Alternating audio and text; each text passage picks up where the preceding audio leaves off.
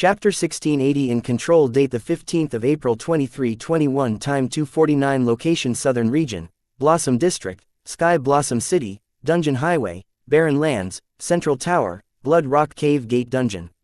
The pixie dust definitely had more than just pure soul energy, it had a mystery that Wyatt's soul pupils could not uncover for now. According to Dreadray, when used on the beast, the pixie dust supposedly increases their spirituality, giving them a higher level of sentience and individuality. Even his stone element, the stone Viltronian, which had the sentience of the human child and would only comprehend rules related to its element, now had begun to comprehend new rules and rule meanings influenced by the pixie dust. Wyatt tried to use their reaction to the pixie dust to explain the experience he had under the influence of the pixie dust, but he could not. Limited by his mortal limits and realm, currently, for Wyatt the pixie dust was similar to magic dust that was magically able to fasten the process of creation and stabilize it. He tried to understand it, believing there was no way some Rondo pure soul energy would be capable of that. The pixie dust definitely had more to it, and it was not magic. Since he could not use his soul pupils to uncover the secrets of the pixie dust, Wyatt decided to uncover its secrets the old-fashioned way, just like how he created the serum to turn a person into Viltronian along with silver milk as a byproduct. Wyatt did not need some magical eyes to help him uncover the mysteries of the world. He could do it on his own, however the magical eyes made it convenient. Hopefully, his dependence on the soul pupils did not dull his sword. Resolving himself, Wyatt prepared to experiment with the pixie dust to figure out what it actually was and its effects on humans, while Hive AI processed and compiled all the books it copied from the Infinity Library on forging demons entitled Demon Core, copying books on soul repair, mutation, and division. As for the program to recreate the appearance of a person using their soul record, it was already complete and was functioning as he needed it to.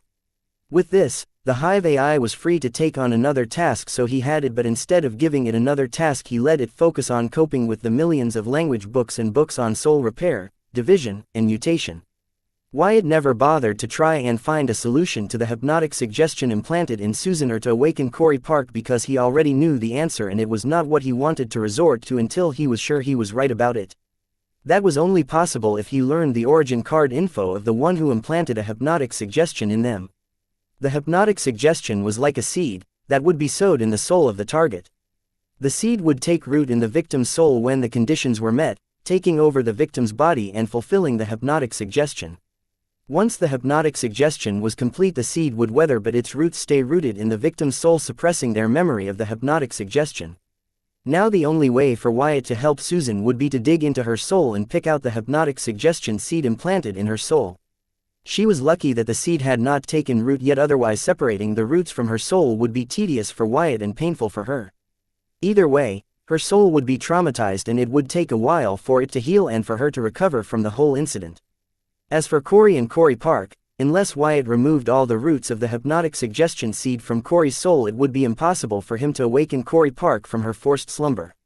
As for Blooded and Cornetti, their situation was special. Wyatt does not want to form an opinion on it until he finds Cornetti and checks her soul. Considering that digging out the seed and roots of the hypnotic suggestion from Susan and the rest would be a very painful experience for them, Wyatt did not want to resort to it until he was certain there was no other option, such as killing the one who implanted the hypnotic suggestion in their soul in the first place. That was still not his last resort, as he hoped to find other suitable answers to healing his soul and helping his friends within the books on soul repair, division, and mutation recommended by the Infinity Library. It might not look like it, but Wyatt had already thought of many ways to help Susan and his friends, but he was searching for a perfect one. He knew things could change as wasted his time in the search for the perfect solution, but he was confident that he had everything under his control. He would not be calm and motivated if not for him already having taken precautions to ensure the safety of people that mattered to him. If things go according to his plan, then he will not only have laid the foundation of his plan to sabotage Belphegor, but also uncover the identity of the Scrooge known as the only devil merchant of the card world. Once he gets hold of his true name, he cannot hide from him. The devil merchant code had many ways to track a person using their true name. With everything going according to his plans as of now, Wyatt had a lot of time on his hands, which decided to use to indulge in exploring the mysteries of the pixie and their innate ability. Despite being busy, Hive AI could still spare enough attention to Wyatt assist him with its basic functions, equipped with them, Wyatt decided to start his experiment on the pixie dust to figure out what they were and how they affected humans. Occasionally missing content. Please report errors in time. Chapter 1681 Snorting Pixie Dust. Date the 15th of April 2321. Time 3:02. Location Southern Region, Blossom District, Sky Blossom City, Dungeon Highway, Barren Lands, Central Tower, Blood Rock Cave Gate Dungeon. Buying a few plants and small beasts from the Inter-Realm Network, Wyatt began to dose each of them with small amounts of pixie dust. Then he used his soul pupils to note the change in their soul pathway arrangements, signature, and vibrations that went through under the influence of the pixie dust. He also made a point to note down the obvious changes in the subjects as a being. Even though his soul pupils could not see through the mysteries of the pixie dust, they had no trouble monitoring the soul pathways of the plants and beasts he experimented on. Soon Wyatt repeated the process with an increased dose of the pixie dust on a new set of subjects and old subjects concurrently while recording the changes to their soul records and their being as a whole. Then kept repeating the same process with a new set of subjects and the old subjects while increasing the dose of pixie dust to the subjects bit by bit. He made sure to record every minute of changes in the subject's soul records along with the time it took for the changes. By the end of the experiment, he had a whole set of data and an angry pixie. Dreadray was not angry that Wyatt was experimenting on plants and beasts with her pixie dust, but the fact after the experiment he threw all the test subjects to her forest, which was already having a hard time surviving as it was now with new unaccounted beings. The ecosystem had grown unstable and Dreadray was too soft to abandon these trees and beasts. Wyatt could have created separate islands for his test subjects, but the stone Viltronian was still comprehending rules and Wyatt was too lazy to summon another stone Viltronian, but to appease Dreadray he summoned another stone Viltronian, who created a new floating island as the home for his experiment subjects. Fortunately, thanks to the pixie dust, they had grown enough sentience to take care of themselves. So, Wyatt did not have to kill them as he was too lazy and Dreadray was too busy with her floating forest to tend to their every need. With the new set of data collected on the effects of the pixie dust on plants and beast in his hands, Wyatt came to realize the effect of pixie dust on the plants and the beast was totally different. But the end result was the same. They all came to gain a greater level of sentience, allowing them to become beings with high intelligence and a better connection with the spiritual realm. With his, Wyatt deduced that an appropriate dose of pixie dust can not only help the card apprentices forge their ego gem faster but also increase their synchronization rate. If the card apprentice uses the pixie dust in the process of forging their ego gem, then they can permanently increase the synchronization rate of the ego gem they were going to forge. However, using pixie dust after forging their ego gem will only temporarily boost their synchronization rate. Just a few milligrams of the pixie dust was enough to boost the card apprentice's synchronization rate by 10 to 30%, and the boost gained increases with the quality of the ego gem. However, Wyatt inhaled about a handful of pixie dust when Dreadray showered it on his head. Considering that Wyatt's Calamity Soul Gem was of near-perfect quality with a synchronization rate above 90%, the boost he gained to the synchronous rate of his Calamity Soul Gem would be unimaginably high, meaning at that movement he was able to enter the one with the world state spiritually without even thinking. Even in the spiritual plane, he seemed to be in a state that was not recorded in the history of the Card Apprentice. He had gone where no Card Apprentice had gone before, all thanks to the pixie dust. But the problem was he had no idea what state he had entered and if it was beneficial or harmful to him in any way. After his experience under the influence of the pixie dust, he compared his new soul records with the old soul records and found that there was no change. He wondered if it was because he had only briefly entered that state. Wyatt, though curious about that state, was not stupid enough to ask Dreadray for a handful of pixie dust and snort it just to experience that state again for a longer period, only to overdose on pixie dust and become a laughing stock in the entire myriad realms as the being who owed on pixie dust. It was already shocking that Wyatt was able to survive the first time he ingested so much pixie dust and entered that unknown state without harming himself the first time. It must be mostly because of the pixie dust's nature and also because of his strong physique and mutated soul, Wyatt thought. However, he did not let this stop him from exploring the mysterious state he had entered. As the first Card Apprentice who discovered it, he owed to the entire Card Apprentice community to uncover it. Therefore, Wyatt decided to approach this more technically. He would start by snorting small amounts of pixie dust to find out the minimum amount of pixie dust required for him to enter that state. Then he will experiment to see how that state would affect his physical and spiritual body. Once he had made sure that the unknown state was not harmful to him, he would try to increase the dose to see if it lengthened his stay in that state or if it would harm him physically or spiritually. Wyatt would not have taken the risk of using himself as a genuine pig for the experiment, instead would have used one of his Calamity Daughter gems to have the honor of helping him with the experiment, but he had a good feeling that it was unnecessary. Occasionally missing content. Please report errors in time. Chapter 1682 Shocking Discovery. Date the 15th of April 2321. Time 3:02. Location Southern Region, Blossom District, Sky Blossom City, Dungeon Highway, Barren Lands, Central Tower, Blood Rock Cave Gate Dungeon. With a little trial and error, Wyatt was able to find the minimum pixie dust he needed to enter the unknown state he entered previously. Having entered the state he so curiously sought, Wyatt had the Hive AI monitor the boost to his synchronous rate when took the minimum pixie dust he needed to enter the unknown state. By doing so he made two interesting discoveries. The first one was that at a 100% synchronous rate, he was able to enter the spiritual one with the world state naturally and move around in the spiritual panel more freely. The second one was that at a 101% synchronous rate, he entered the unknown state that he had previously experienced. With this, he concluded that to enter the unknown state a card apprentice needs to have an ego gem with a synchronous rate of 101%. In the unknown state, Wyatt made a surprising discovery that he was able to see the physical plane from within the spiritual plane, though he could only see vaguely blurry slides of the physical plane. This was shocking because previously Wyatt was never able to look into the physical plane from within the spiritual plane. The only person that Wyatt knew of who was able to look into the physical plane from within the spiritual plane or vice versa was Agent Forger, thanks to her unique physique. She mainly used this ability to find her opponents the spiritual channel connecting to the spiritual plane and kill them. Thinking of Laius, Wyatt wondered if he too could look into the spiritual plane while being in the physical plane. As the effects of the pixie dust wore off, Wyatt exited the spiritual plane and raised his synchronous rate to 101% with the help of the pixie dust. However, this time he made sure to be in control of his being and did not unconsciously enter the spiritual one with the world state, but rather entered the physical one with the world state. Unsurprisingly, he was able to vaguely peek into the spiritual plane.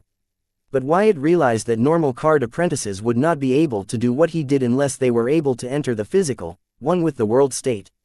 The problem was that the ego gem was designed to help card apprentices enter the spiritual one with the world state and not the physical one with the world state.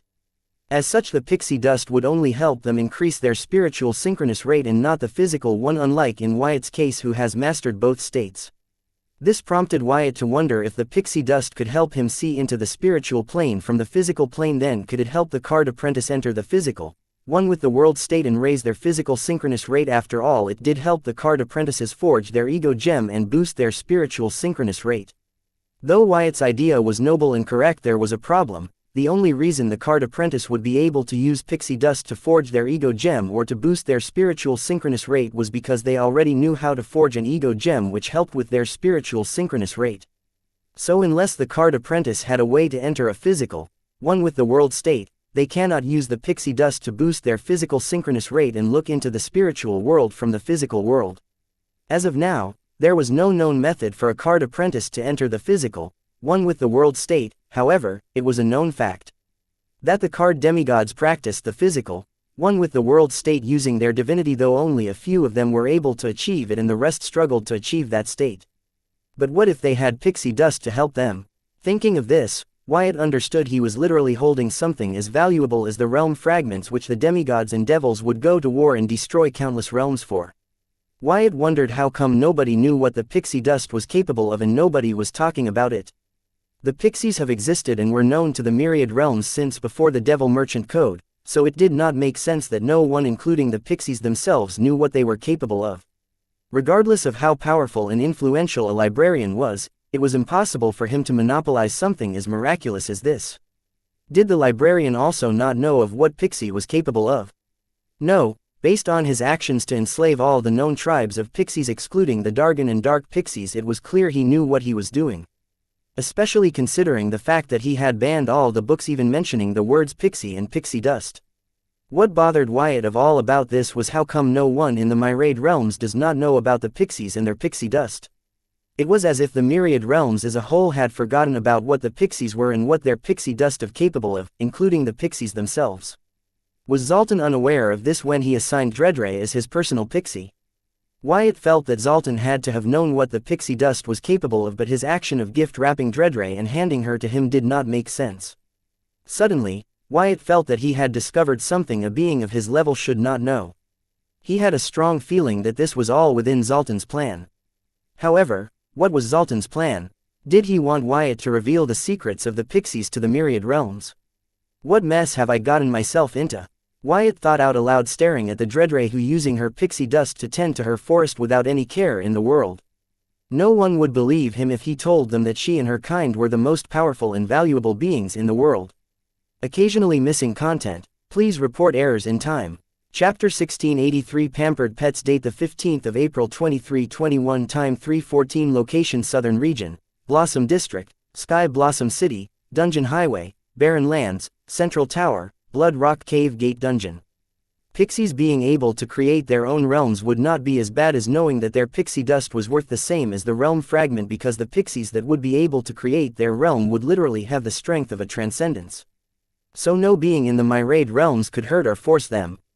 As for those who could not, they would tragically die of fear, anxiety, depression, etc., and ultimately find freedom in death.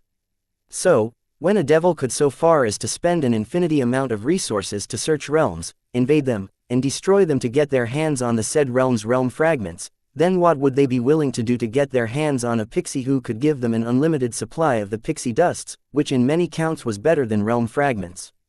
In many ways, pixie dust was more valuable than the realm fragments, because lower realm beings cannot consume realm fragments, but even mortals can consume pixie dust.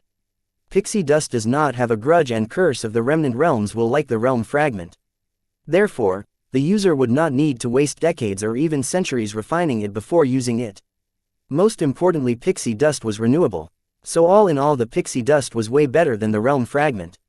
With so many wondrous uses, any devil will do anything or go to any lengths to get their hands on the pixies and get their own unlimited supply of pixie dust. If Zoltan really did care about the pixies, he would guard this secret of the pixies with his life, as once this gets out, regardless of how powerful the librarian was, he could not ensure the current peace that Pixie enjoyed in the Infinity Library, as he was not stronger than the entire Dark Realm. The more secrets Wyatt unveiled about Pixie, the more confused and puzzled he grew by Zoltan's actions. He could not figure out how was acting in favor of the pixies. Was it the Zoltan or the librarian? One thing was for sure: Wyatt had been dragged into something bigger than him by Zoltan, who planned to use him as a pawn to pave the way for whatever he is set out to achieve. I knew it. The compensation of the Zoltan was too good to be true, Wyatt blurted out aloud in frustration, learning that he was recruited as pawn in a game he had no idea about or relation to. Wyatt should have known better, but back then the offer was too good to pass on. Knowing what he knew now, Wyatt still felt that having the entire knowledge of the Infinity Library at his fingertips was indeed worth risking his life for. Still, the fact that he was being played and used as a pawn irritated him. Especially when he had no idea what the game was. Fuck, I am too busy for this myriad realm conspiracy shit, uttered Wyatt as he decided to proceed with his experiment with the pixie dust. He wanted to know the extent of the pixie dust. Will he be able to have a perfect vision into the spiritual realm from the physical realm, or vice versa? Something which the worlds Will and Agent Forger were capable of. However, before that, he needed to know if the pixie dust's effectiveness varied with Dreadray's realm. Similar to how her realm varied with her mood and comfortability with her surroundings. If yes, then, even if the pixies were captured, they would be the most expensive and pampered pets in the entire myriad realms. But still, what was the difference between the pixies being enslaved by the librarian or the other devils? Rather, most devils will not be able to give the pixies the ecosystem that librarian has provided them with. As a result, most pixie would die of loneliness and depression in the hands of other devils. Zoltan should be aware of this, right? He would not be stupid to think that pixie would be freed if the myriad realms knew what they were capable of when they were free. Shaking his head, Wyatt approached Dreadray, who right now looked like a proud gardener seeing the fruits of their hard work. Though her forest was no longer stable and completely sustainable without her, it was not able to stay stable for a longer period, meaning her forest was showing signs of developing a forest spirit. Dreadray, I have a question about your pixie dust. Does the effectiveness of your pixie dust change with your realm? Wyatt did not engage in small talk and directly inquired about her pixie dust. Yes, Not only does the effectiveness change with our realm, but the pixie dust can also have negative effects if the pixie that produced that dust was having negative emotions or undergoing stressful events. Therefore, our tribe has a saying, our emotions are reflected in our forest, Dredre answered immediately. Listening to Dredre, Wyatt glanced at the lush forest on the floating island and then at Dredre. This helped him confirm that Dredre had a lot of faith and trust in him, not that he was not aware before, but telling your loved ones you love them matters more than them knowing you love them. So this physical display of Dredre's trust and faith in him had Wyatt appreciate her more. However, he did not forget what was important. Experimenting to see if having a higher synchronous rate than 101% would allow him to see better from one plane into another plane. So, heading back to his workstation, Wyatt began slowly increasing the dose of the pixie dust he snorted to enter the unknown state physically, since he had already confirmed that entering the unknown state did not harm him physically or spiritually, but instead gave him a new extra sense which allowed him to peek into another plane. Chapter 1684 Monopoly. Date the 15th of April 2321. Time 3:25. Location Southern Region, Blossom District, Sky Blossom City, Dungeon Highway, Barren Lands, Central Tower, Blood Rock Cave Gate Dungeon. As Wyatt returned to continue his experiment with pixie dust, Dredre followed him to his workstation and called him. Wyatt, yes, how can I help you, Dredre? Wyatt paused midway through snorting pixie dust and turned to look at Dredre, who looked at him with her big cute pink eyes. Earlier, you wanted to ask me something but you did not, right? Ask me whatever it is you want to know. As your book guide pixie, it is my job to help you find the answer you seek, Dredre said with firm eyes. You noticed, huh? Wyatt shook his head, seeing the resolved eyes of Dredre, who wanted to perform her best as his exclusive book guide pixie, but the questions he wanted to ask were a little compromised, as it were regarding her employer, the librarian. Earlier, when Wyatt approached Dredre to ask if the effect of her pixie dust varied with her mood, he also wanted to ask her about her master, the librarian, but he chose not to ask because he understood Dredre would not be able to answer him even if she wanted to. Also, he did not want to put her in a position where she had to choose between the librarian and him. But now that she asked him to help her do her job, he could only ask her questions about the librarian. Yes, I did. So, what is it you wanted to know? Dredre asked, a little smug that she was right about Wyatt. I wanted to know if the librarian collects pixie dust from your tribe and other pixie tribes. Wyatt asked. After knowing the wondrous uses of pixie dust, he strongly believed the librarian was harvesting pixie dust from the pixies he had enslaved. From getting the pixies to willingly erase their memories of their first territory, it can be seen the librarian has gone to great lengths to make sure that the pixie adapts to their second territory. Moreover, he had turned the pixies from forest keepers to infinity library keepers. As forest keepers, pixie would regularly use the pixie dust they innately produce to help the forest, the wounded beasts, etc., but as the keepers of the infinity library, they never have the opportunity to use their pixie dust. So what happens to all the pixie dust innately produced by the pixies enslaved by the librarian? This, I cannot talk that. Is there anything else you need to know about something or the infinity library? Dredre replied. Earlier she was happy and enthusiastic to talk about her tribe, its history, and legends with Wyatt, but when it involved the librarian her mouth was suddenly sealed shut. Specifically, about the librarian's intention with the pixies. No, that will be all, Wyatt replied Dredre with a smile. He did not want her to think that she was not able to help him. This situation was why he did not want to ask this question to Dredre. But from Dredre's reaction, Wyatt was more certain that the librarian was definitely collecting the pixie dust from the pixies he had enslaved. Meaning the librarian was fully aware of the pixie dust's miraculous effect. Not that there was any doubt about this, seeing how he banned all the books infinity library on pixies.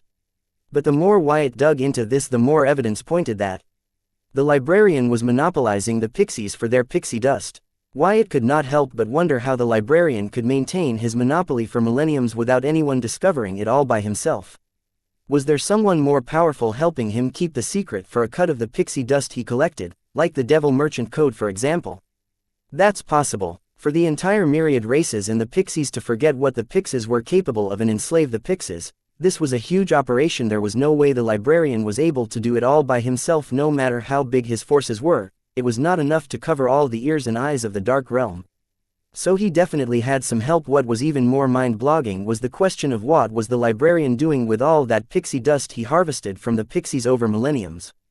With all that pixie dust, should he not have achieved transcendence by now? If not, what the heck was he doing with all the pixie dust? The more Wyatt thought about this, the more depressed he became, as the librarian was not like any of the enemy he had faced. The supreme leader, Martrin, emissary of light, freedom fighters, central government, and Belphegor, these guys all together were not capable of what the Lyrareign was capable of.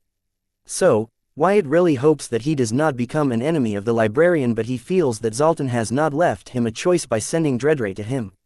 While Dreadray returned to her floating forest, Wyatt resumed snorting pixie dust to figure out how much of it he needed to stay in the mysterious state that allowed him to see past the boundaries of the planes longer while increasing his range of vision across the plane. After a few trials and error, Wyatt discovered that he could snort more pixie dust to maintain a boost his synchronous rate has gained, allowing him to stay longer in the mysterious state, or he would increase the boost of his synchronous rate gained, allowing him to increase the range of his vision across the plane. For now, Wyatt decided to focus on increasing the boost of his synchronous rate gained rather than trying to maintain the mysterious state for a longer period, because he wanted to figure out if there was any other benefit to this mysterious state other than the obvious boost to his rule affinity and the one that allowed him to look past the boundaries of the physical and spiritual plane. Chapter 1685 Celestial Force. Date the 15th of April 2321. Time 3:25. Location Southern Region, Blossom District, Sky Blossom City, Dungeon Highway, Barren Lands, Central Tower, Blood Rock Cave Gate Dungeon. Intending to figure out other benefits of the mysterious state, Wyatt began to increase the dose of the pixie dust he snorted, keeping in mind that the boost his synchronous rate gained increased by 1% with every dose. As Wyatt's synchronous rate increased, he found that his range of sight into the spiritual plane from the physical plane was increasing. By the time his synchronous rate increased to 110%, Wyatt still found no other special effects to this mysterious state. The results remained the same except for a steady increase in the range of sight. There was no change until the synchronous rate reached 130%. At 131% of the synchronous rate, Wyatt found that he had gained dual vision. He could look into the physical and spiritual plane at the same time. He no longer had to concentrate his vision to look into the spiritual plane from the physical plane, as now he could naturally see in both planes. It took his mind to adjust to the new sight, but once it did, he did not have trouble understanding what he's seeing and experiencing. However, there was a huge drawback, which was the range of his dual vision. It was limited to 10 meters of his surroundings. Past that range, he was basically blind. Wyatt understood the reason for his dual vision was that at a 131% synchronous rate, his consciousness was able to assert presence in both the physical and spiritual plane. Meaning he was now present in both physical and spiritual planes with his physical and spiritual bodies, kind of similar to entering physical and spiritual, one with the world states simultaneously. However, it was better because in one with the world state he was connected to the card world both physically and spiritually, but right now he was not. He had entered his state by himself and not with the assistance of any realm's will or celestial being. Still, the range of his activities was limited to 10 meters of his surroundings. If he wanted to explore further, he could only move around. Wyatt could not get used to the darkness past the 10-meter range, so decided to continue increasing the pixie dust dose to see how far he could go into this state without feeling any adverse effects. With the further boost in his synchronous rate, Wyatt found that only the range of his new dual vision increased. No other special effects were evident yet. But at 141% of synchronous rate, Wyatt sensed a force within himself, the celestial force. Previously, when fighting with Belphegor, Wyatt had accessed the celestial force of the card world by entering the one with the world state both physically and spiritually at the same time. However, now at 141% of synchronous rate, Wyatt was able to form his own force, the celestial force. Though this force was measly compared to the celestial force of the card world, it was his own, not something he borrowed from another celestial being. Now this was a huge discovery. At this point, Wyatt found that by consuming his little celestial force he could prolong his stay in this mysterious state. With this discovery, Wyatt finally understood a new meaning to what Dreadray meant when the forest would develop a forest spirit, and once it matures the forest spirit can take care of the forest even in her absence. When Wyatt gained dual vision by becoming capable of being present in both planes simultaneously, symbolically it was the same as the forest developing a forest spirit. Wyatt developing the celestial force should symbolically be another phase in the growth of the forest spirit. With this conclusion, Wyatt wondered if his synchronous rate reached the point that symbolically represented the maturing of the forest spirit, would he also be able to enter this mysterious state, be present in both the planes and have celestial force without the help of the pixie dust. With this thought, Wyatt became excited. He could not wait to reach that point, so he began to continue with his experiment with greater expectation than before. However, he increased his synchronous rate to 151%, 161%, and even 171%, but he found no other change other than the steady growth in his celestial force and increase in the range of his activities in this state where he was present in both physical and spiritual plane. With his physical and spiritual plane there was no other change. Nonetheless, one good result was that even this far into the experiment Wyatt still had to feel any adverse effect. Despite no results for so long, Wyatt did not lose hope and continued to steadily increase the dose of pixie dust he snorted. His patience did not betray him. At last, finally, when his synchronous rate reached 175%, he gained a sudden enlightenment with regard to the mysterious state that not only allowed him to exist in both planes simultaneously and develop his celestial force. In the enlightenment state, Wyatt's physical and spiritual bodies in both planes suddenly expanded and morphed into their third transformation, the Elder Viltronian Titan form, growing nearly 160 meters tall. It did not stop there. The taboo limiter was undone on both bodies and they entered the Gigamite form. So within the seed world and the spiritual plane, a giant Wyatt with 12 heads and 12 pairs of arms was suspended in an enlightened state. This sudden change in Wyatt's form shocked Dredre, who was tending to her forest, approached the giant Wyatt and found that he was in an enlightenment state, so she did not disturb him. However, her beautiful eyes saw that Wyatt's enlightenment state would be broken because he would soon exit the mysterious state, as he did not have the pixie dust to continue in that state. Since Wyatt's enlightenment was in the mysterious state, if he came out of the mysterious state his enlightenment would also stop. Understanding this, Pixie began to shower her pixie dust on Wyatt. Occasionally missing content. Please report errors in time. Chapter 1686 Miraculous Pixie Dust. Date the 15th of April 2321. Time 7:54. Location Southern Region, Blossom District, Sky Blossom City, Dungeon Highway, Barren Lands, Central Tower, Blood Rock Cave Gate Dungeon. Dredre juggled between taking care of her floating forest and Wyatt. She was not new to a heavy workload.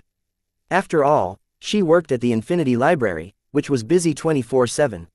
However, there was something different today. She was happy. She was genuinely happy to be able to care for her forest and her friend. This was what Pix's traditional role was. However, as a library guide, she barely got this feeling. At first, when she arrived, Dredre was happy to meet her friend in the physical plane for a change, but now she was happy that she was doing what the Pixie race had evolved to do. With evolution, every species finds its place in its ecosystem. In the case of the Pixie race, their ecosystem was at a larger scale than that of humans and dark races. The entire cosmos was their playing field and they had evolved to be its caregivers. The librarian might have stripped the Pixies of their identity and brainwashed them into adopting a new identity for over a millennium, but the real identity of Pixies was a part of them and never left them. Unless the librarian somehow gets them to reverse evolve. Is this Wyatt's real form? Dredre uttered as she flew around all 12 giant heads and 12 giant pairs of arms, showering them with her pixie dust. The eyes of all 12 heads were shut tight as if they were in a deep penance. Wow! Dredre exclaimed as Wyatt's giant body suddenly began to emit a force that was similar to the gravitational force of a world. However, her tiny wings had the ability to resist such forces, otherwise she would have fallen on one of Wyatt's giant head's forehead. Dredre looked at Wyatt intently to analyze the changes in his body and found that the change in his body was similar to that of the forest she creates rather than the change seen in the beasts. Dredre knew the effects of her pixie dust better than anyone. It affected animate and inanimate beings differently. Card apprentices were more evolved than beasts, but they were still in the same category.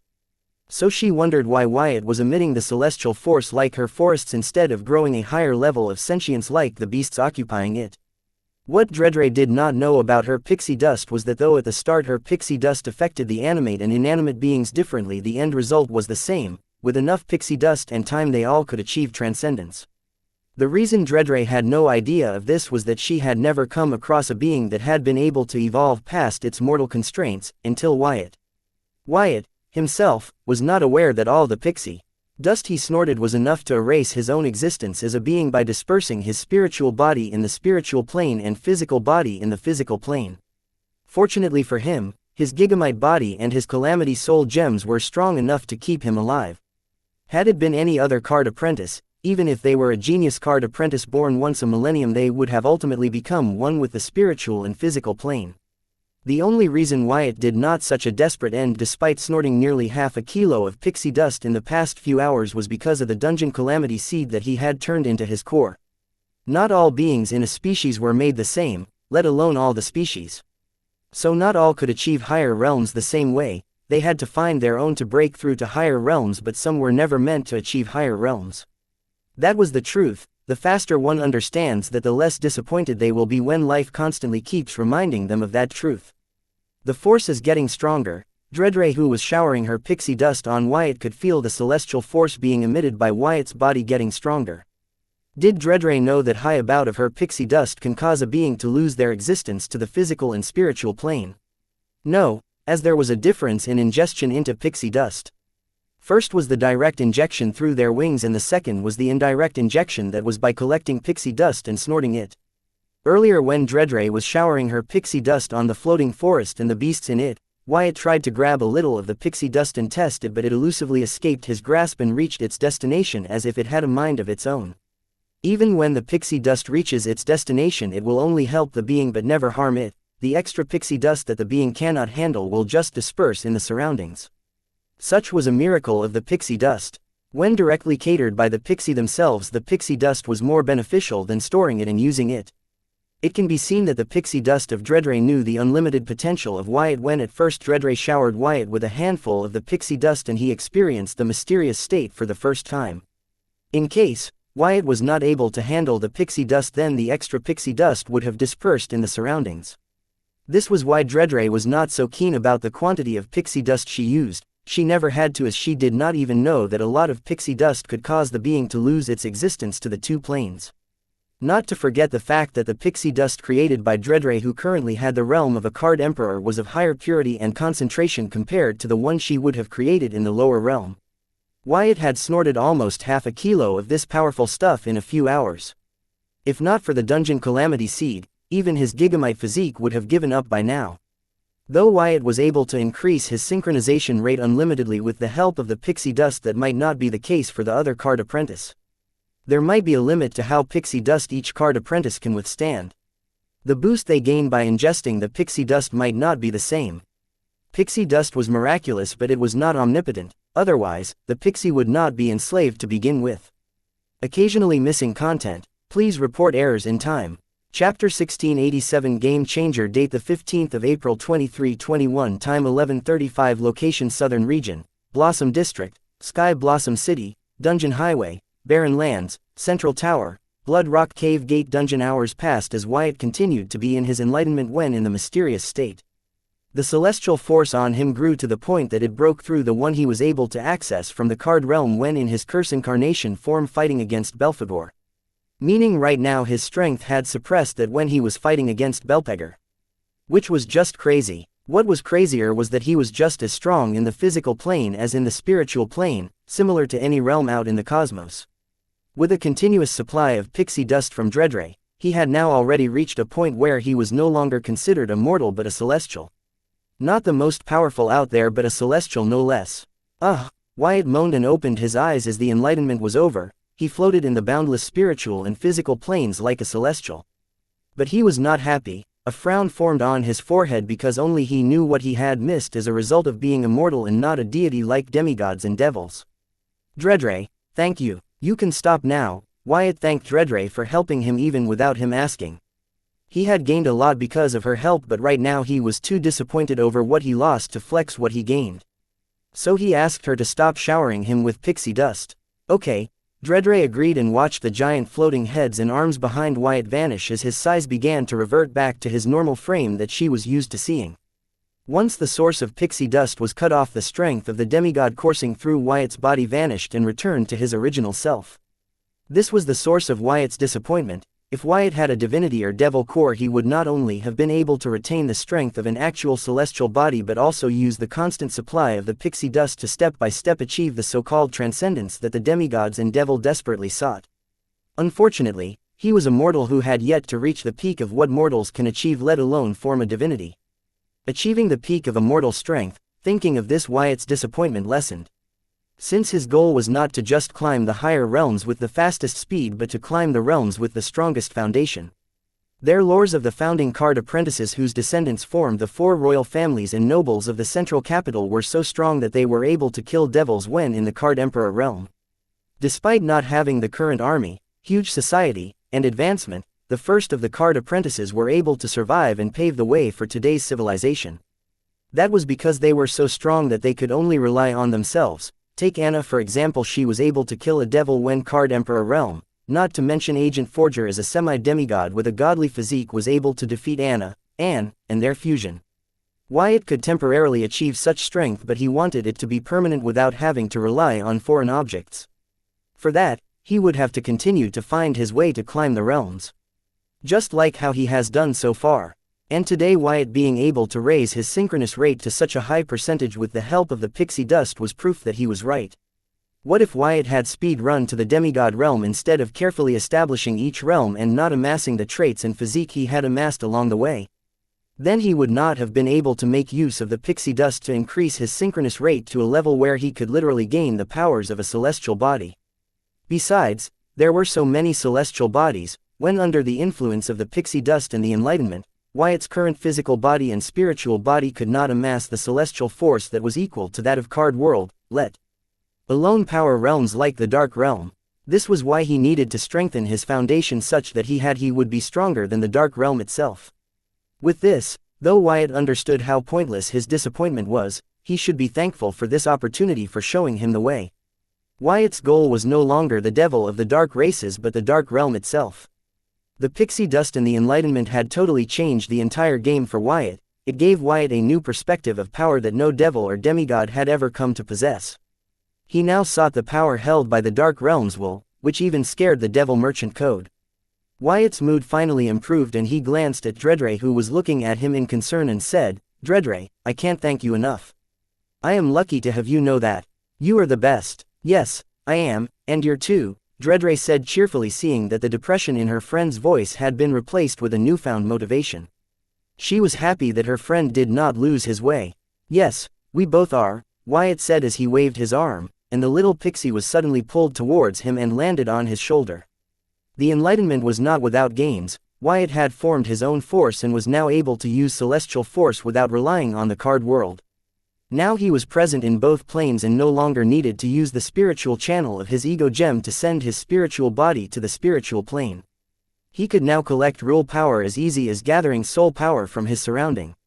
Dredre could break free from Wyatt's celestial force with a single flap of her wings but she chose not to as she completely trusted Wyatt who said, "Come, show me your forest. You will have to tell how you are able to create such a beautiful forest. Of course, let us start with the hills on the western side of the island. That is the true center of the forest, you will know when you see," Dredre replied cheerfully as she got comfortable on Wyatt's shoulder.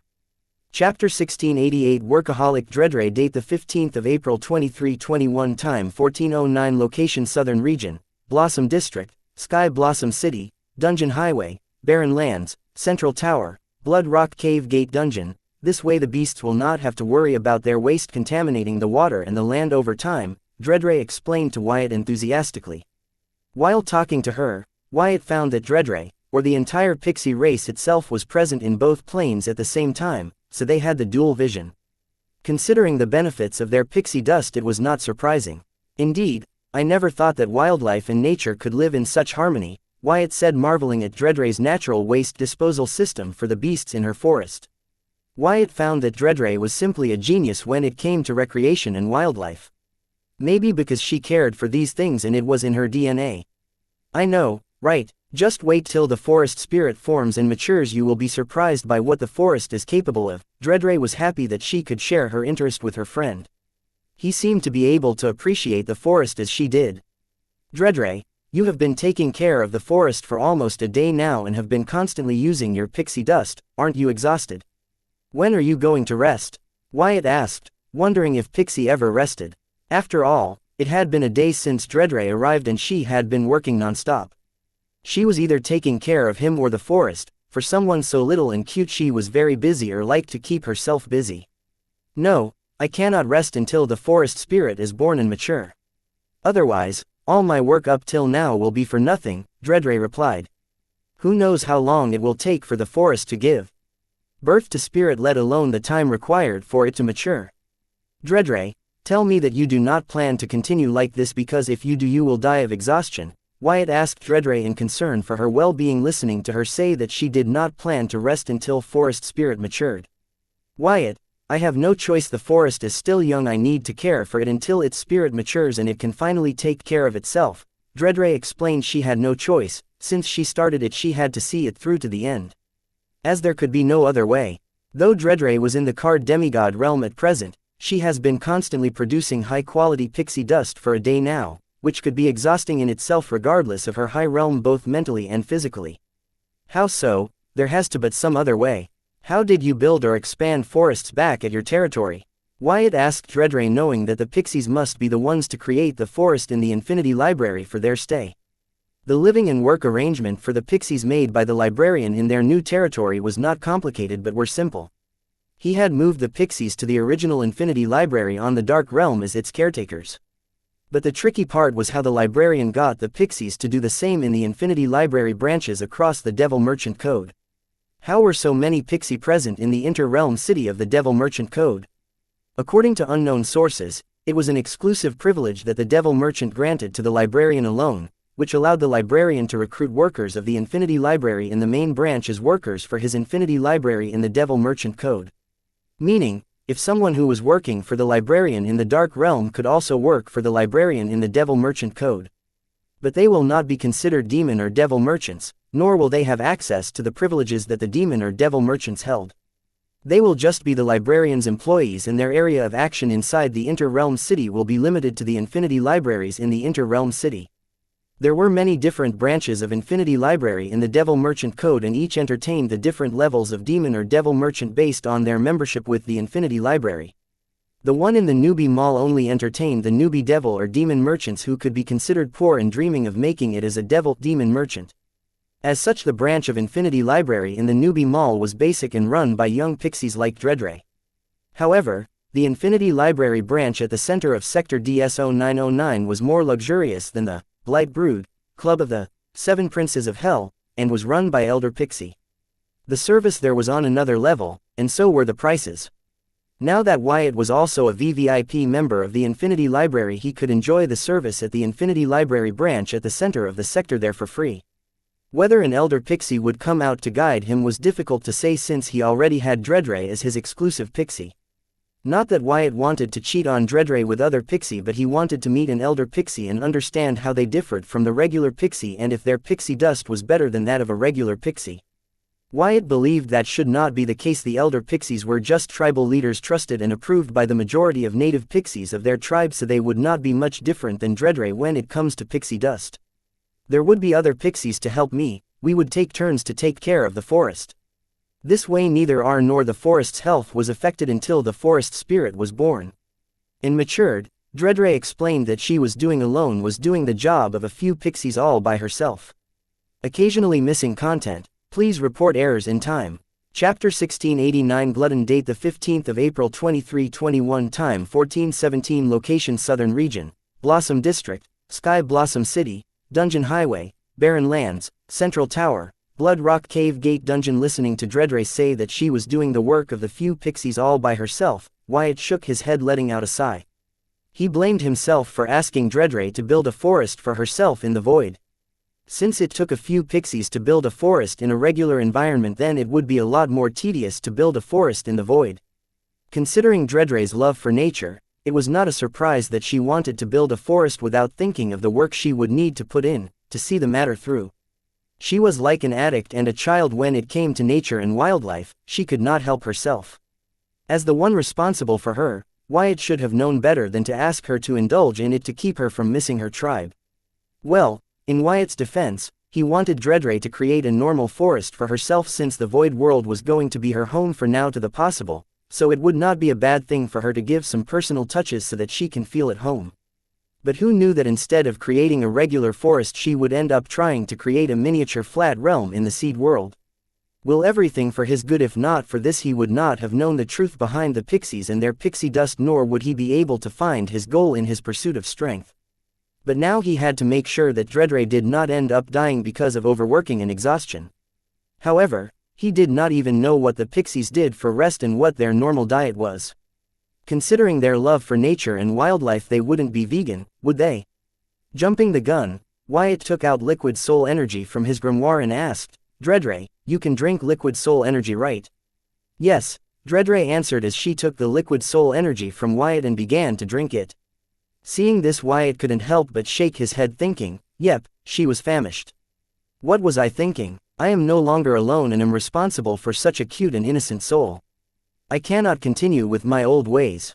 I need to take care of her." Wyatt was used to working for days without food because of his gigamite physique and soul energy manipulation. So, never bothered to think that Dreadray was not him and if she was hungry and needed to rest. That was until now. As his exclusive book guide, she did not even bother to remind him that she was hungry. Maybe the pixies too had a way of replenishing energy like him, but seeing Dreadray's reaction, it does not seem to be the case. Besides, the soul energy concentration in the seed world was nowhere close to that of the Dark Realm or the Infinity Library for Dreadray to rely on her innate energy replenishment methods. Wyatt wondered if Dreadray was too shy to remind him. Well, it was not her fault that he was a sloppy and ignorant host. At times, like these, Wyatt could not help but miss Susan, because if she were present she would have made sure that he and Dreadray both were well fed at the least. Dreadray would have loved Susan's company. Recall Susan. Wyatt scratched the back of his head and then let out a long sigh. He then took out more liquid soul energy and passed it to Dreadray, asking, "Give me a list of things that you prefer to eat so that I can make proper arrangements for your daily 3-time meals." 3-time meals? Dreadray asked in puzzlement. "How many times do you have meals in a day?" Wyatt asked, understanding that nights were longer in the Dark Realm, not to forget the difference in the speed of flow of time. 6 times, Dreadray replied as she devoured the liquid soul energy. After a few seconds, she asked, "Don't you have higher purity liquid soul energy?" "No, I will buy some right away along with other stuff you need." Wyatt opened the Demon Codex page in his grimoire and began to purchase large amounts of high purity liquid soul energy and the other soul energy ingredients that Dreadray narrated as a part of her normal diet. After purchasing the necessary food for Dreadray, Wyatt sucked in a breath of cold air, looked at the bill, and then asked Dreadray, "How long will this ration last you?" 3 days, Dreadray replied as she began to devour the higher purity soul energy items that he just purchased. Listening to Dreadray, Wyatt began to worry about his wallet. He finally understood why the librarian had such sky-high fees to access the Infinity Library. If one pixie was able to make him feel poor again despite his bountiful gains from the VR universe, then what was the librarian going through raising hundreds of thousands of pixies? As if feeling Wyatt's concern, Dreadray suddenly said, "Don't worry Wyatt, this is temporary. Once the forest spirit matures it will be able to produce pure liquid soul energy. You will no longer have to buy food from me." "How much liquid soul energy can such a small forest produce? Will it even be enough for you?" Wyatt said, looking at her devour liters of high purity soul energy non-stop. "Don't worry, the dues of liquid soul energy produced by the forest spirit will be more than enough," Dreadray assured Wyatt. However, he was having trouble trusting her words, seeing her continue to devour the soul energy ingredients. He could not help but wonder how Dreadray was able to fit all that in her tiny body. "You don't know, do you? Only the soul energy harvested from our forest can satisfy our hunger. Other soul energy will not satisfy our hunger regardless of the quality and quantity of the soul energy." Chapter 1690 Independent Date the 15th of April 2321 Time 1436 Location Southern Region, Blossom District, Sky Blossom City, Dungeon Highway, Barren Lands, Central Tower, Blood Rock Cave Gate Dungeon. "If that's the case, then how did you plan to survive as my exclusive pixie?" Wyatt asked Dreadray in shock, learning that the pixie had such a law. If this was the case, then why did Zoltan send Dreadray to him? "I did not think that far ahead. But everything is working out, ain't it?" Dreadray said as he continued to munch on expensive soul energy ingredients. "If no quality and quantity of foreign soul energy cannot satisfy your hunger, why did you ask me to buy all this?" Wyatt had almost emptied the wealth the VR universe had gathered to buy Dreadray high-quality soul energy food, so he was aggrieved to learn that none of it would help satisfy Dreadray's hunger. "Well, not all of it is waste. With this, I will be half full. Besides, you offered," Dreadray said, but never stopped stuffing her face. She appeared to be addicted to eating the foreign soul energy food, but it wasn't doing her any favor hunger-wise. Well, She was not wrong. Wyatt was the one who enthusiastically offered to buy this expensive shit. Well, he wanted to thank her for the pixie dust and for enlightening him about the true power. How long can you survive without food? Will it have any adverse effect on you? Wyatt felt that considering Zoltan's love for pixies, he would not have sent Dreadray to him to starve her to death. There had to be a way around it, or food was not necessary for the pixies. For the first time, Dreadray did not directly answer Wyatt but rather trailed on purpose, unexpected behavior from a pixie, especially Dreadray.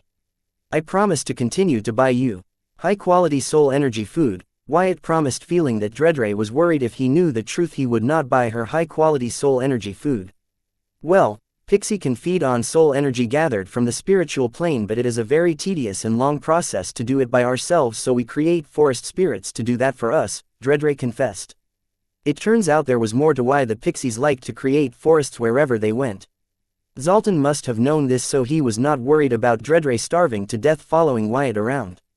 However, this made sense to Wyatt, as he always wondered what incentive the pixies have to build forests, and if the legends were true, what incentive the primordial pixies have to build realms. It is because forest or realms were just their soul energy production house.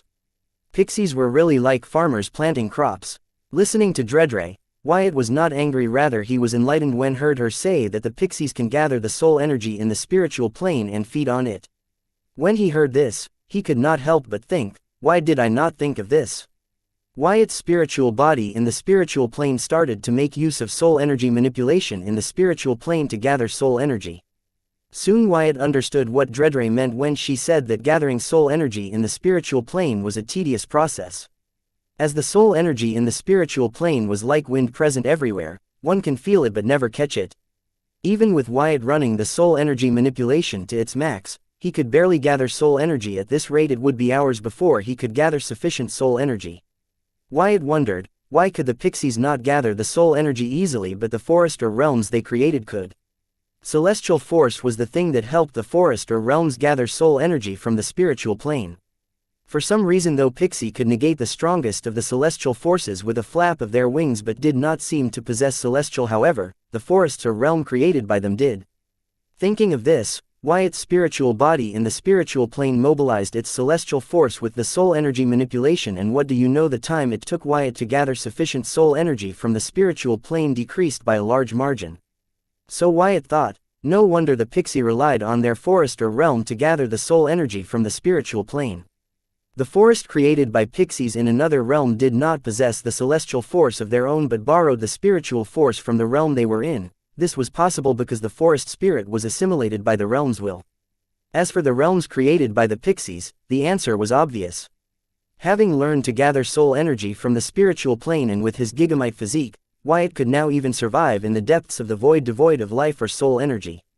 When the Viltronian's body entered the earth, though his physique allowed him to survive the void, he did not have the soul energy to be awake, instead had to enter hibernation to save himself from dying of soul energy exhaustion. For the present, Wyatt, in such a scenario, would not have to resort to hibernation to save the last of the soul energy in his system, because now he could gather soul energy from spiritual energy for his use. He did not need to be dependent on a realm to do that for him. Take Card World or the Dark Realm for example. All the beings on both these worlds were dependent on these realms to gather soul energy from the spiritual plane and introduce it into the physical plane. However, now Wyatt, who had his celestial force and could exist on both planes, no longer had to rely on the realms to gather soul energy from the spiritual plane for him. Yet Wyatt was not yet fully independent, as he still had to rely on the rules of the card world to comprehend the rules. Having explored the mystery of the soul energy to some extent, Wyatt wondered what the rules were. How did the worlds will come to possess them? Chapter 1691 Dreadray the Addict. Date the 15th of April 2321. Time 1449. Location Southern Region, Blossom District, Sky Blossom City, Dungeon Highway, Barren Lands, Central Tower, Blood Rock Cave Gate Dungeon. Wyatt did not dwell on the question about rules, because he knew once Dreadray successfully created her floating forest spirit, aka miniature flat realm's will, he could monitor it to see how it would form its ocean of rules in its womb. After all, just by monitoring the pixie in her creation of the miniature realm, he was able to learn so much about soul energy, and he will be able to learn more by monitoring the spirit she creates and nurtures. Hence, Wyatt felt it would be wise of him to no longer waste his time on it. When it's time everything will reveal itself to him. I see, thank you for telling me. Now will you tell me why you like the foreign soul energy so much even though it does not satisfy your hunger? This has been puzzling Wyatt for some while. So now that Dredre came clean about her diet, he had to ask her this. Because it's a lot tastier, you can eat as much as you but you are never full, Dredre explained as a manic light flashed in her eyes. Wyatt shuddered, noticing the crazed shine in Dredre's pupils which flashed for a fraction of a second. Shaking it off, he asked her, Dredre, were you lying when you said it would take you 3 days to finish all this? I am not mistaken, you can eat all of it in a single sitting. I am sorry, I don't deserve these, Dredre apologized but she kept stuffing her face. Though the speed at which she stuffed her face had decreased, it was as if she did not have self-control when it came to ingesting foreign soul energy food. However, seeing the cute appearance, Wyatt could not help but laugh, surprising Dredre. She did not expect such a response from Wyatt. Seeing Wyatt laugh, Dredre's speed of stuffing her face with foreign soul energy resumed. Seeing this, Wyatt raised his eyebrow, but then shook his head and said, does ingesting a lot of foreign energy affect you in some way? Dredre, don't you dare try to hide the truth from me. Wyatt warned Dredre, understanding that she did not technically lie to him. It was he who asked her for the list of items suitable for her diet. Even when he asked her how long the items he bought her would last, she was thinking of him and answered that the items would last her 3 days when they wouldn't even last her a single meal if she did not control herself. So, in a way, Wyatt must be happy that Dredre was thinking of him despite her having no self-control when it comes to consuming foreign soul energy. Well, Dredre trailed her words, finding her unable to tell the whole truth to Wyatt. Seeing this, Wyatt patted her hand and said, I don't mind you consuming these items, but if it harms you, don't you think you should not indulge them, if not for you but for me? Listening to Wyatt, Dredre forced herself from stuffing herself with foreign soul energy ingredients and replied, well, consuming a lot of it does decrease the purity and strength of the pixie dust I create, but it is so tasty. Learning that consuming foreign soul energy ingredients would cause the purity and strength of the pixie dust her wings create to decrease, Wyatt's eyes widened, feeling like he unknowingly bought a knife for his killer. One of the main factors why he did not hesitate to spend his entire fortune to buy these things for Dredre was her magical pixie dust. But Wyatt did not react immediately, learning this, as he knew if he were to react wildly now he would not only hurt Dredre's feelings but hate himself for that, so he took a second to control his violent feelings. Letting out a long sigh, Wyatt looked at Dredre, who was looking at him like a child who knew he had been naughty but did not want to be punished for it, but rather, if possible, continue to be naughty. Such was the allure of foreign soul energy ingredients to the pixies. Fortunately, she knew better than to stuff her face with the foreign soul energy ingredients in this situation, showing she was not a lost cause. Dredre, I will not tell you what to do, but don't you think your actions are hurting the forest that you are building? Won't your tainted pixie dust hinder the development of the forest spirit? Wyatt did not want to force Dredre into doing something she did not like and wanted her to understand her mistake and choose to do the right thing on her own accord. Well, let's just say that Wyatt was soon going to learn that parenting was not easy. Why children prefer junk food over home-cooked meals? Well, it does. Low-quality pixie dust does not hinder the forest spirit's overall development, except it will just take longer for the forest to give birth to a spirit and a little longer for the forest spirit to mature. So, it really doesn't affect the forest, if I consume foreign soul energy or not. So, Dredre tried to bargain with Wyatt, arguing that the quality of her pixie dust did not factor in the overall development of the forest. All it did was extend the time it would take for it to form the spirit and for it to mature. The more she spoke, the more she convinced herself that she was right and moved toward the foreign soul energy ingredients. The frown on Wyatt's brow grew deeper, seeing Dredre slowly edging towards the foreign soul energy ingredients. Just as she was about to pick an ingredient, Wyatt waved his hand and his celestial force dragged all the ingredients into his storage card even before Dredre could react and use her wings to stop him from doing so. When Dredre finally came to her senses, she yelled, Wyatt, what are you doing? What's the meaning of this? Occasionally missing content. Please report errors in time. Chapter 1692 Dredre unwound. Date the 15th of April 2321. Time 15:04. Location Southern Region, Blossom District, Sky Blossom City, Dungeon Highway, Barren Lands, Central Tower, Blood Rock Cave Gate Dungeon. Holy shit, I did not think pixies could be angry. However, I can't take her anger seriously with her chibi body, Wyatt thought, looking at the fuming Dredre. He did not hurry to explain himself. Rather he waited for Dredre to throw her fit, and once she was done, exhausted, and mentally stable enough to hear him out, then he could talk some sense into her. Was Wyatt being selfish? Was he as greedy as the librarian for Dredre's pixie dust? If Dredre wanted to eat foreign soul energy ingredients for her diet, then who was he to stop her? Her body, her choice. Wyatt did not care if his actions were the same as that of the librarian or Belphegor. He believed there was more to the side effects of Dredre consuming foreign soul energy ingredients than the decrease in the quality of the soul energy she produced and the exorbitant cost of the ingredients. These side effects might be obvious in the short term, and there might be side effects that could only surface after a long term. Not to forget the change in her. The forest guide or book guide Dredre would never raise her voice or get mad at Wyatt. Wyatt felt that the foreign soul energy to the pixie was like booze to humans. "You have done," Wyatt asked Dredre, who was huffing and puffing, unable to think of words she hadn't already used to yell at him. In anger, she was like that kid, high on sugar, whose parents just confiscated her Halloween haul. So cute. To Wyatt's surprise, Dredre's pink translucent dragonfly-like wings were very expressive when she was angry, proving that they were meant for attack rather than defense. Dredre cutely glared at Wyatt. She was more expressive and real now than when he met her first time at the Infinity Library. He did not mind Dredre being a brat and spoiled on that. He knew it would be a mistake, but he could afford it. "Well, I was wondering if you could borrow my celestial force to gather soul energy from the spiritual plane faster." Wyatt knew Dredre was not in the mood to hear a lecture on what she should and not do, so instead he decided to involve her in one of the experiments that he had thought of once he knew that he could use soul energy manipulation and celestial force in combination to gather soul energy from the spiritual plane. "I don't see why not. I do the same with celestial force the forest spirits borrow from their realm." Dredre was surprised that Wyatt did not lecture, but she did not forget that he had confiscated her stash.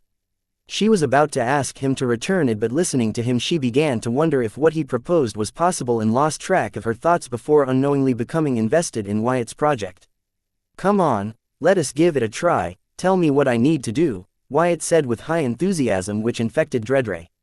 Pixies were able to make use of their bond with their forests to help themselves and their forests gather soul energy from the spiritual plane at a faster and more efficient rate. Wyatt's experiment involved him replacing the forests from this equation. Wyatt had no idea how pixies and forest spirits worked together, but if he was able to assist Dredre with his celestial force, then he would be able to directly benefit from the various buffs the pixies would normally give to their forests. "Well, you do not have to do anything, just feed your celestial force to my wings when I ask. I do not know if we will get the same results, but it is worth a try." Dredre was excited to try using Wyatt's celestial force to gather soul energy from the spiritual plane that forgot about what led to this. She was happy to be able to play with her friend. The ugliness earlier had only brought them closer.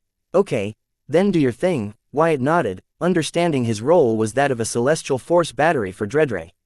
Dredre flew on top of Wyatt, back in the spiritual plane on top of Wyatt's spiritual body. Dredre's petite spiritual body became visible.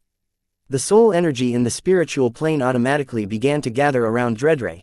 Her wings had yet to show their magic. They already attracted more soul energy than Wyatt's spiritual body did with soul energy manipulation.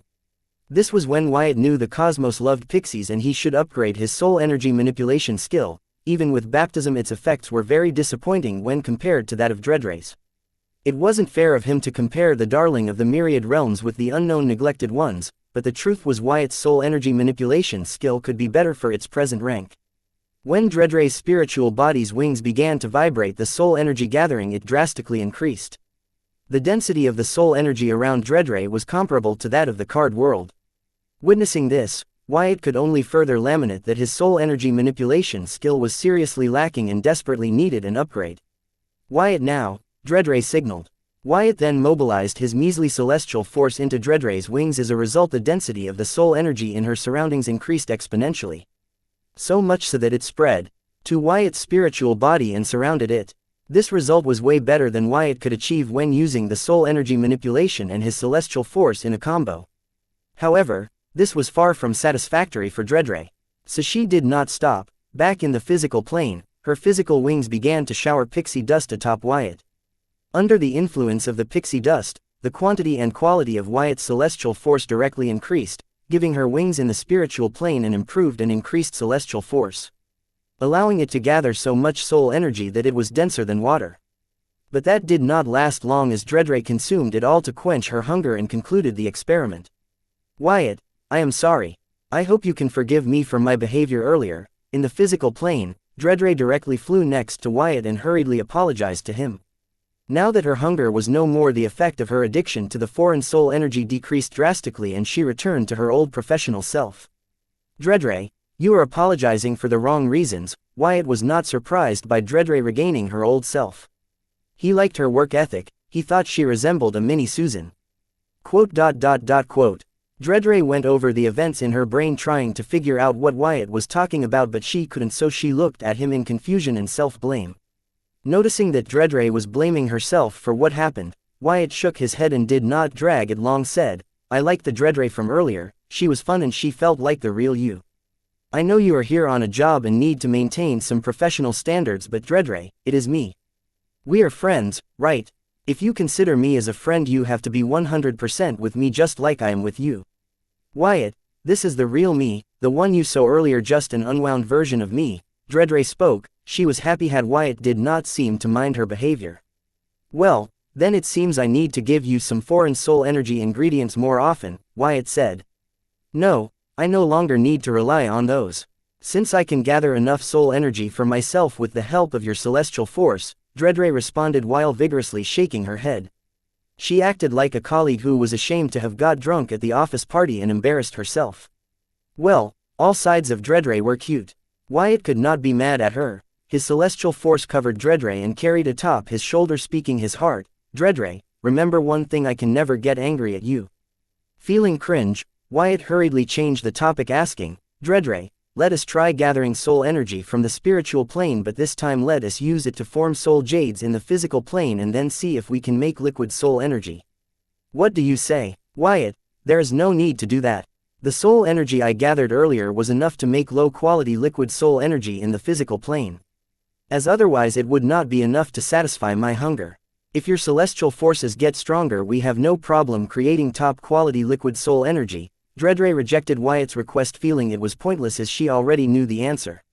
Instead, shared her conclusion with him. I see. Dredre, can't you directly borrow the celestial force from the realm just like you did with me? Why go through the trouble of creating a forest spirit?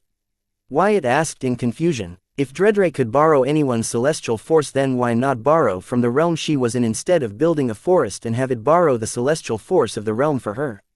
There are two reasons for that.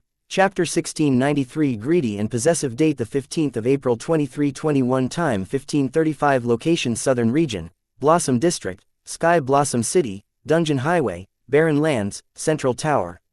Blood Rock Cave Gate Dungeon. The first reason is that the realm wills are very clingy and possessive. To avoid that, we need to create the forest with forest spirit. The second reason is, the realm wills are clingy and possessive. Wyatt blurted, wondering if he had misheard, interrupting Dredre midway, as he had never heard of this before. Along with his personal experience with the world's will and what he had heard, Wyatt found that the world's wills were aloof and anything but clingy and possessive. They have always been untouchable, omnipotent beings in the minds of the people. They never interfered with the mortal's life until there were invaders from other realms. As a matter of fact, if not for the foreign invaders, the natives would not even know that the realm they were on had will of its own like theirs. Yes, they are very avaricious and proprietorial. They are like gigantic big babies. Dredre nodded, repeating herself. Wyatt just stared at her, waiting for her to shine a little more detail about what she was talking about. But seeing her not get the clue, he said, Dredre, details. Dredre looked at Wyatt in confusion, wondering what was there to explain here. Wasn't it a universal knowledge that the realm wills were the most controlling and possessive beings in the myriad realms? Having talked to Wyatt so far, she understood that Wyatt lacked the common sense of the myriad realms unlike her, so she explained, why do you think you cannot learn the rule from a foreign realm? Even if you did, you cannot continue to learn the same rule in your native realm. The realm wills are just petty and jerks that way. Wait, isn't the reason why we cannot learn the same rule from two different realms simultaneously because the fundamentals of that rule are different in those worlds? Wyatt had always believed this to be the truth so far, but according to Dredre that was not the case. And who do you think is responsible for that? Dredre asked. Wyatt shook his head in response as the answer was right in front of him. He always wondered why the fundamentals of the same rule and rule meanings were different in different realms. It turns out that the realms did that on purpose to maintain their monopoly over their natives. Dredre was right, the realms' wills were greedy and possessive. How does this affect you? Wyatt asked Dredre, not understanding what this nature of the realm's will has to do with her not borrowing celestial force directly from the realms but instead creating a forest spirit to indirectly borrow its celestial force. Well, first you need to know that the forest and its spirit are our payment to the realm for letting us use their celestial force. This way realm wills will leave us alone and not bother us for our pixie dust. The second reason is that using the forest spirit as an intermediate saves us the trouble of refining the celestial force of the realm to be used by our wings, Dredre answered. However, Wyatt still did not get clarity. Wait, the realms will also need your pixie dust? Wyatt asked. It was not surprising considering the effect of the pixie dust. But still, he was taken aback to learn this. Yes, our pixie dust to the realm wills is like the foreign soul energy ingredients to use, Dredre replied. However, she kept skipping the key details, feeling they were common knowledge, leaving it to Wyatt to fill them, which was not easy. Honestly, what Dredre thought was common knowledge was only common knowledge to her tribe and the pixie race. Rest of the myriad realm races had no idea that their divine impartial omnipotent realm wills were just as greedy and shitty as them. Unknown to them, the pixie had a special status and role in the cosmos beyond what the dark races called the myriad realms. After listening to Dredre, Wyatt began to contemplate and sought just what he learned. He was indeed shocked to learn that realm wills that the thought to be the most impartial beings in the cosmos were just like the rest of the mortals occupying them. Wyatt also understood that the pixies had a better understanding of the cosmos than the rest of the myriad realms, but since they were basically cut off from the rest of the myriad realm races, they might not actually know that what they believed to be common knowledge was lost or undiscovered knowledge to the rest of the myriad races. Dredre, what do you mean refining celestial force? You did not refine my celestial force before feeding it to your wings. After being reminded by Dredre, Wyatt remembered that the energy needed to be refined by being exchanged between two parties for an increased efficiency rate. That is because your celestial force, like the forest spirit, was cultivated through my pixie dust, so I did not have to refine it and use it directly.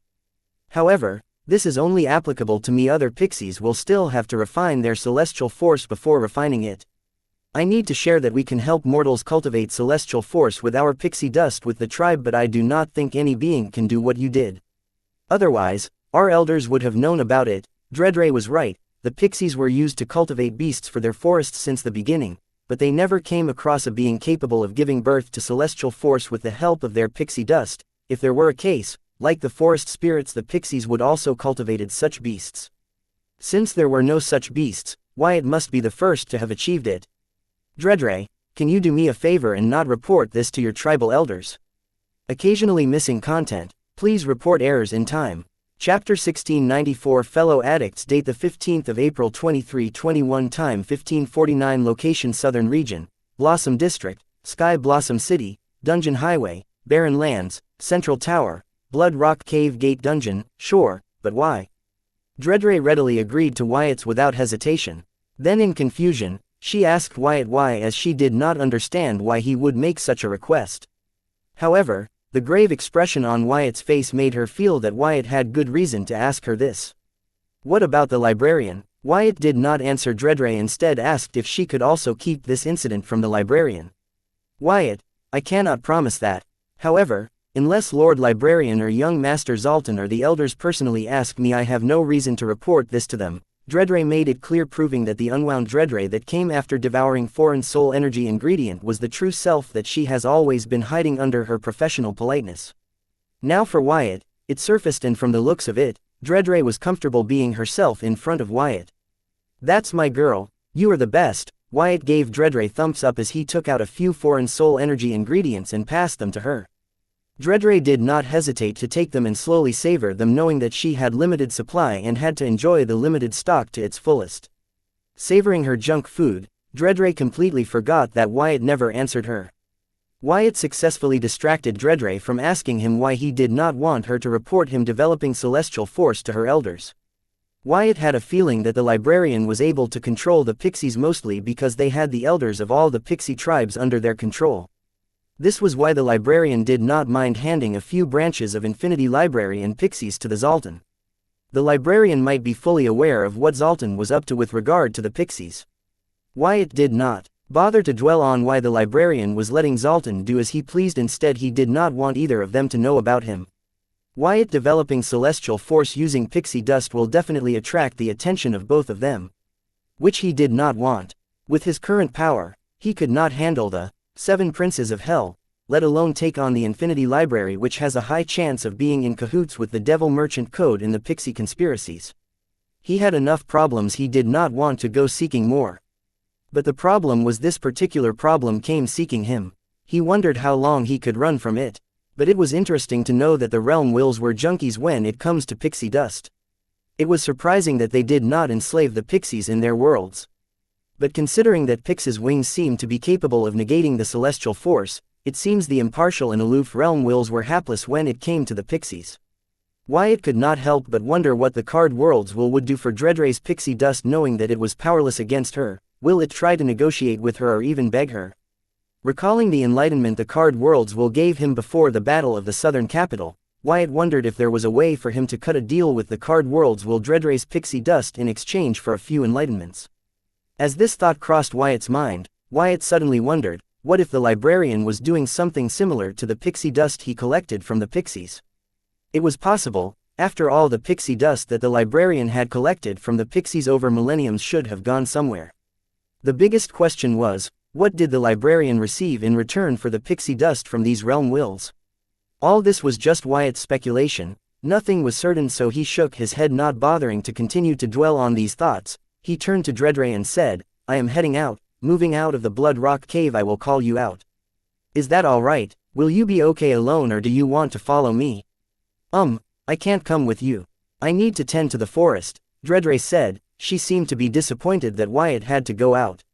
As Wyatt's friend, she would like to follow and explore his world, but as an introvert by nature, she would rather build her base and never leave until necessary. Don't worry, these stone Viltronians and broken rule spirits will keep you company till I return with my friends to introduce you to them, Wyatt said, summoning the remaining stone Viltronians and the broken elemental rule spirits. He wanted to leave a clone behind to keep Dreadray company, but it would not be the same. So, he took this route. Okay, Dreadray responded positively. But Wyatt could feel her presence decrease compared to before. This meant her strength was decreasing. Without him present, her compatibility with the seed world was decreasing. If just learning that he would be heading out had such an effect, Wyatt could not imagine what would happen if he left. Dreadray was just being brave when she said she would be fine without him here so that he would not worry about her. Well, changes of plans. I will not leave. My clone will go in my place. I will stay here and help you tend to the forest. Wyatt decided to let his clone head out to check on still unconscious Bloodette and led his other Calamity daughter Gems, Anne, and Arya waiting for him in the Blood Rock Cave into the seed world.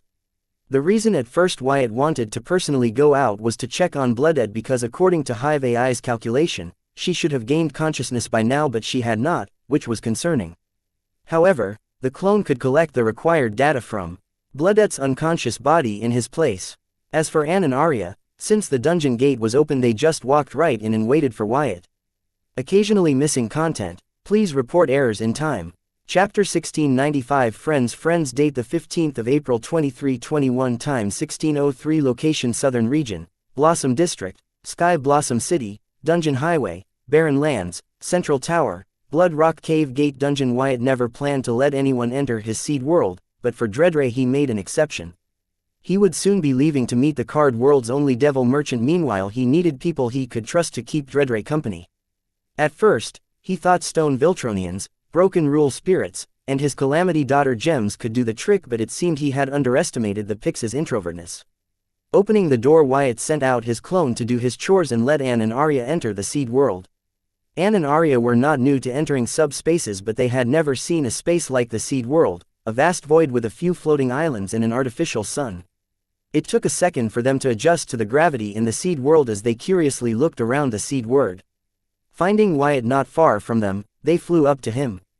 I take it this is your workshop, Anne said, looking at the floating islands containing numerous SSS ranked card creation array formations. She was humbled, wondering how Wyatt came to possess such an incredible subspace in the high-ranked card creation arrays. She knew better than to ask Wyatt about their origin. You can call it that. So, how far has the investigation come? Wyatt asked Anne, even though he knew that the Southern Royal would not be able to come up with anything he already did not know. Well, the investigation has hit a dead end. The demigod responsible for watching over the city was under some kind of spell, and we could not get anything from investigating everyone that has come in contact with Corey, let alone Susan and Courtney. We have managed to find some leads on Handsome Fox, but I don't believe it will lead to anything. Someone who went to such lengths to hide his identity and is capable of putting a demigod under a spell for a long time without their knowledge would not make the mistake of letting his identity be revealed to a bunch of low-level card apprentices, no less. I shared the investigation reports and everything asked regarding the case to your grimoire. Hopefully you are more lucky than us in finding clues, Anne reported to Wyatt, looking at the little pink creature atop his shoulder. Then finally she could not help but ask, "Is that a pixie? I have never seen a pink one before." "Thanks, Anne." Wyatt thanked Anne for the report and then explained, "That is because the pixies you know are actually from the dark pixie tribe of pixies, but Dredre, here, is from Forest Guide Book Guide Pixie Tribe." "Dredre, this is Anne Heatsend, my friend, and that is Arya Ard, my supposed bodyguard." Wyatt introduced Anne and Arya to Dredre. He hoped these two would do a better job at keeping Dredre company than the Stone Viltronians and the Broken Rule Spirits. "Hello, I am Dredre, nice to meet you," Dredre greeted the two human females curiously. "Hello, Dredre," the duo said in unison. They could not resist Dredre's cuteness. However, their enthusiasm made Dredre wary of them. "She is very shy. Give her some time, she will get used to you guys," Wyatt said aloud, but mentally added, "hopefully." The Infinity Library was basically Dredre's home, and as a book guide pixie of the library, she was more prepared to meet strangers as customers and guide them despite their attitude. But her meeting with Arya and Anne was different. They were her friends' friends. She had too much pressure on her to be liked by them, or at least not be hated by them. "Dredre, why don't you show Arya your forest?" Wyatt proposed. He left Dredre no room to reject because he wanted her to adapt to the company of Arya and Anne fast. Wyatt even felt that Dredre's meek behavior was because of him. She was too dependent on him. She needed to get used to the seed world even before her forest spirit matured. Even without the forest spirit, the seed world was her home for now. She had to understand Wyatt could not accompany her in the seed world, as he couldn't put his life on hold till the forest spirit was born and matured. "Oh okay," Dredre reluctantly agreed. As for Arya, she was just enthusiastic that she got to accompany such a cute creature. This might be the first time on her job she felt the satisfaction of joining it. Soon she put on her game face, planning to gain Dredre's trust and make her comfortable around her during this trip. Looking at Dredre and Arya leave, Wyatt turned to Anne and asked, "Now that Arya is gone, speak, please like, share, and follow the Cultivation Audiobooks channel to motivate me to create more videos. Thank you freely." "What is it that you wanted to ask?" "It is about Corey. What is her identity? Why does the sinister snake follow her? Is she related to the undead devil that you subdued in the southern capital? Lastly, is she a demon?" Anne asked. The Southern royal family had noticed the peculiarity of Corey. It was hard not to notice it.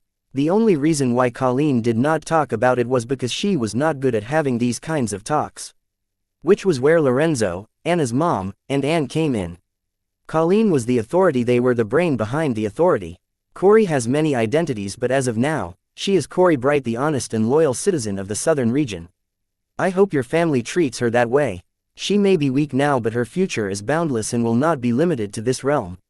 So I recommend you guys to just ignore her existence. She will not harm innocent people, the interest of the southern region, or the card world if that is what you guys are concerned about. Chapter 1696. Choose date the 15th of April 2321. Time 1618. Location Southern Region, Blossom District, Sky Blossom City, Dungeon Highway, Barren Lands, Central Tower, Blood Rock Cave Gate Dungeon. Wyatt vouched for Corey, cause he felt with time and enough patience he could groom her into his authentic loyal henchwoman. This was because Wyatt felt using Calamity Daughter Gem on Corey would decrease her value. Corey checked all the boxes for him to invest in her as his subordinate in the Myriad Realms. Even though the current Corey was not strong, her alter egos were a different story. Though their strength was limited by her low strength, their skills were still there. Someone like her could easily lead his army of Calamity Daughter Gems to victory. For real though, you know that is not enough, Anne replied, shaking her head. The Southern royal family could ignore the fact Corey had a demon core instead of an ego gem. They could even ignore the sinister snake. But the fact that the undead devil looked exactly like a slightly older and charming Corey could not be ignored. This was a strong indication that Corey might be an incarnation of the undead devil Agony. If the past was any indication, even the weakest incarnation of the devil could lead to huge demon worshipper infestation in the future, so it would be best to eradicate the incarnation once they find them. Therefore, it was not a surprise that the Southern royal family was no longer able to look past Corey's identity. If not for Wyatt, they would have already acted. Not to forget, there was suspicion surrounding Wyatt himself about being close to demons. Looking at it a certain way, the Southern royal family was breaking many rules and taking a lot of risks just for Wyatt. They were really being patient about this. Just trust me, now that Beam is next to Corey, I do not think any of you can actually get near her with the intention of harming or catching her, Wyatt persuaded Anne. Beam, are you talking about the snake? Anne asked, as the reports on the snake did involve it being called as such by the undead devil Agony, Wyatt, and Corey. Yes, Anne, you might have already gone through the footage of the battle. If not for Beam, I would not have been able to strip the World Hog Devil of its hourglass relic. Trust me, Beam is not as simple as she seems. Even in the Dark Realm, she is at the top of the food chain. If anything happens to Corey, I don't think the Southern region is strong enough to withstand her wrath. You guys must have already noticed even the world's will is slowly letting Beam adapt to the card world. If any of you has even a little brain, you should know better than to make enemies out of Corey. If I were in your place, I would use Corey's parents to help me gain their daughter's favor while she is still weak and naive. I have already warned you guys enough. If you guys do not have brain damage, even if you do not try to please her, you will not do anything to piss her off. Lastly, I do not want to have to choose between Corey and the Southern royal family. Wyatt advised the best course the Southern royal family could follow with regards to Corey. What they do next was up to them. You will choose Corey over Anna? Anne asked in surprise. These past few I trying to seduce Wyatt, she had come to learn that Wyatt respected and cared for Anna, so she was surprised to hear him say those words. I said between Corey and the Southern royal family. Anna is not the Southern royal family, Wyatt clarified. How is Anna not the Southern royal family? She is our heir. Anne was puzzled by Wyatt's wording. You are asking the wrong question. You should be asking who will Anna choose between me and the Southern royal family. Wyatt had no doubt that Anna would always stand by him regardless of who he was facing, be it her family or the death itself. Shit, Anne cussed, knowing what Wyatt said was true. As someone who was the perfect clone of Anna and could feel everything that Anna felt, she knew better than anyone that Anna would always choose Wyatt even if he were to betray her. Yep, the proud daughter of the unparalleled bloodline who changed men like tissue, was now reduced to such a point where she was willing to sacrifice and suffer for a single soul selflessly. Get it? You guys should focus on befriending Corey over being overly suspicious about her. You guys should have learned by now that none of my investment fails, Wyatt said, shaking his head while keeping an eye on Dreadray, who was showing her forest to Arya. Ready to step in whenever Dreadray needed him. However, from the looks of it, it seems it was unnecessary, as Dreadray seems to have eased around Arya. As for Arya, she looked as if she was about to have an orgasm. Well, things are not as simple as that, Anne said, letting out a sigh. What do you mean? Wyatt asked, not understanding what Anne was mumbling about. It's Corey's parents. They are in an undercover operation across the way beyond. They have almost spent 15 years working on this case. Nobody else can replace them. They are detrimental to this operation and we cannot pull the plug on this now. Since all the resources and manpower we have used on this case for 15 years will be for nothing, Anne explained. Why are you telling me this? This does not concern me. Wyatt acted aloof, but he ordered the Hive AI to find out about the case Anne was talking about. A-15 long undercover operation across the way beyond. Now that was intriguing.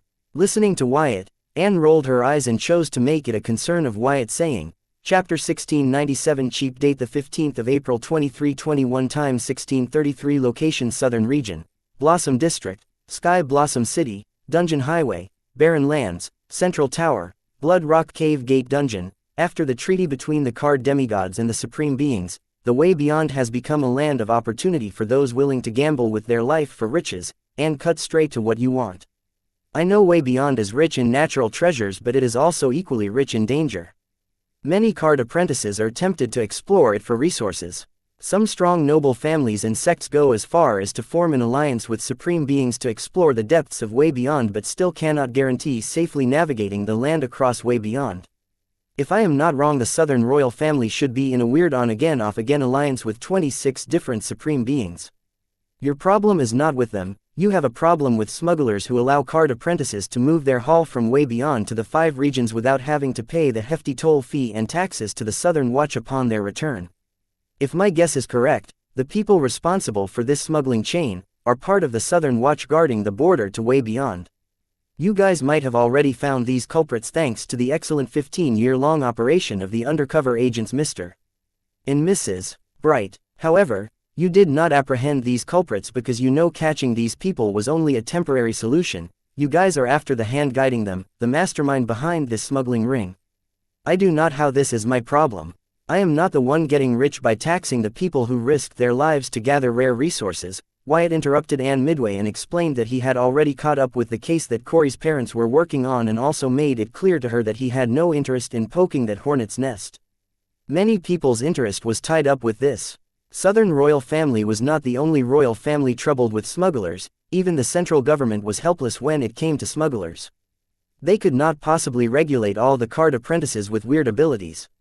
I am not going to ask how you know all this, but you do not know that the only reason those people are able to explore the way beyond for resources is because of the treaty that we helped put in place. If not for it, these people would still fighting for their lives in the Supreme Wars, and asserted as if it was only right for the royal families and the central government to collect high toll fee and hefty taxes on the resources gathered by the card apprentice who risked their lives to collect them in the way beyond. The general public knows the way beyond as the land ruled by the supreme beings, but that was partially true. Unlike the card demigods that came together to form a working civilization building the 5 regions, the supreme beings stuck to creating their own domains. So the land in the way beyond was basically unclaimed except for that which has become part of a supreme being's domain. These supreme being domains are clustered around the 5 regions, so the further one goes from the 5 regions into the way beyond, they were more likely to end up in unexplored lands that do not belong to the card apprentices or the supreme beings. Seeing how even the supreme beings, the favored children of rules, were afraid of establishing their domain in these lands, one could see how dangerous these unexplored lands were. But in this danger lies huge riches beyond one's imagination, therefore the strong of the card world know the way beyond by another name, the land of opportunities. So it was not surprising to see the card apprentices who had confidence in their strength to try their luck or powerful factions time and again join hands with supreme beings to explore these lands. Sure, whatever you say, Wyatt replied uninterestedly as he watched Arya try to touch Dredray's pink pixie dust but failed. This time Dredray did not offer Arya to use her pixie dust on her. Wyatt had asked her not to. His reasons for asking Dredray this were obvious. Seeing that Wyatt wasn't even paying her or her words any attention and just agreeing with her, Anne was not happy, but she knew that it was she who wanted something from Wyatt, not the other way around. So she shamelessly continued demanding, "Wyatt, the Southern royal family needs your help." "Tell me something new," Wyatt said sarcastically. However, he was intrigued by how the Southern royal family wanted him to help them with their smuggler problem. "We want a card recipe to create a card that can catalog the card apprentice's actives when equipped." Anne did not bother with Wyatt's sarcasm but continued with her demands. They basically wanted to spy on the card apprentice crossing way beyond. Listening to Anne, Wyatt raised his left eyebrow because any platinum card creationist could create the card recipe she was asking for. Lorenzo or his junior brother could create something like that half asleep. Anne noticed the doubt in Wyatt's face. Understanding that she had caught his attention, she began to explain to him what exactly the Southern royal family wanted from him. "We want you to create a card that not only catalogs the card apprentice's activities but also uploads it to our safe database in the Grimoire network in real time." "A virtual database in the Grimoire network, that is what you guys are after, huh?" "No. Still, Lorenzo will not have a problem creating something like that." With the extra details given by Anne, Wyatt immediately understood what exactly she wanted from him, a virtual database, something similar to VR universe in terms of security. They were after the defense mechanism protecting the VR universe. Since the creation of the VR universe, various forces have tried to break into it, but none of them were able to do so. Even the central government and the top 10 universities were unable to make it past the first layer of protection. Though they still have not given up on breaking through the defense of the VR universe, they were so impressed by it that now they seek inspiration from it. The VR universe has showcased many revolutionary ideas, and anti-theft security was one of the most important ones. The Southern royal family, who did not have either the great minds or the resources like the central government and the top 10 universities to learn from it and upgrade their game, have turned to the creator of the revolutionary VR universe for help. However, they were too cheap to pay the right price for what they wanted, so they decided to use this method. They were asking Wyatt to create a card recipe for them, knowing that he would use the best he got to create the card recipe for them. This means that the virtual database created by Wyatt will have his secret top-notch security measures. No one will be able to break into it and tamper or steal the recorded data.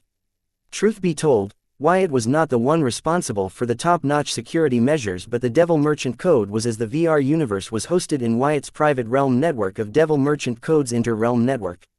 The reason the combined forces of the top 10 universities and central government were never able to make it past the VR universe was that it was never in the Grimoire network but a private network of the inter-realm network. The Grimoire network was just the bridge connecting card apprentices to Wyatt's private realm network.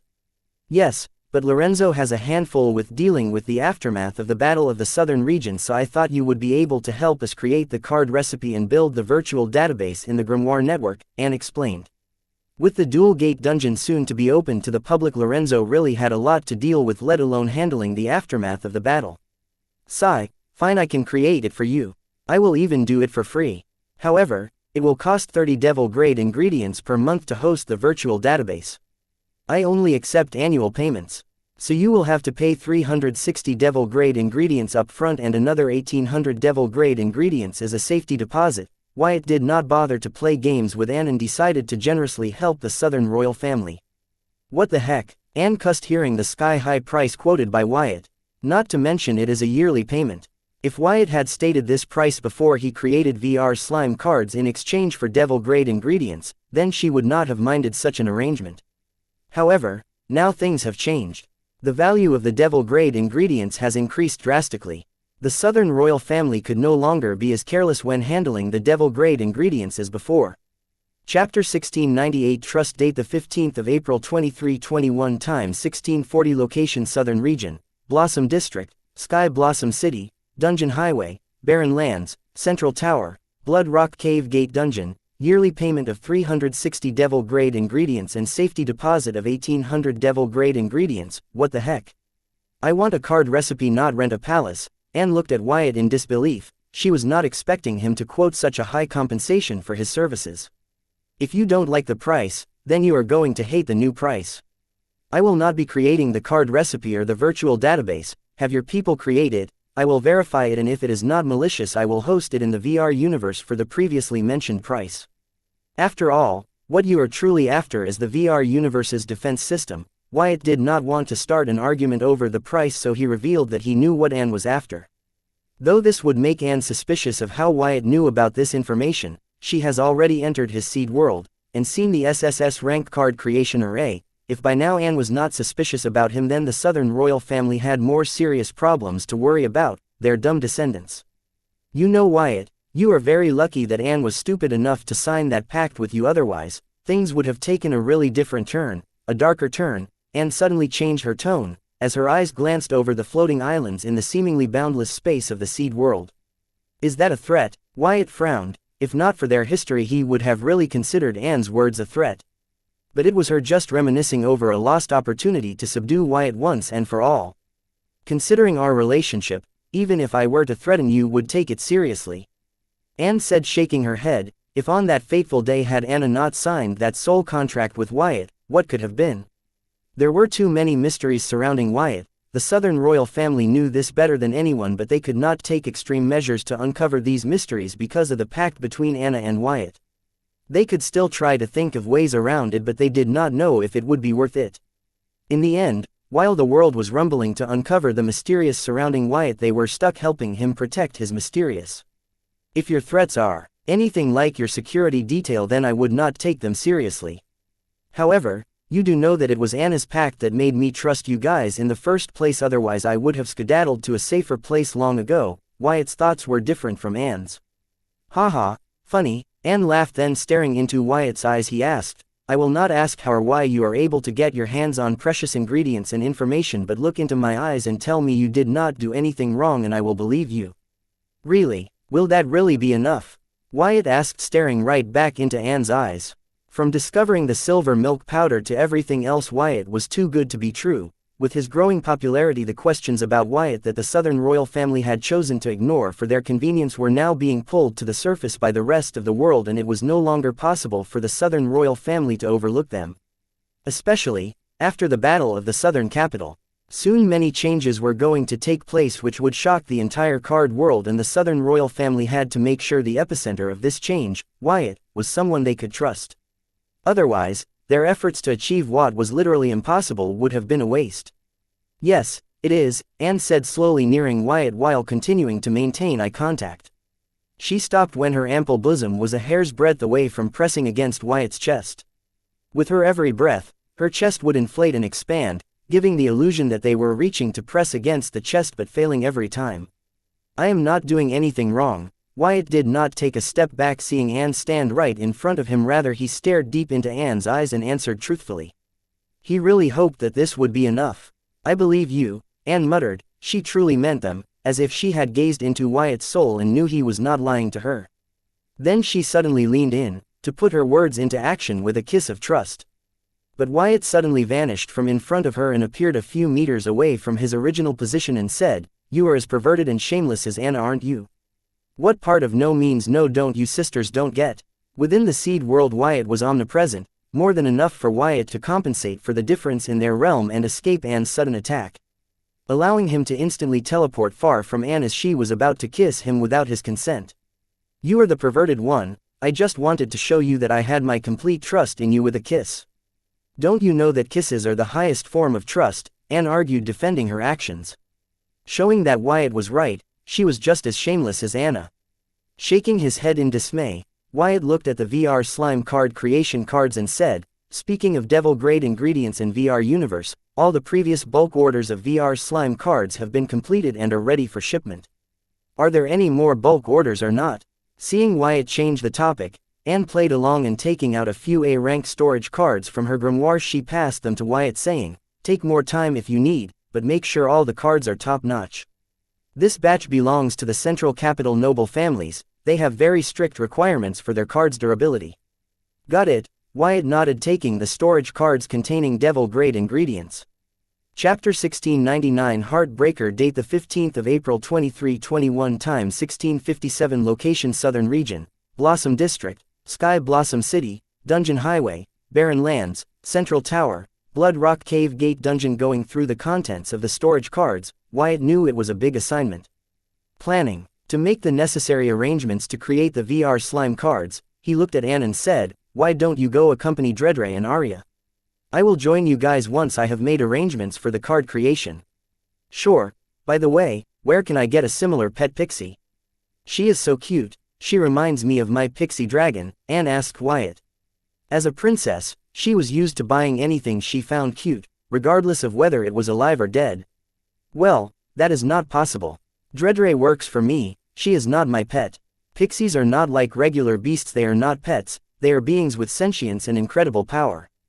I bet if you two were to compare, Dredre is stronger than you." Wyatt laid some cold hard facts about Dredre, but Anne was finding it hard to believe it. She could not believe that something as cute as Dredre would be stronger than her, but unable to feel the soul energy level of Dredre, she had no choice but to expect the facts in front of her. "Then where did you find a being like her?" Anne asked in confusion. Except for the time when Wyatt left for the headquarters of the Freedom Fighters, he has never left their surveillance, so Anne was unable to understand how Wyatt had not only come in contact with a power being like Dredre, but she was working for him. "Let's just say I have had a little breakthrough in inter-realm travel," Wyatt said to solve the question of how he escaped from the Freedom Fighters' headquarters that was in another world. Both Freedom Fighters and the Southern royal family should be wondering how Wyatt made it to the Sky Blossom from the Yellow Plains all alone. Before these people began to speculate wildly, Wyatt chose to reveal that he was able to achieve inter-realm travel. "You did. So, Jill was not lying," Anne blurted. When Wyatt had left the card world because of the plague egg incubated in him, one of the people to be most devastated by this news was Jill. In the pain of losing someone they love, Anne and Jill got together and shared a few drinks. That was when Jill asked Anne if the Southern royal family was working on any inter-realm travel project, as Wyatt had asked her to get coordinates of the other realms discovered by the top 10 universities' inter-realm travel program. If yes, Jill wanted to hand the coordinates to the Southern royal family to complete her commitment with Wyatt. What do you mean? What did Jill tell you? Wyatt asked. He had no idea what Jill had told Anne. Seeing Wyatt's reaction, Anne was more certain that Wyatt might have indeed achieved a small breakthrough in inter-realm travel. This explains how he was able to escape the Freedom Fighters base in the Yellow Plains and met with a powerful being like Dredre. I cannot tell you what Jill said to me in confidentiality. But one thing is clear, you have played with the hearts of many girls, you damned heartbreaker, Anne said with a grudge. At least Jill had gotten a piece of the action, but Wyatt would not even let her kiss. She had the worst of all the girls in Wyatt's life. What confidentiality? Her father works for the central government and she works for Morningstar University. If there was any kind of confidentiality, it went out of the window when they tried to abduct me. Wyatt deferentially tried to get Anne to cough out what Jill had confided in her. He needed to know what Jill had told Anne. There were certain parts of his life that Jill knew but the Southern royal family did not, and there were parts of his life that the Southern royal family knew but Jill did not know. He needed to know what the girls had talked about to get his story straight for the next time they tried to ask him about his secret. Without knowing how much they knew, he would not know how much he would be comfortable revealing to them. Nope, the confidentiality is still under the rules of girl talk. Besides, you have nothing to worry about. Jill was full of praises about you. She was even worried that after being with you she might not find any other man arousing. I really envy her. I want to know what about you had ruined her for other men. Anne's gaze blatantly shifted from Wyatt's face to his crotch, and intently stared at it. As if trying to burn a hole through the garments and see what they were hiding. Quote. Wyatt blankly stared at Anne, then shaking his head he headed to the floating island containing the VR slime card creation arrays, but just as he was about to isolate it from the rest of the space of the seed world, he looked at Dredre, who was playing with Arya in her forest. Wyatt needs to purchase the ingredients for the VR slime card from the Devil Merchant Code, but he cannot do that with Arya and Anne present. Therefore he decides to isolate the space and cut Anne and Arya from peeking onto him, but he is worried that once Dredre could no longer feel his presence she would start to panic. As such he began to think of the worst, like Dredre dying from fright or a shock or something. As such he could not go through isolating the space, but without doing that he could not purchase the required ingredients from the Devil Merchant Code free from the spying of Anne and Arya. He wanted to be tough and try this to test if Dredre would fare well without him for a few seconds, but he could not bring himself to go through with it regardless of what he told himself. He was stuck, occasionally missing content. Please report errors in time. Chapter 1700. Watch what you ask for. Date the 15th of April 2321. Time 1512. Location Southern Region, Blossom District, Sky Blossom City, Dungeon Highway, Barren Lands, Central Tower, Blood Rock Cave Gate Dungeon, Dredre. Wyatt used his Demon Merchant Codex to contact Dredre. Wyatt could not bring himself to suddenly vanish on Dredre. He was worried the shock might be too huge for her to handle. Instead, he decided to tell her that he would be isolating the space for a few minutes to use the Devil Merchant Code to purchase a few ingredients. So she would not freak out if she didn't feel his presence for a few minutes. This way Dredre would not be caught off guard and would be anxious at most. However, if she was fine with him leaving for a few minutes, then she could handle him leaving for a day or two depending on how long it would take for him to help Cuthdia forge his Demon Merchant core. Okay, I can handle it. Besides, I have Arya with me, Dredre assured Wyatt. It seems she and Arya were getting along fine. At first Arya's desperate desire to get close to Dredre became a huge hurdle between them, but as time passed, as Arya got used to Dredre's cuteness she began to herself and the hurdle between them vanished. Now Dredre has another card apprentice friend. But don't force yourself. I am right here. If you need me just call, I will be right there. Do not worry about troubling me. You are my friend, I will be there for you anytime. Wyatt could hear the confidence in Dredre's voice, but there were many variables involved. Wyatt did not want Dredre forcing herself just because she was worried about being a nuisance or burden to Wyatt. Dredre was too considerate, so much so that she would rather harm befall her than trouble others with her problem. Wyatt needed her to be selfish, just enough to ensure her survival. Was this too much to ask? Stealing his heart, Wyatt isolated himself from the rest of the seed world. Then began to place a bulk order of various ingredients for the various recipes of the VR slime card. Wyatt had created various sets of card recipes for the VR slime card to maintain stability in the Devil Merchant Code market. If Wyatt used only one set of recipes, Then soon the prices of the ingredients of that set of card recipes would rise before greedy demon merchants started to store the ingredients, create an artificial shortage, and rack up the price of the ingredients. To avoid this, Wyatt created various recipes for the VR slime card. Regardless of the ingredients used, the VR slime card's primary and secondary functions remained the same with no additional attributes. While doing this, Wyatt made sure to keep an eye on Dredre. Everything she, Arya, and Anne did in the card world did not escape his eyes. Though without him around, Dredre's presence had decreased. Wyatt could tell that Dredre was not showing any negative signs like anxiousness, nervousness, fear, or depression. She seems to be comfortable in the company of Anne and Arya in her floating forest. Which was good news. This meant he could now leave to meet up with Cuthdia at the only devil merchant of the card world at his place. Soon all the VR slime card creation arrays were operational. With his work done here, Wyatt lifted the space isolation and headed to Dredre's floating forest. Seeing him, the Pix's eyes visibly brightened. She hesitated to ditch her new friends for the old one, but then throwing those thoughts aside, she just rushed to Wyatt's side. "Wyatt, Anne said you created this silver milk powder. It's so tasty, I want more. Tell Anna to give me more," Dredre yelled with her tiny hands and mouth covered in silver milk powder. Seeing her in such a state, Wyatt immediately understood that this was unwound Dredre, the fun one. However, didn't Dredre say she did not need a foreign soul energy ingredient as she was full a while ago? What happened? He turned to look at Anne, knowing only she could have a supply of silver milk powder. Before Wyatt could say anything, Anne flashed to Dredre's side and said, "Dredre, that is the silver milk powder I gave you, was the last of it." Ah, listening to Anne, Dredre expressed a mild disappointment, and then turning to Wyatt she demanded, "Wyatt, make some more of his white stuff for me. Looks like someone had too much foreign soul energy ingredient. Why don't you sober up by drawing some soul energy from the spiritual plane?"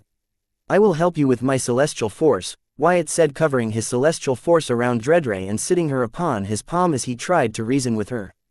However, to his surprise, she not only did not listen to him but began to throw a fit. "No, I want silver milk powder. I want silver milk power. I want more." Seeing he could not reason with Dredre in this state, he turned to look at Anne and asked, "How much silver milk powder did you give her? How high was its purity?"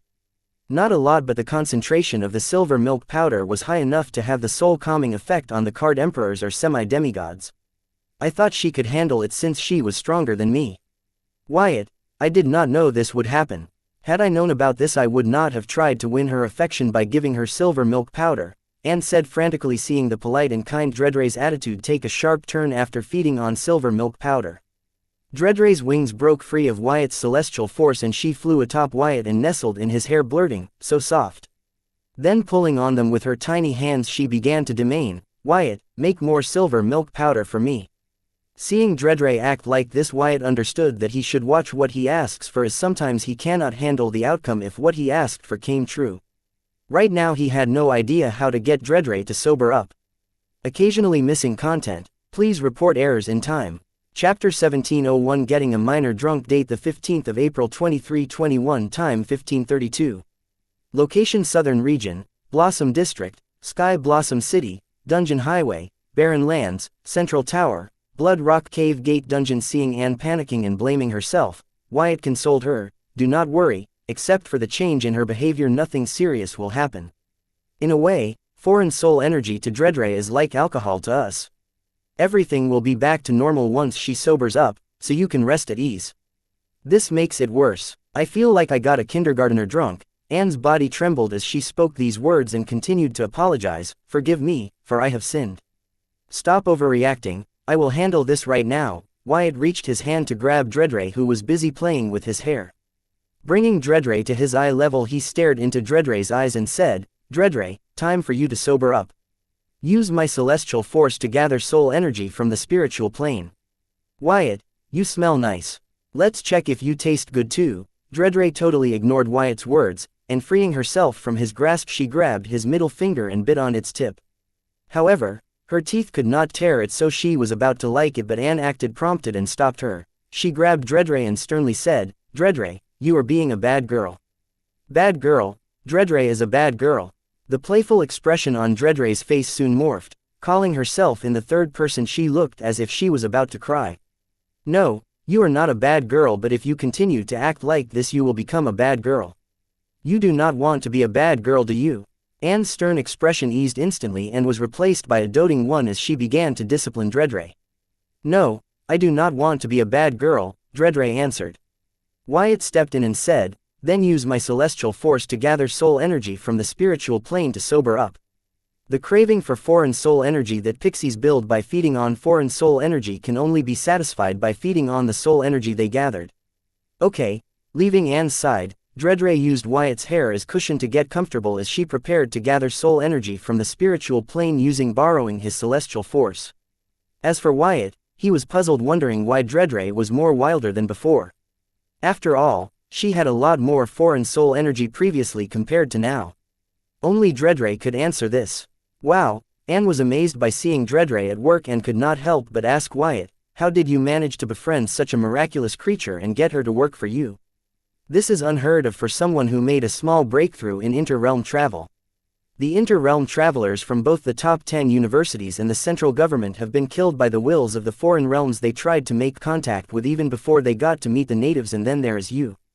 Anne could not help but shake her. Once again Wyatt had outdone his predecessors. But Anne knew if the population of the card world knew that Wyatt was successful in inter-realm travel, then it would do more harm than good to his reputation. Those jealous of Wyatt will use this to add merit to rumors about his supposed relationship with demons, claiming that the only reason Wyatt was successful in inter-realm travel when both the central government and the top 10 universities failed was that he got help from the demons. This was an obvious move on the part of Wyatt's haters, as they have been doing the same already. They claimed that all of Wyatt's discoveries and inventions so far were not his own but the demons that were grooming him to take over the card world. Wyatt's habit of not sharing his discoveries and inventions with other big forces and instead monopolizing the profits for himself has garnered a huge number of haters in the top 1 percentile of the world. They did not hesitate to use all the resources at their disposal to defame Wyatt. If not for those who benefited from the free VR slime cards coming to Wyatt's defense, even the Southern royal family would have had trouble maintaining the status quo of Wyatt's reputation among the public. I have my ways if you Southern royal wants. I can sell you a basic realm travel technique that will allow you to travel to nearby realms. As long as you guys do not harm that realm's interest, you will be fine, Wyatt proposed. There were various demon summoning rituals in the Infinity Library that allowed the dark races to travel to other realms when called upon. Using them, it would not be hard for Wyatt to come up with a better inter-realm travel that would not focus on living sacrifice but high-grade soul jades or other ingredients as a sacrifice. The only reason Wyatt was willing to sell an inter-realm travel method to the southern region was because he would like to see the look on the smug face of the central government and top 10 universities when the southern region of all the regions was the first to achieve a successful realm travel. Thank you, I will keep that in mind. Anne did not immediately agree to Wyatt because she had finally mastered Soul Whisper to perfection and believed that the next time she or Anna was in front of their ancestors, her southern royal family would see a new rise, one that is not from Wyatt but their ancestors. Quote. Wyatt could not help but raise his left brow in doubt listening to Anne reject his generous offer.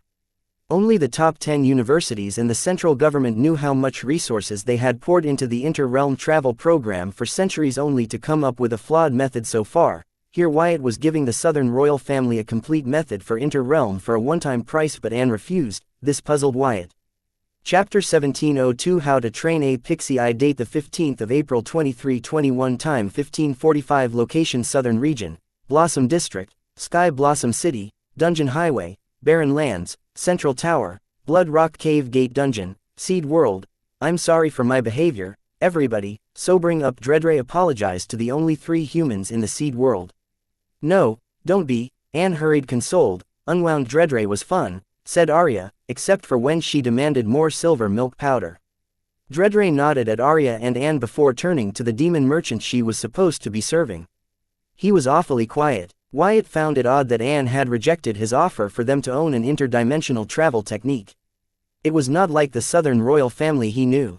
Wyatt, I am sorry. I did it again, Dredre apologized to Wyatt separately. Hey, don't worry about that. I don't mind occasional visits from unwound Dredre. She knows to be selfish and what she wants. You should be more like her. Not that Wyatt wanted to change Dredre, but he wanted her to be a survivor rather than a silent sufferer or a sacrifice. Quote. Listening to Wyatt's words, Dredre contemplated that nobody found her behavior unacceptable except for herself. It appeared that she would be forgiven by the trio regardless of her behavior as long as he didn't cross some conventional lines. Dredre, why were you more unwound after consuming a small quantity of silver milk powder compared to when you consumed so many expensive foreign soul energy ingredients? Wyatt asked based on his observation. When asked this question, Dredre stared blankly at Wyatt, then proceeded to say, "You're saying silver milk powder is cheaper than the other foreign soul energy ingredient? I think you guys have seriously underestimated the ability of the silver milk powder. Dredre, silver milk powder is of little to no help for beings in the higher realm. Besides it's homegrown, so it is cheaper," Wyatt answered, still waiting for her to explain his previous question. "That's not what I felt when I consumed the silver milk powder. It affected my body through my soul. Other soul energy ingredients can help beings with higher realm in cultivation, but only a few extremely rare ones are able to affect the body of the user through their soul. It is because the silver milk powder was able to affect my body through my soul that I was more unbound than previously, and also why I prefer silver milk powder over the other foreign soul energy ingredients that you fed me so far. Which is why I was more addicted to it than other soul energy ingredients. By chance, you do happen to have more silver milk powder on you, do you?" Dredre explained how silver milk powder has a rare attribute that was rarely found in other soul energy ingredients. But from Dredre's words, it was also clear that she was far from done when it came to experimenting with silver milk powder. However, it was good to see that Dredre was taking Wyatt's advice of Dredre acting in her self-interest rather than trying to be a perfect book guide pixie every time. "Well, the good news is that you managed to survive in the absence of my presence for 10 minutes. This shows that you've grown used to the seed world and your present company," Wyatt observed. Wyatt decided to ignore Dredre's shine for silver milk powder, and focused on the fact that his short-term separation from Dredre was a success. It can be seen that the best way for others to gain Dredre's trust was through their unwound Dredre. After that incident, Dredre seemed to be as comfortable in Anne and Arya's company as she was in his company. This was great news. Now he could leave and handle other pressing matters. "You were right, I totally forgot that you had left," Dredre blurted. She found it rather odd that she had grown used to the seed world so much so that her compatibility with it was high enough for her to continue to maintain a realm of Card Emperor even without the presence of Wyatt or her forest spirit. This was totally new to Dredre and she was happy with it. It meant that she did not have to create forest spirits everywhere she went to increase and stabilize her strength. There were other ways for her to decrease her anxiety in new places. One of them was being in the company of friends and family. The other one being getting so high on foreign soul energy that new surroundings did not bother her. However, these alternatives were not as surefire as creating a forest spirit. Besides, the more time she spends with the forest spirit and familiarizes herself with the realm, slowly her realm will climb to an invincible ceiling in that particular forest. But that was not the case with the alternatives she had found recently. Besides, they had serious side effects to them. What if one of the friends she was depending on in a new surrounding suddenly gets hurt or expires? If that were to happen, then she might slowly die of sadness, let alone maintain the strength of a higher realm in the new surroundings. As for getting high on foreign soul energy, she would have continuously had to consume high-level soul energy ingredients, which would drive her bankrupt within a few hours. So in the end, the alternatives were just temporary measures. If she planned to spend a lot of time in new surroundings, she had no choice but to create a new forest spirit. Presently in the seed world, Dredre has already gotten used to her new surroundings enough to start building a forest in it thanks to Wyatt accompanying her. With continuous work on the forest, Dredre has come to slowly grow fond of the seed world. So much so that in the absence of Wyatt she could maintain a card lord or overlord realm of strength in the seed world. Chapter 1703 How to Train Your Pixie 2 Date the 15th of April 2321 Time 1558 Location Southern Region, Blossom District, Sky Blossom City, Dungeon Highway, Barren Lands, Central Tower, Blood Rock Cave Gate Dungeon, Seed World. Therefore, adding the company of Anne and Arya, her two new human friends, she could now retain the strength of Card Emperor even in the absence of Wyatt, which was mostly thanks to unbound Dredre opening her heart to Anne and Arya. Fortunately for Dredre, Anne and Arya adored her, so they would not do anything that would harm her in the slightest.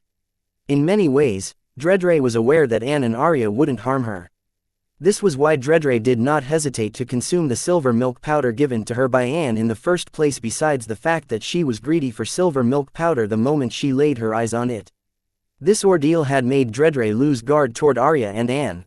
So much so that Dredre did not seem to resist Arya, who just flew in and began to caress Dredre like a little girl caressing her princess doll. This was just mind-blowing. It was known that the pixies were a friendly race that would be easy to get along with as long as you did not hold any malice against them in your heart and mind, but seeing that Arya, who had only met Dredre an hour ago, was now playing with Dredre so intimately was just astounding. It was noteworthy that in just a few minutes the unwound Dredre had eased Dredre's guard against Arya and Anne to such a point. Wyatt wondered if there were other methods to gain the pixies' trust even faster. Was it because of such a method the librarian was able to enslave an entire race of pixies and get them to adopt a new way of lifestyle with none of the pixies trying to rebel against him? Wyatt could not help but wonder as she looked at the docile Dredre in Anne and Arya's embrace, like the relatives adoring and cuddling the newborn baby in the house.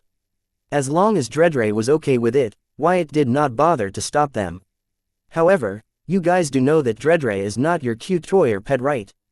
She is shy and not very outspoken. So, before you trouble her, ask if she is okay with it and get her permission. And Dredre, you do not have to be polite with these two. If they are being a brother, do not hesitate to throw them out. Wyatt informed as he gave Dredre temporary control over the seed world as he prepared to head meet Cuthdia at the card world's only devil merchant's hideout. Listening to Wyatt's words, Arya, who was caressing Dredre's pink hair, stopped midway. Then apologized to Dredre. Sorry, Dredre. I got carried away by your cuteness and forgot to ask your permission. Can I comb your hair? It is okay, you can comb my hair. Back in my tribe, my friend used to comb my hair and I hers. Dredre did seem to mind Arya's boldness and was happy that she found a new friend who would help comb her hair. Dredre, if you don't mind, you can comb my hair, and Arya, I yours, Anne suddenly purposed not wanting to be left out of the fun. Which surprised Wyatt. For one second Anne acted all womanly and mature, but now she was like a little girl and childish. Well, it seems Anna and her mother did a number on this poor little gal. Being locked in a card for decades can do that to someone, Wyatt guessed. Okay, Dredre agreed, and soon the three girls formed a circle and began to comb each other's hair. The vulgar expression on Arya's face was appalling. It appeared that she was close to achieving climax any moment now. Only she knew what was going through her little perverted mind. But considering the settings, the action responsible for her vulgar reaction was obvious. On one end she was combing the hair of the most adorable creature in the world, and on the other end the person she looked up to the most, her idol, the southern princess, was combing her. Right now she was the happiest card apprentice in the southern region. She felt like she was a few steps away from being to the actual heaven. Now that Dredre was in safe hands, ignoring the three girls, Wyatt began to think of his next course of action. Cuthdia had not yet sent him the coordinates of the location to meet on the card world. This led Wyatt to believe that Cuthdia, the card world's devil merchant, did not plan to give him the coordinates of the meet until the last minute when he was finally free to meet them. They were being overly cautious, but considering the nature of the card world's only devil merchant, it was not surprising. Therefore, Wyatt felt that this time, while meeting the executives of the Blight Brood Club, he could not be as unprepared as the last time. Last time luck was on his side and manager Mok Tool fell for his trap mostly because of his tribal rivalry and insecurities. This time it would be different. He would be facing the card world's only devil merchant and even Devil Muthdia. They would not be as easy to manipulate as Mok Tool. If they were to have even a slight suspicion about him, then they would not hesitate to use the various resources of both the Blight Brood Club and the Seven Princes of Hall faction at their disposal to verify his identity. So this time Wyatt planned to meet them, having made proper preparations. Dredre, arrange a meeting with Zoltan for me. There is something I need his help with. Wyatt used his demon codex to inform Dredre to help me arrange a meeting with Zoltan. Since she had become his exclusive pixie, Dredre could now directly contact Zoltan, the current acting librarian of the Infinity Library, without having to go through her tribal elders. Occasionally missing content. Please report errors in time. Chapter 1704, Overestimating Own Worth. Date the 15th of April 2321. Time 1612. Location Southern Region, Blossom District, Sky Blossom City, Dungeon Highway, Barren Lands, Central Tower, Blood Rock Cave Gate Dungeon, Seed World. Following Wyatt's request, Dredre contacted Zoltan through the direct line. To her surprise, Zoltan immediately answered her call, as if he was waiting or expecting it. However, Zoltan, who was enthusiastic to hear from Dredre, became less enthusiastic when learned that she called him because Wyatt needed his help and wanted to discuss it over a meeting. Connect this call with Wyatt's Demon Merchant Codex. I don't think a meeting is necessary. Whatever he needs to discuss he can discuss it in this call. Listening to Zoltan, Dredre had no choice but to do as he ordered her, even though she really wanted to get Wyatt the meeting with Zoltan as he asked her to.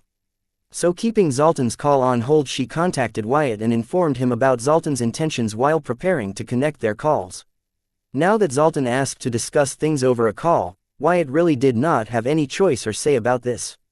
He could either take it or throw a fit and end up offending Zoltan. It is okay Dredre, thank you. Wyatt knew that Zoltan and his status were totally different.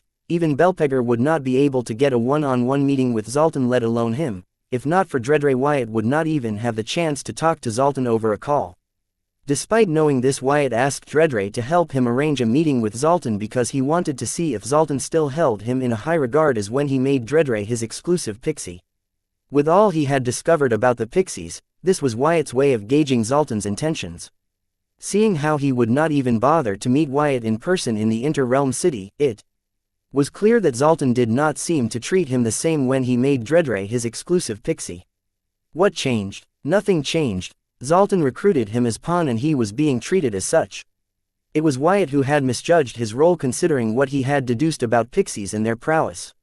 This puzzled Wyatt, but how would Zoltan know that Wyatt, a mere low-realm mortal, not only saw the miraculous nature of the pixie dust but also used it to form his own celestial force? Wyatt wondered if he was overestimating his role in Zoltan's plans, which meant that Zoltan was underestimating Wyatt. This begs the question, why Wyatt?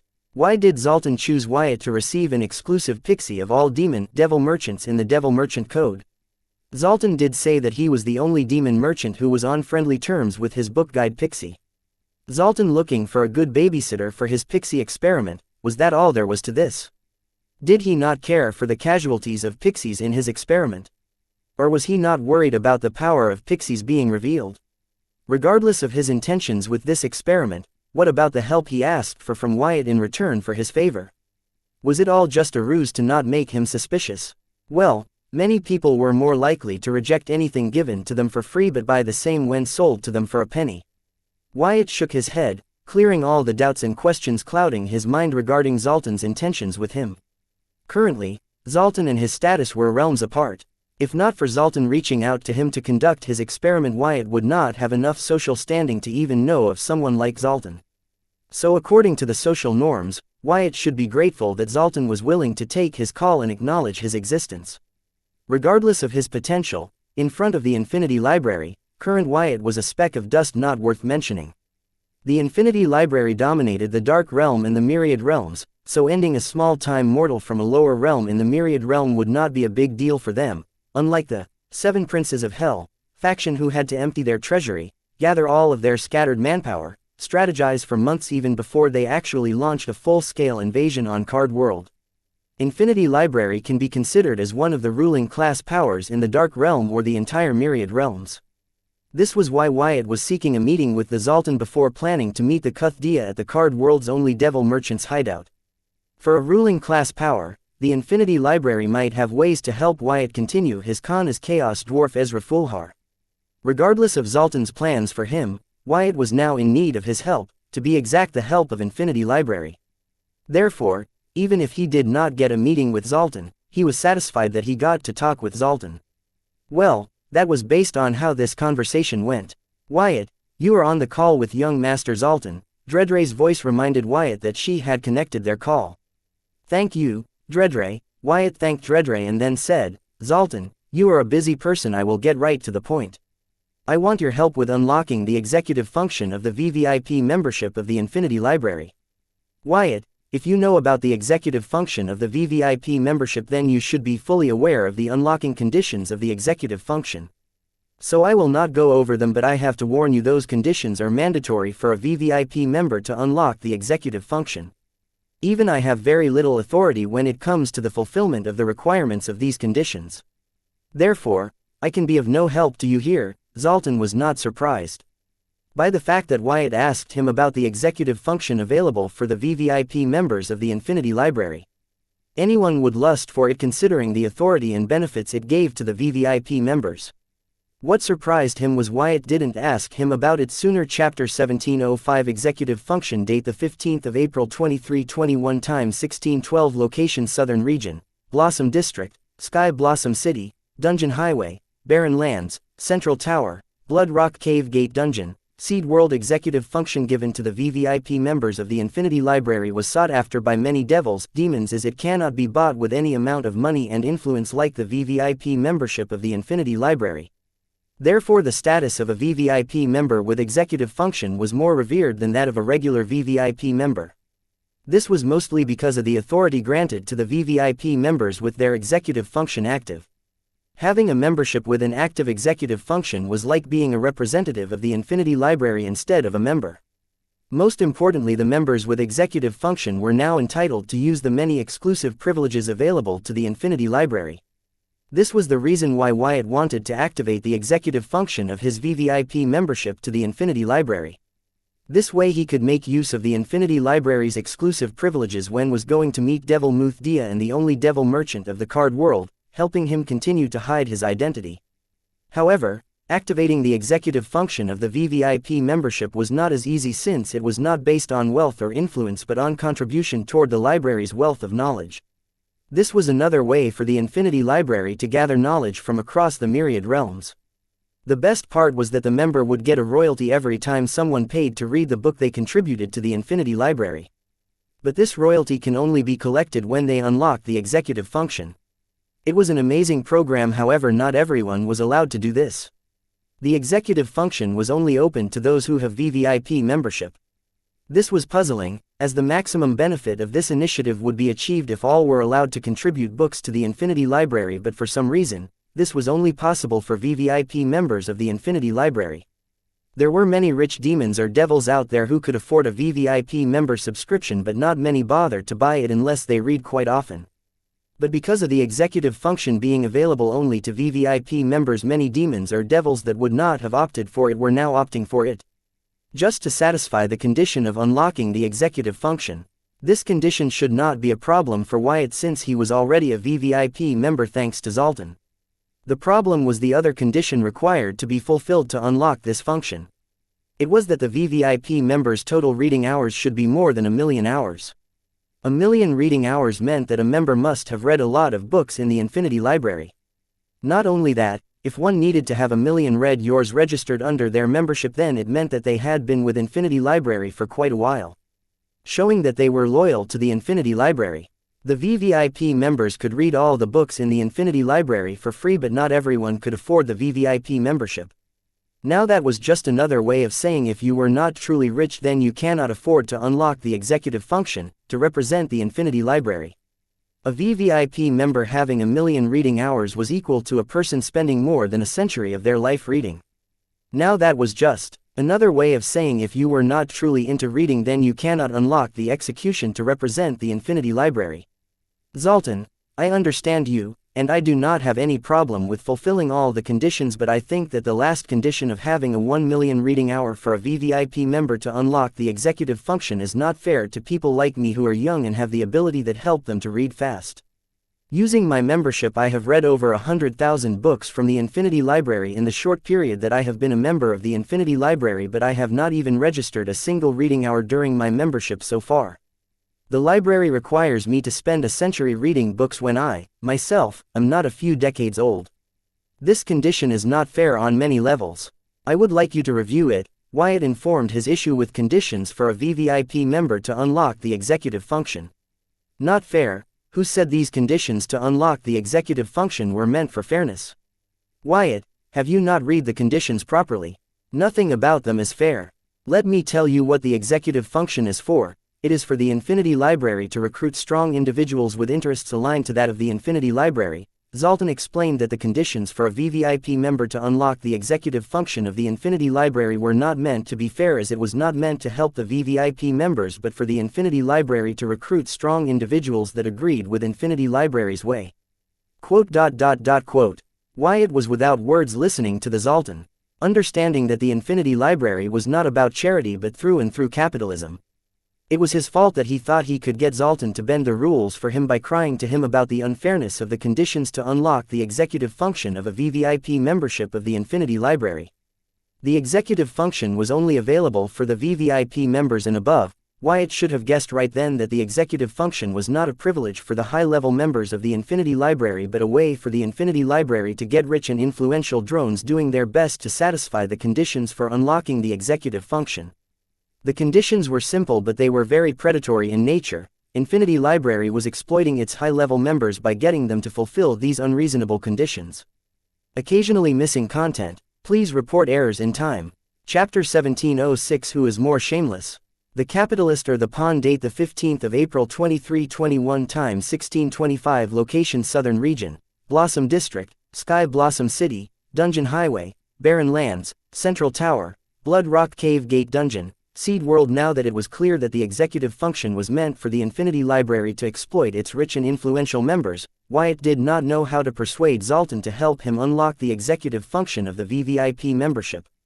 However, to his surprise, Zoltan made things simpler for him. Wyatt, what seems to be the problem here?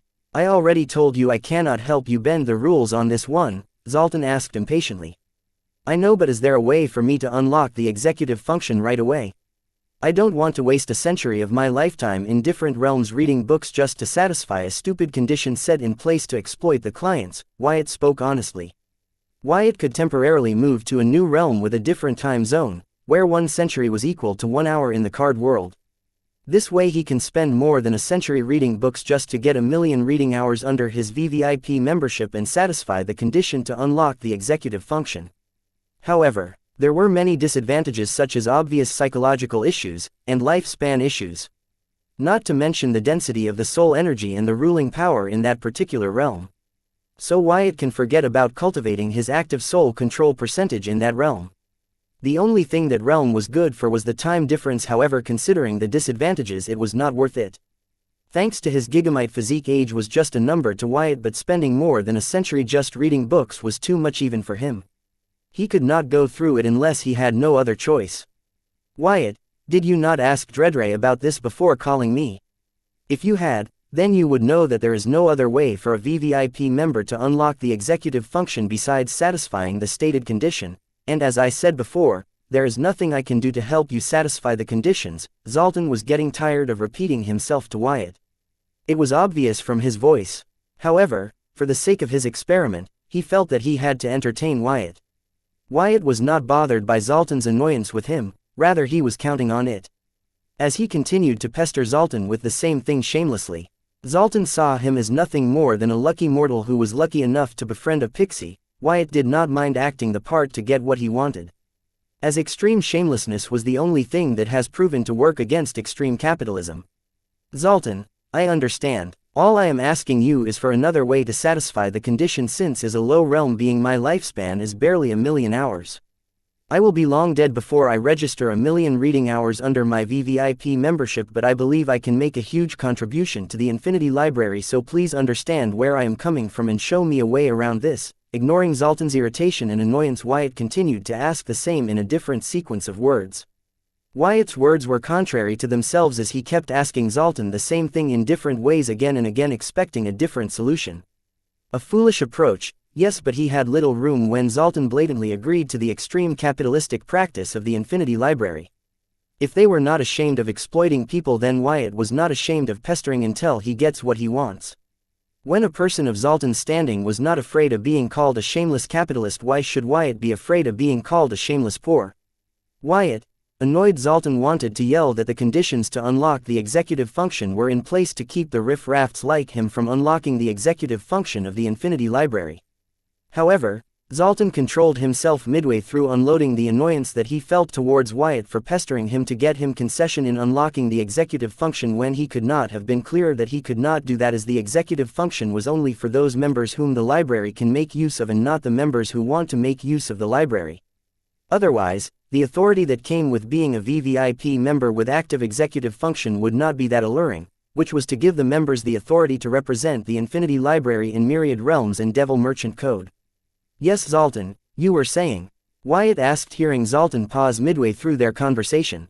Wyatt was fully clear of Zoltan's annoyance, but he was not worried about the consequence because Zoltan could have hung up the call any time, but he did not, which meant, even though he was nothing but a pawn in Zoltan's eyes, he was not a sacrificial one. Zoltan needed him.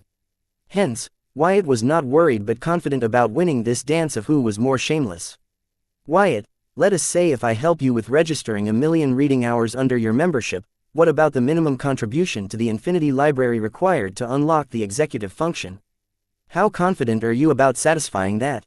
It is more difficult than it appears. Dalton did not agree to help Wyatt with registering 1,000,000 reading hours under his VVIP membership, but he did carefully worded his sentence implying that even if he helped Wyatt with that, Wyatt would still not be able to unlock the executive function since Wyatt had yet to complete the minimum contribution a member should make toward Infinity Library to unlock the executive function. Listening to Dalton say this, Wyatt had a wide grin on his face knowing that he was only a few steps away from achieving what he wanted. Dalton speaking these words to Wyatt was equal to him trying to persuade Wyatt, which meant that Wyatt's assumptions were correct. Though Dalton had recruited him as a pawn, he was not a sacrificial one, as Dalton still had use for him. This also meant that as long as Wyatt's demands were not absurdly demanding, he would not mind fulfilling them to keep him satisfied until he was no longer a use for him. Considering Dalton's high demands from his pixie experiment hidden from the eyes of the librarian, Dalton's use of Wyatt as a gloried babysitter would not end anytime soon. Don't you worry, Dalton, I am confident that I can make a minimum contribution to the Infinity Library as its member in no time. The only thing that I am not confident about is registering 1,000,000 reading hours under my membership, Wyatt informed Dalton. Wyatt, making the minimum contribution required to unlock the executive function is not a joke. Many great devil explorers and conquerors have failed to achieve that despite the bountiful knowledge that they have amassed during their exploits. Don't make light of this condition, it is more difficult than you may think. Why don't you give up on unlocking the executive function for now and try again when you are in a higher realm? Dalton scoffed listening to Wyatt. Dalton did not believe it when Wyatt said that he could meet the minimum contribution required to unlock the executive function and then proceeded to persuade Wyatt to temporarily give up on trying to unlock the executive function and try again when he was rich and powerful. Making it clear that he would not help Wyatt unlock the executive function regardless of what said or did. Dalton, I am telling you I am confident that I can meet the minimum contribution requirement to unlock the executive function. The only problem is with registering 1,000,000 reading hours under my membership because of the short lifespan due to my low realm, so please help with this condition such that I can unlock the executive function of my VVIP membership subscription. Wyatt continued to demand the same from Dalton, making the same claims despite Dalton's repeated persuasion and reasoning. Oh, since you keep saying that you are confident that you can meet the minimum contribution requirement to unlock the executive function, how about this? I will help you unlock the executive function of your VVIP membership subscription as long as you meet the minimum contribution requirement to unlock the executive function. What do you say, do we have a deal? In the heat of the moment, seeing the opportunity, Dalton proposed a wager. Dalton did this because he was pretty confident that someone of Wyatt's caliber would not be able to meet the minimum contribution required to executive function, so did not hesitate to make a wager with Wyatt knowing that he would win for sure. Dalton's annoyance towards Wyatt had grown to the point where he was willing to say or do anything to get Wyatt off his back, but this was better. This way he could put an end to Wyatt's pestering without giving him anything. Chapter 1707. In writing, date the 15th of April 2321, time 1640, location Southern Region, Blossom District, Sky Blossom City, Dungeon Highway, Barren Lands, Central Tower, Blood Rock Cave Gate Dungeon, Seed World. Dalton did not believe that Wyatt, upon he selected to conduct his experiment, would be able to find the secrets to the powers of the pixies.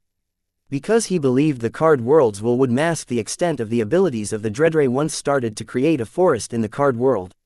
Unfortunately, Dreadray did not create her forest in the card world but in a subspace unoccupied by any celestial wills.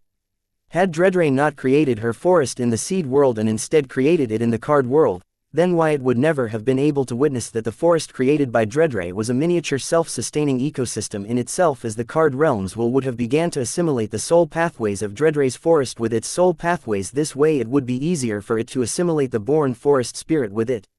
Even if Wyatt had entered the spiritual plane to view the formation of Dreadray's forest, he would not have noticed the specialty of the forest created by Dreadray because the card worlds would have begun to assimilate it with its celestial body. It was because Dreadray had created her forest in the void of the seed world, which was free from any celestial will, that Wyatt had the opportunity to witness the miraculous nature of the forests created by the pixies by entering the spiritual plane and using his soul pupils. If not for the seed world, Wyatt would not have happened to come upon this once-in-a-lifetime chance to unveil the secret of the pixies' powers. How could Zoltan have known that Wyatt would have a void item like the Seed World, let alone the fact that Wyatt had used Dungeon Calamity's seed to mutate his ego gem? Normal mortals could only use pixie dust to boost their synchronous rate, and the limit of how much boost the mortals gained depended on their original synchronous rate. Meaning the mortal with the best synchronous rate at best could get a boost up to a near-perfect synchronous rate but never reach the perfect synchronous rate or even cross it into a new unexplored domain by a mortal before. In Wyatt's case, thanks to his mutated soul and the Dungeon Calamity seed, the mutated ego gem he created gave him a near-perfect synchronous rate. However, the best part about it was that it did not seem to have any upper limit when it came to the synchronous rate. It kept growing with more resources it consumed, just like the Dungeon Calamity seed, which keeps growing limitlessly depending on the resources available. So in the presence of abundant pixie dust, the boost to the synchronous rate of the Dungeon Calamity seed, part of Wyatt's mutated ego gem, Calamity Soul Gem, kept climbing, breaking past the perfect synchronous rate into the new domain where no mortal has been before, as if there was no ceiling, allowing Wyatt to develop his celestial force, which was not possible for a mortal. However, thanks to his mutated ego gem, Wyatt could no longer be considered a mortal. He had long broken past the limitation of the mortals with the initial form of his Calamity Soul Gem, the seed form, where his soul was protected by the protective shell of the Dungeon Calamity seed. As long as the seed form was not destroyed, it was impossible for Wyatt to die. Since his mortal limitations had been lifted, Wyatt was easily able to endure the power of demigods and devils. If not for Wyatt breaking past the limits of the mortal, the use of the pixie dust to him would be limited. So even if Dredre had used her pixie dust on her, besides gaining a considerable boost to his synchronous rate for a period, Wyatt would not have seen any value to the pixie dust. The resource capable of increasing one's synchronous rate was rare and coveted, but it was not enough for a person to go against a ruling class power like Infinity Library. Nonetheless, with his mortal limitation lifted, Wyatt was not only able to figure out the use of the pixie dust but figure out that the true value of the pixie dust was equal to that of realm fragments. Any normal card apprentice, apart from those who are forging their divinity or have forged their divinity, would never been able to figure out that the pixie dust was priceless. Wyatt's low realm and mortal status were among the reasons why Zoltan had chosen him for his experiment, as he was confident Wyatt would not be able to figure out the true value of pixie dust and pixies. But how could have Zoltan guessed that out of thousands of mortal demon merchants, the demon merchant he chose for his experiment would have managed to break past the limit of his mortal status at such a low realm? It's not that Zoltan had underestimated Wyatt, but he had made the mistake of considering Wyatt as the regular variable that he could control with a set parameter. Unfortunately, Wyatt was anything but predictable. There were too many things about Wyatt that would not be measured using regular standards, starting from his transmigrated soul immune to time rule, his soul pupils, etc. By adding an unpredictable variable like Wyatt to his plans, Zoltan had increased the improbability of his plan's success by a vast margin. That he had yet to realize. Hopefully, it was not too late when realized it. "Zoltan, are you sure about this? Give it to me in writing, then we have a deal." Wyatt was ecstatic hearing the wager proposed by Zoltan. However, he did not agree to it immediately, as he wanted the same in writing. "You want it in writing? Then it changes things, since the stakes of the wager are unfair for me. Occasionally missing content. Please report errors in time. Date the 15th of April 2321, time 1659, location Southern Region, Blossom District, Sky Blossom City, Dungeon Highway, Barren Lands, Central Tower, Blood Rock Cave Gate Dungeon, Seed World. Unfair, sure, let us call it unfair. What do you want?" Wyatt rolled his eyes listening to Zoltan use the word unfair. By their conversation so far, Wyatt had figured out that Zoltan had no plans about keeping him alive after his experimentation had concluded. Not just Wyatt, but the entire card world was at threat of being destroyed at the hands of the Infinity Library just to erase any clue about the secrets of the Pix's powers.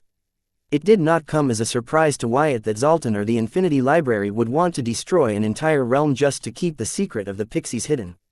This would not be the first time in the millennium since they enslaved the Pixies, and while they enslaved the Pixies, the Infinity Library must have erased many realms to make sure that their secret was a secret. So it was not worth mentioning that they would repeat the same in the card world to secure the secret to their gold mine.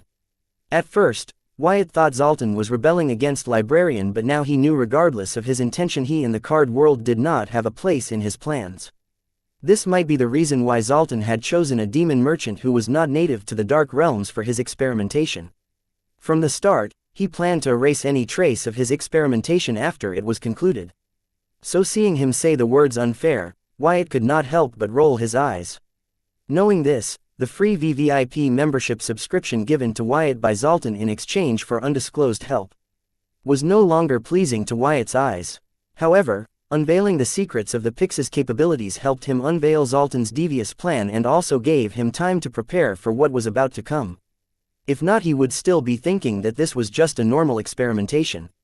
Wyatt had no idea an exclusive Pixie would come at such a high cost. But now what was done, he could only consider a way for his and Card world's survival. Fortunately, Zoltan's experiment would not conclude anytime soon. So the situation was not hopeless yet.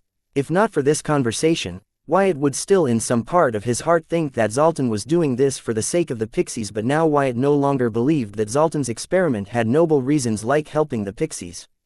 Zoltan's experimentation might be about trying to find his own way of exploiting the Pixies like his father the librarian was. Come to think of it, Zoltan did not bother to warn Wyatt about Dredray's mindset, powers, diets, etc. He just handed Dreadray to him as his exclusive book guide Pixie. Did Zoltan not care that the sudden change in the surroundings of the Pixie would cause them to lose their powers and lead to their unstable mental state? It appeared as if Zoltan was prepared to lose Pixies in the course of his experimentation. Wyatt had no idea what Zoltan's real experimentation was about, but with the passing of time, one thing became clear: this experimentation was never about helping the Pixies but Zoltan helping himself to exploit the Pixies in a new way.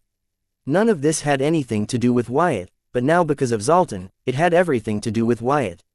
When Zoltan proposed to give him an exclusive Pixie and free VVIP membership subscription, he should have known better than to accept. Maybe then he still had the opportunity to avoid the end. But now he had no choice but to follow Zoltan's arrangements to the disastrous end he had planned for him. The worst thing was Wyatt could not show any sign to Zoltan that he knew what was going on, because just like how the humans would destroy any artificial intelligence showing signs of sentience, Zoltan would not hesitate to destroy him. In the end, protecting the secret of the Pixies took priority over the experimentation even for the Zoltan. Since he would never be able to exploit the Pixies if the monopoly that the librarian had over the Pixies was lost. What can you offer? I don't mean to belittle you, but even if you were to wager your life, it would still not be enough to even the odds. Zoltan spoke honestly, deciding to put Wyatt in his place now that he, himself, had given him the opportunity to do so. Well, you are correct, my life is all I have that I can consider valuable to wager. But you are wrong about it not being enough as the fair stakes. Considering that you will not be losing anything if you lose the wager, but I will be losing my life to you, I think it's fair, Wyatt said passive-aggressively. Wyatt, aren't overestimating your own value. How is your life worth the same as a condition to unlock the executive function of the VVIP membership? Do you know what other devil merchant will be willing to pay for this opportunity? Zoltan did not agree with Wyatt. This was his way of telling that Wyatt was a pawn and he should learn to be a pawn and nothing more. I don't know, because the value of what you are wagering will vary from person to person. If it was the librarian, himself, then your wager would be worthless to him. So yes, from my perspective this wager is fair. If you consider it unfair, you cannot go through it. I am not forcing you, Wyatt reasoned causally, knowing that Zoltan was playing with him and using his words to show him his place. He remained level-headed. Though his words were provocative, they were true. The value of something did change from person to person based on how much they needed it.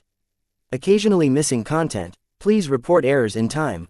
Date the 15th of April 2321, time 1713, location Southern Region, Blossom District, Sky Blossom City, Dungeon Highway, Barren Lands, Central Tower, Blood Rock Cave Gate Dungeon, Seed World. True, but you know that is not how things work in the real world. The price of something is determined by its market value, supply, and demand. Though there is only one of you, as far as I know there is demand for you.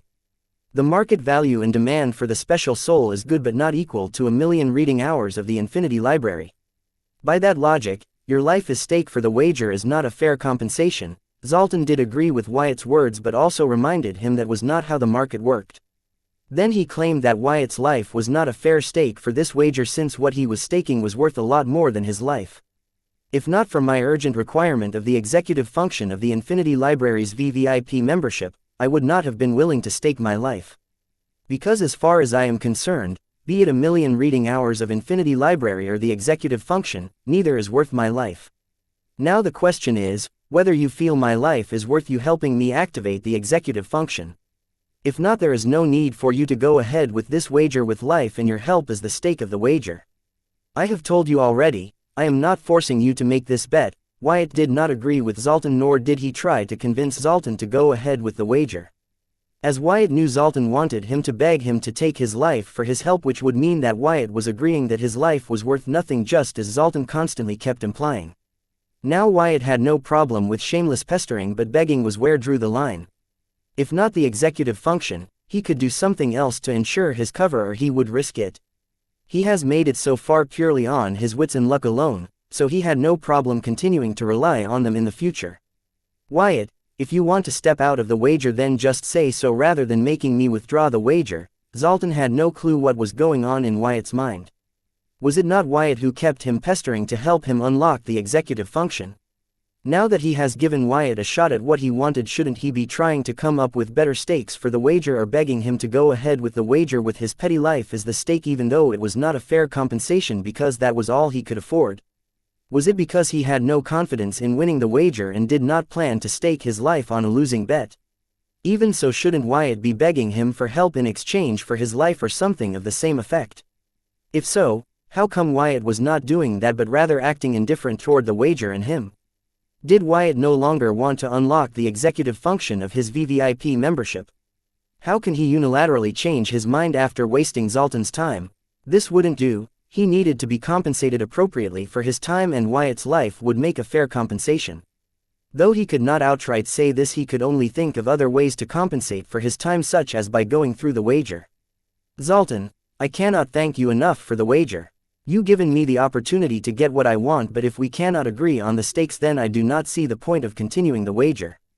Since I do not want to take advantage of your generous nature. Wyatt's tone remained neutral throughout the sentence. He showed no interest in bargaining for better conditions, let alone continuing with the wager proposed by the Zoltan, but he did not show any interest in backing out of the wager either. Zoltan was now without words. He proposed the wager knowing that Wyatt, a level mortal, would never be able to meet the requirement of minimum contribution to the Infinity Library. In the heat of the moment, Wyatt not only agreed to a losing wager but was also prepared to stake his life. However, Zoltan's sadistic nature took the best of him, and he began to play with fish that had already been hooked. Now that it appeared to have stopped struggling, he began to worry if it had gotten loose. Your life against my help. These stakes are good enough for me if you are willing to allow me few conditions to the wager, Zoltan proposed.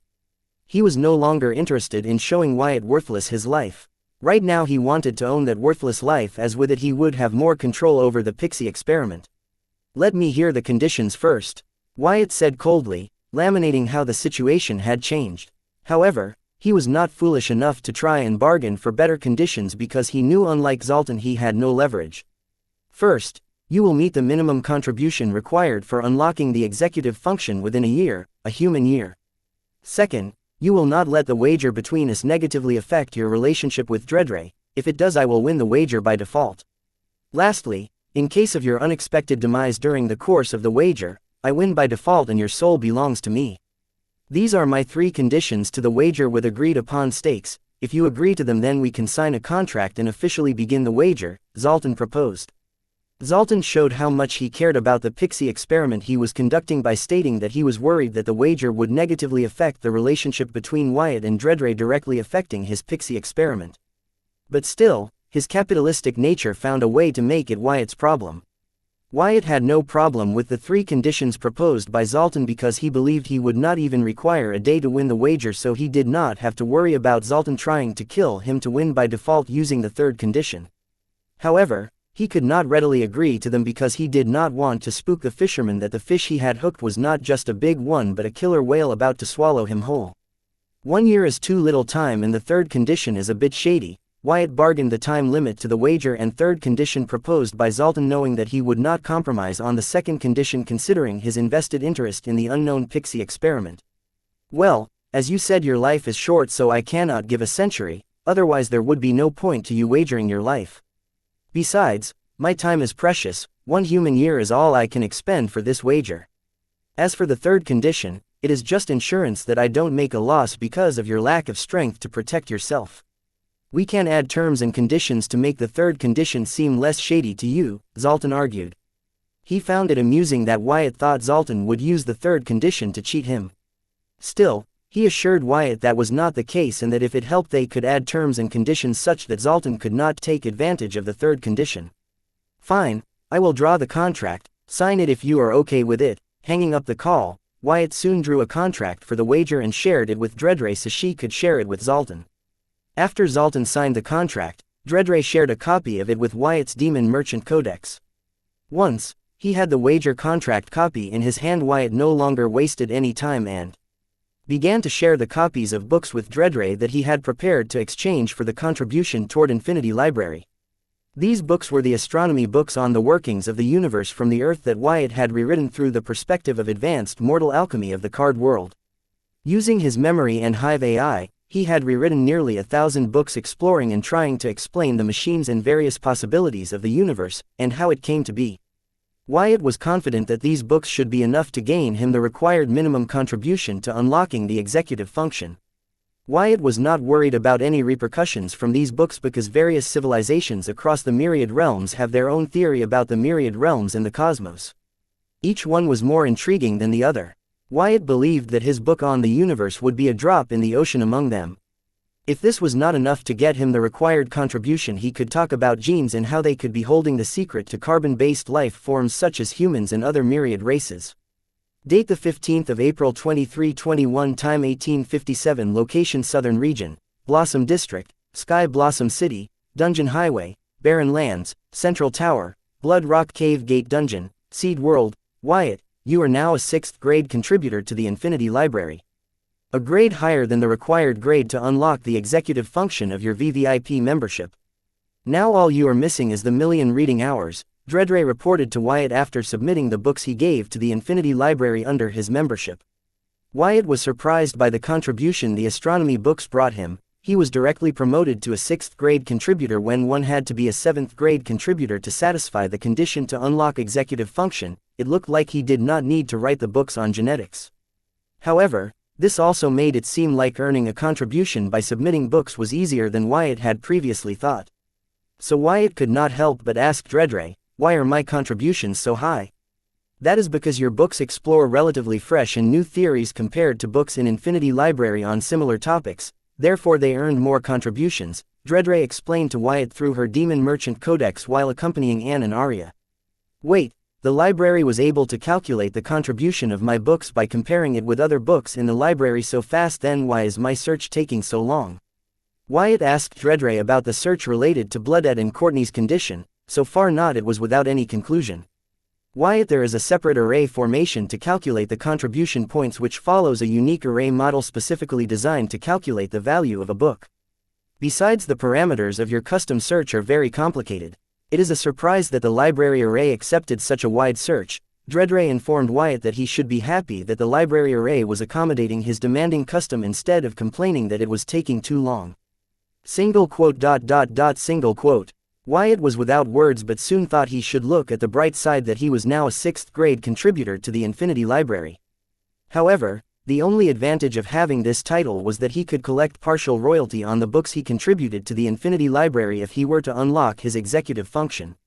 Wyatt was not enthused about collecting royalty on these books as he believed nobody in the myriad realms had the money or the time to study astronomy books from an unknown realm and race. Once he becomes known across the myriad realms, then these books may be popular, but until such time they would eat dust in some corner of the Infinity Library. The only thing that enthused Wyatt about him becoming a 6th grade contributor to the Infinity Library was that with this he had won the wager between him and Zoltan. He could not wait to collect his winnings for that heartless and conniving bastard. Dredre, could you help me inform Zoltan that I have officially become a 6th grade contributor to the Infinity Library and would like his help unlocking the executive function of my VVIP membership? Dredre was happy for Wyatt and immediately called Zoltan, believing that her young master would be happy to learn that her friend had not let them down and proven himself. She totally misinterpreted the Zoltan intention behind his wager to Wyatt. In her eyes, the librarian and anybody related to him were her benefactors, so it was not surprising why she would think as such. For a simpleton who saw the world through a single lens, this was not unexpected. Dredre, you called again. Any problem? Is Wyatt troubling you? Receiving a call from Dredre for the second time in a short span, Zoltan was surprised. Zoltan immediately thought the reason Dredre called him was because Wyatt was pestering her to help him earn the contribution to the Infinity Library, just like how he pestered them to help with the million reading hour condition to unlock the executive function. Having grown up among the pixies, he knew how they functioned, so thought poor Dredre had no choice but to cave to Wyatt's pestering and call him begging to help Wyatt with earning contributions to Infinity Library. Zoltan had already guessed Wyatt would resort to something like this when he was at the end of his ropes as the time limit of their wager was nearing, but he did not think Wyatt would resort to it so soon. It seems Wyatt was not even going to try to win the wager normal way. Thinking of this, Zoltan praised himself for having the foreknowledge to add the condition that their wager with Wyatt should not affect the relationship between Dredre and Wyatt negatively, otherwise they would win the wager by default. This second condition proposed by Zoltan was too broad. It could be loosely interpreted in many ways. Zoltan had masked the abnormality of this condition by purposefully making his next condition malicious, which allowed them to win the wager in case of Wyatt's death. The third condition was so obvious because it was meant to grab the attention of Wyatt while they silently sneaked the second condition into the contract. And it worked like a charm. Under the terms of the second condition of the wager, Wyatt pestering Dredre to help him with the wager would be considering him letting the wager negatively affect his relationship with Dredre, which would mean that Zoltan had won the wager by default. So seeing Dredre call him for the second time in a short period, Zoltan began to celebrate his victory, believing that he had already won the wager between them and Wyatt. No, young master, Wyatt is not troubling me. I am calling you again because... Dredre was puzzled why Zoltan would think Wyatt would trouble her, but she did not take it to mind and proceeded to inform him about the wager between them and Wyatt, but Zoltan interrupted her midway, saying, Dredre, you don't have to cover for Wyatt. Be honest, he will not be in any form of trouble, I promise. I will talk to Wyatt. Occasionally missing content, please report errors in time. Chapter 1711 Pre-planned are a mere coincidence. Date the 15th of April 2321. Time 1905. Location Southern Region, Blossom District, Sky Blossom City, Dungeon Highway, Barren Lands, Central Tower, Blood Rock Cave Gate Dungeon, Seed World. Dredre was puzzled. She had no idea why the Zoltan kept insisting that Wyatt was troubling her and that she was covering for him. She could not imagine Wyatt troubling her, as Wyatt had been nothing but good to her. She could wonder what reason Zoltan had to believe that Wyatt would. Unable to think of it, she strongly clarified, Young master, Wyatt is not troubling me in any way. I do not know what gave you that idea, but trust me, Wyatt would never trouble me. Zoltan, who had already won the wager between them and Wyatt, in their mind paused, listening to Dredre defend Wyatt despite him ordering her to be honest to him. Knowing that the pixies would not disobey him, Zoltan wondered if they had begun to celebrate his victory too soon and asked, So, what is this call about? Young master, I have called you to inform you that demon merchant Wyatt has successfully become a 6th grade contributor to the Infinity Library, and he was wondering if you could help him unlock the executive function of his VVIP membership now, Dredre reported to Zoltan, enthusiastically forgetting about the previous ordeal. Dredre was not only happy for Wyatt as his friend but also as his exclusive book guide pixie, because her exclusive client becoming a 6th grade contributor to the Infinity Library reflected well on her work. What? Zoltan exclaimed, unable to believe their ears, and believed that they heard wrong, and asked Dredre to repeat herself. Wyatt is now a 6th grade contributor to the Infinity Library. Dredre was about to repeat her entire report but was interrupted by Zoltan. How is that possible? Zoltan was shocked. They were completely wrong about why Dredre was calling them. She was not calling them to tell them that Zoltan had won the wager between them and Wyatt, but to inform them that Wyatt had won the wager between them and Wyatt himself. He now not only felt stupid for celebrating his victory too early, but could not find himself to believe that had managed to become a 6th grade contributor to the Infinity Library so quickly. Well, Wyatt submitted quite a few books to the library which have earned him a large sum of contribution, allowing him to skip a few grades and directly become a 6th grade contributor to the Infinity Library, Dredre explained to Zoltan, finding his shock valid as Wyatt did rise in the contribution grade very quick. What kinds of books did he contribute to the library? How can they be worth so much contribution that he can directly become a 6th grade contributor? Send me the list of books submitted by him to the library. Zoltan ordered Dredre to send him the list of the books Wyatt had contributed to the library. After receiving the list from the library, Zoltan put the books through the book contribution calculation array formation to recount Wyatt's contribution, believing that there must have been a mistake during the first time. But to his surprise, there was no mistake, and to his shock, the evaluation of the books contributed by the Wyatt was very high. Even though the topic of the book was pretty common, the theories they proposed were new and fresh. Receiving such an outstanding evaluation for books contributed by Wyatt, Zoltan was shocked and wondered how an unknown realm like Card World would have so many books that would possess such a unique perspective of the cosmos. So he checked the author of a book out of curiosity, and to his astonishment, the book was all written by the demon merchant Dalton Wyatt. Thinking of something, Zoltan suddenly began to check the authors of all the books submitted by Wyatt and was dumbfounded to find that all books were written by him. But soon Zoltan calmed down, because it was not uncommon for the demon merchants to declare themselves as the authors of the books they contributed to the library, even though they had no idea what the books they contributed were about. So, Zoltan believed Wyatt had shamelessly stolen the work of the people from his native realm. It was not a big deal, as the librarian, himself, practiced such behavior. However, this made Zoltan look at Wyatt in a new light, because even though Wyatt had the books to gain himself the minimum required contribution to Infinity Library to unlock the executive function, he did not immediately contribute them to the library to earn contribution. Instead, he had Dreadray contact Zoltan and pestered them to help him with the million reading hour condition to unlock the executive function. Had Zoltan known that Wyatt had enough contribution, he would never have underestimated him as a demon merchant, let alone proposed the wager in the first place.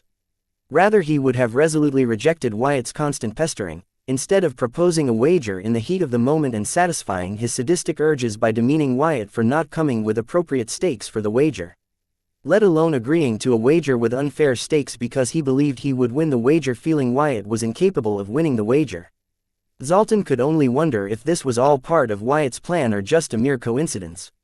After all, Wyatt kept saying that he could gather the required contribution to unlocking the executive function.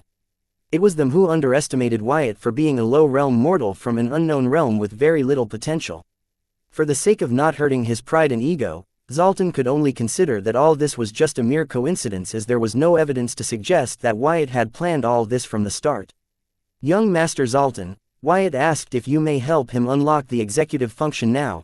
Not receiving a reply from Zoltan for a while, Dreadray suddenly spoke up, reminding him about the task at hand. Occasionally missing content. Please report errors in time. Chapter 17, 12 Perks of 6th Grade. Date the 15th of April 2321. Time 1937. Location Southern Region, Blossom District, Sky Blossom City, Dungeon Highway, Barren Lands, Central Tower, Blood Rock Cave Gate Dungeon, Seed World. Ah, yes, Dreadray. I authorize you to activate the executive function of Demon Merchant Wyatt's VVIP membership.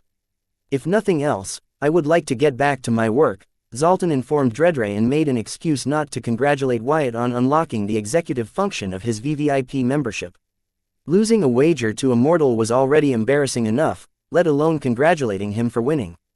Until the moment he hung up the call, Zoltan kept comforting himself that all this was just a mere coincidence. Yes, young Master Zoltan. The call ended before Dreadray could complete her sentence, leaving Dreadray believing that she must have caught Zoltan at a busy hour. After her call with Zoltan, Dreadray informed Wyatt, "Congrats Wyatt for activating the executive function of your VVIP membership. Sorry, young Master is swamped, he could not personally congratulate you on unlocking your executive function." "It is okay, Dreadray. Thank you." Wyatt was not surprised that Zoltan did not want to talk to him. Losing a wager that he believed he would win for sure must have hurt his pride badly. Though Wyatt thought that someone of Zoltan's status and position would know to be a bigger person just for show, it seems he was overestimating Zoltan. It would appear that if not for the authority given to them, Zoltan was not the brightest of the enemies he had. Hopefully, that was the case, as it would be easier for him to control him by stringing him along with what he wants, the pixie experiment.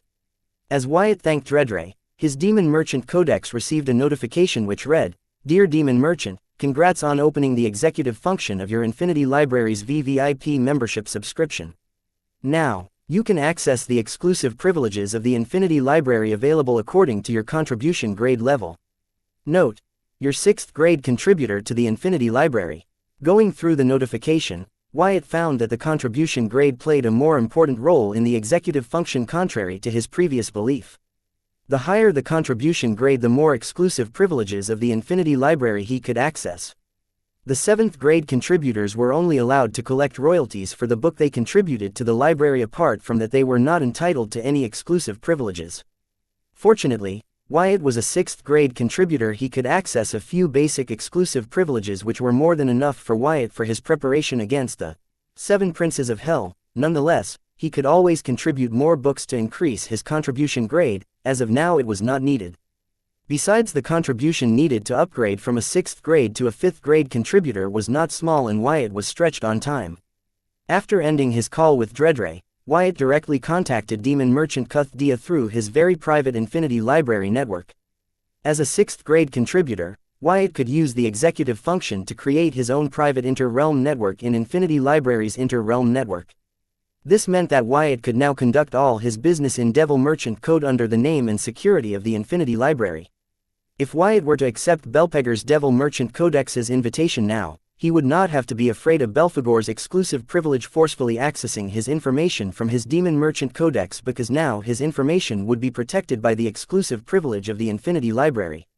In exchange for offerings, the Devil Merchant Code has given many devils and demon merchants exclusive privileges, but each one of them has a varying degree of authority depending on their offering. Some have so much authority that they even bypass the functions of the Devil Merchant Code, and some that nullify the effect of the other exclusive privilege. In the Devil Merchant Code, there were not many forces that were capable of attaining exclusive privileges that would outdo the exclusive privileges of the Infinity Library. The 7 Princes of Hell faction was definitely not one of them.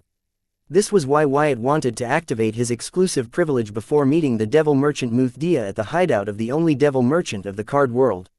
With the help of the executive function, Wyatt would no longer have to worry about his identity being revealed. "May I know who is calling?" Cuthdia answered Wyatt's call very humbly as the contact ID of the call he received on his Demon Merchant Codex read Infinity Library. For someone who has been a demon merchant for a long time, Cuthdia knew exactly what it meant to get a call from a contact ID labeled Infinity Library. At the bare minimum, the caller had to be a VVIP member of Infinity Library with access to executive functions.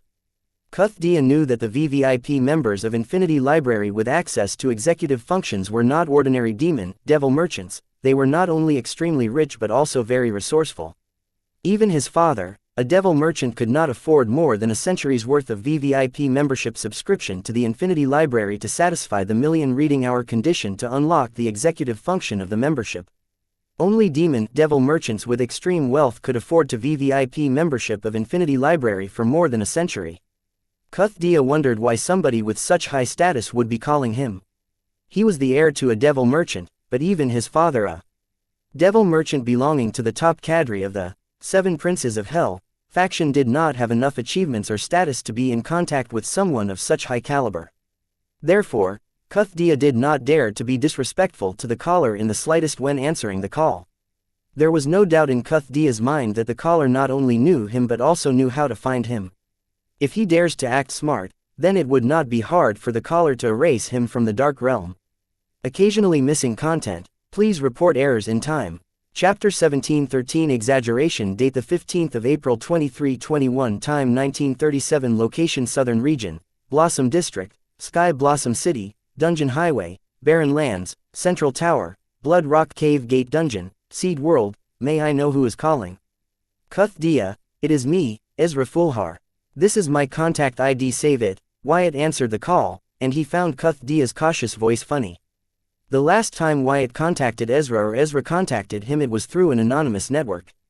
But this time around Wyatt was using the Infinity Library. Master Ezra, it's you. I did not know you were an executive VVIP member of the Infinity Library. Cuthdia was surprised to learn that the caller was none other than the Chaos Dwarf Ezra. He was astonished by this revolution so much so that he was finding it hard to believe it. But the evidence was right in front of him, he could not deny it. I am just borrowing the executive function, my elders. As a craftsman, I need to keep myself updated. My elders thought that the best way for me to do that would be to have my own VVIP subscription to the Infinity Library. When they heard about my dealings with your faction, they suggested that it would be safe for me to make use of the executive function to conduct this business. Wyatt made up a story to explain why he used an anonymous network earlier instead of the current network. Your elders are considerate, Master Ezra. Cuthdia was not bothered by how Ezra said that it would be safer for him to do business with them this way. He knew that the seven princes of hell, did not have the best reputation in the Dark Realm. He had no delusion about that. Besides, Cuthdia was happy to finally learn a little more about Chaos Dwarf Ezra. Even if it was just the fact that one of his elders was an executive VVIP member of the Infinity Library. Seeing how the elder was able to lead his executive status to his junior, it can be seen that the elder's contribution grade was high. Which meant that the force behind Chaos Dwarf Ezra was not weak. This only increased the value of Ezra in the eyes of Cuthdia. If earlier he had respected Ezra for helping him with forging his title demon core, now he genuinely respected Ezra from the bottom of his heart. In Cuthdia's mind, Chaos Dwarf Ezra, who was a second-generation rich just like him, strived to make his own workshop and name in the Dark Realm, and the Devil Merchant Code was akin to his idol. Someone he strived to be like one day. He could not wait to forge his title demon core and prove himself by contributing the most to conquering the card world. Wyatt had no idea that his persona had rallied the spirit of Cuthdia. Even if he knew, he could not care less. But it was a good indication that the executive function was having an effect on Cuthdia as per his expectation. He had no doubt in his mind that the same would be true for Devil Merchant Muthdia, Devil Merchant of Card World, and the Seven Princes of Hell faction. Especially Belphegor, the sole target of this painstaking charades orchestrated by Wyatt. Sure, speaking of our business, I have made the arrangements on my side and am free to help you forge your title demon core. Send me the coordinates of the place where I should meet you. Wyatt informed Ezra he was free and asked him to send him the coordinates of the venue where he planned to forge his title demon core. Great, Cuthdia exclaimed as he could not wait to get over this. The anticipation of whether he would be successful in forging his title demon core using the foreign forging method was killing him. Then he asked, Master Ezra, give me a moment, I will contact my father and get back to you immediately. Take your time, no hurry, Wyatt said casually, knowing that Cuthdia could not wait to tell his father about Chaos Dwarf Ezra having an elder who is an executive VVIP member of the Infinity Library, a high-grade executive VVIP member at that, as the elder was able to lend his junior his executive status. Wyatt would not be surprised if the enthused Cuthdia in his excitement were to exaggerate things more than what they were. Thank you for understanding, Master Urza, Cuthdia said humbly before ending the call and hurriedly contacting his father's Devil Merchant Codex. Getting hold of his father, Cuthdia not only informed what transpired, but as Wyatt had anticipated, he exaggerated a few things about the call, making it seem that Chaos Dwarf Urza was a bigger deal than they had previously perceived. Receiving strict instructions from his father, Cuthdia immediately called Chaos Dwarf Ezra's Infinity Library ID. He was really proud to have this contact ID in his demon merchant. He could not wait to brag about it in his circle of friends. After all, what was the point of life of a second-generation rich if not for showing off? Being on talking terms with a Chaos Dwarf who has an Infinity Library contact ID, Cuthdia could imagine his status increase in his friends' circle. He could not wait to rub it on their face. But for now, his father's instruction took priority. Master Ezra, it is me, Cuthdia, Cuthdia said immediately as Ezra answered his call. Yes, did you get the coordinates of the venue? Wyatt asked Cuthdia nonchalantly, as being aloof was part of his Chaos Dwarf persona. I did, Master Ezra. I have texted you the coordinates. I have also taken the liberty to add your inter-realm travel ticket to the venue in the text. You can use it to directly be teleported to the venue by the Devil Merchant Code, Cuthdia informed Chaos Dwarf Ezra as his father had instructed him to.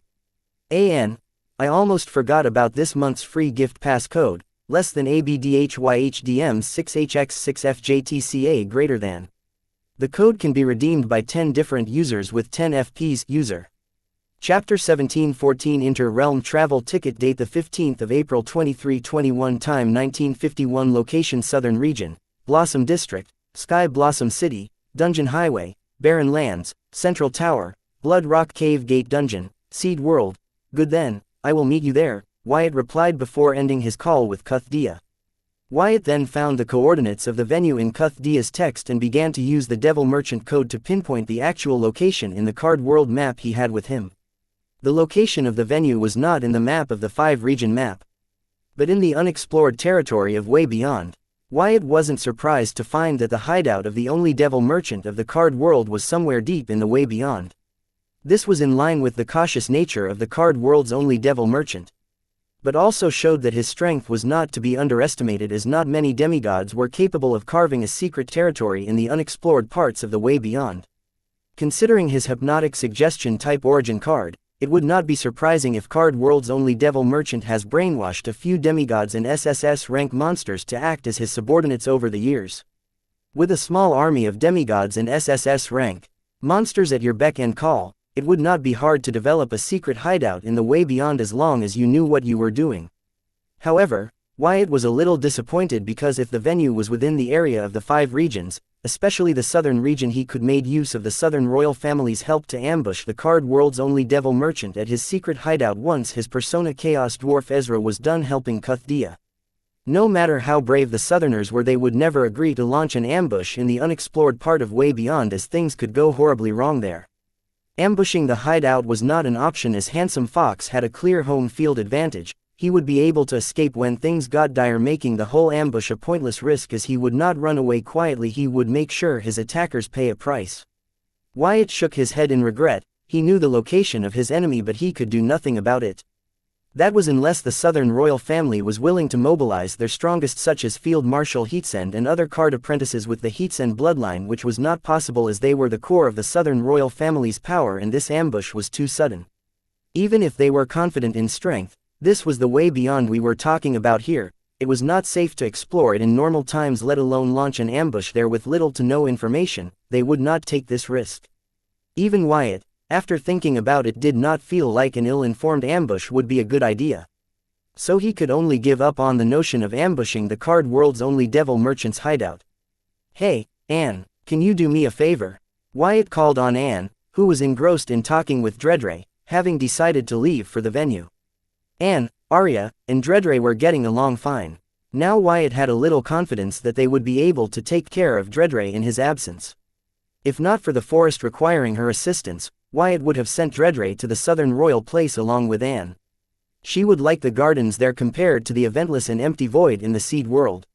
"Yes, Wyatt, what can I do for you?" Anne asked. She was more than happy to be of Wyatt's service.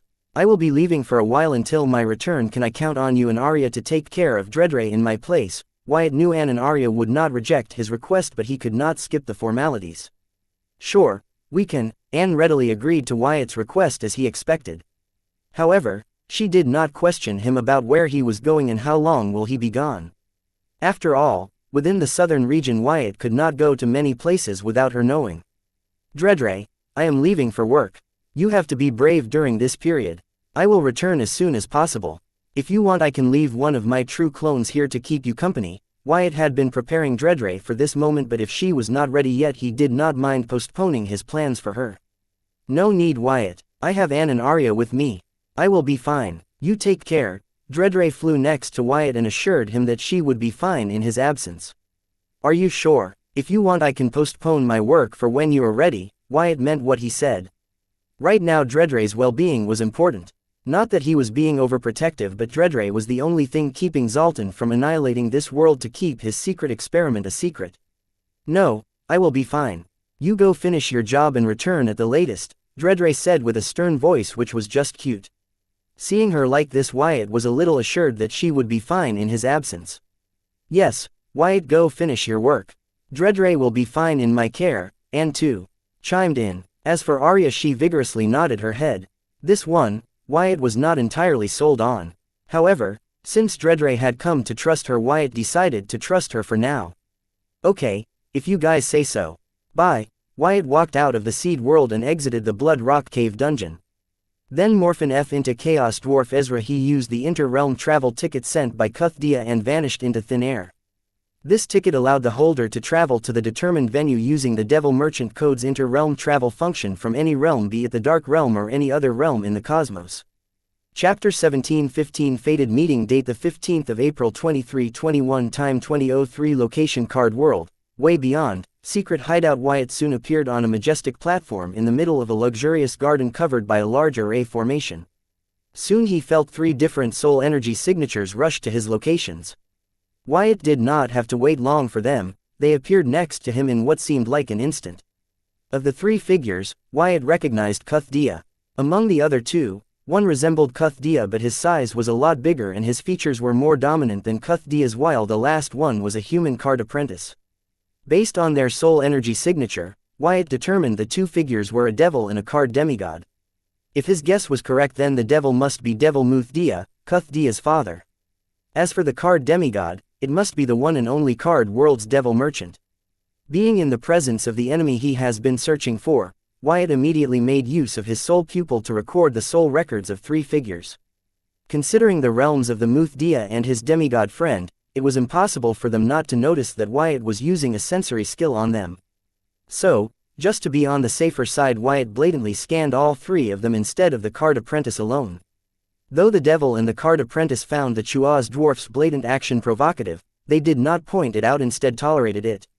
If not for their recent discovery that the Demon Master Realm Chaos Dwarf in front of them was related to a Chaos Dwarf who was an executive VVIP member of the Infinity Library, they would not even bother to come to receive him in person, let alone tolerate his flagrant actions.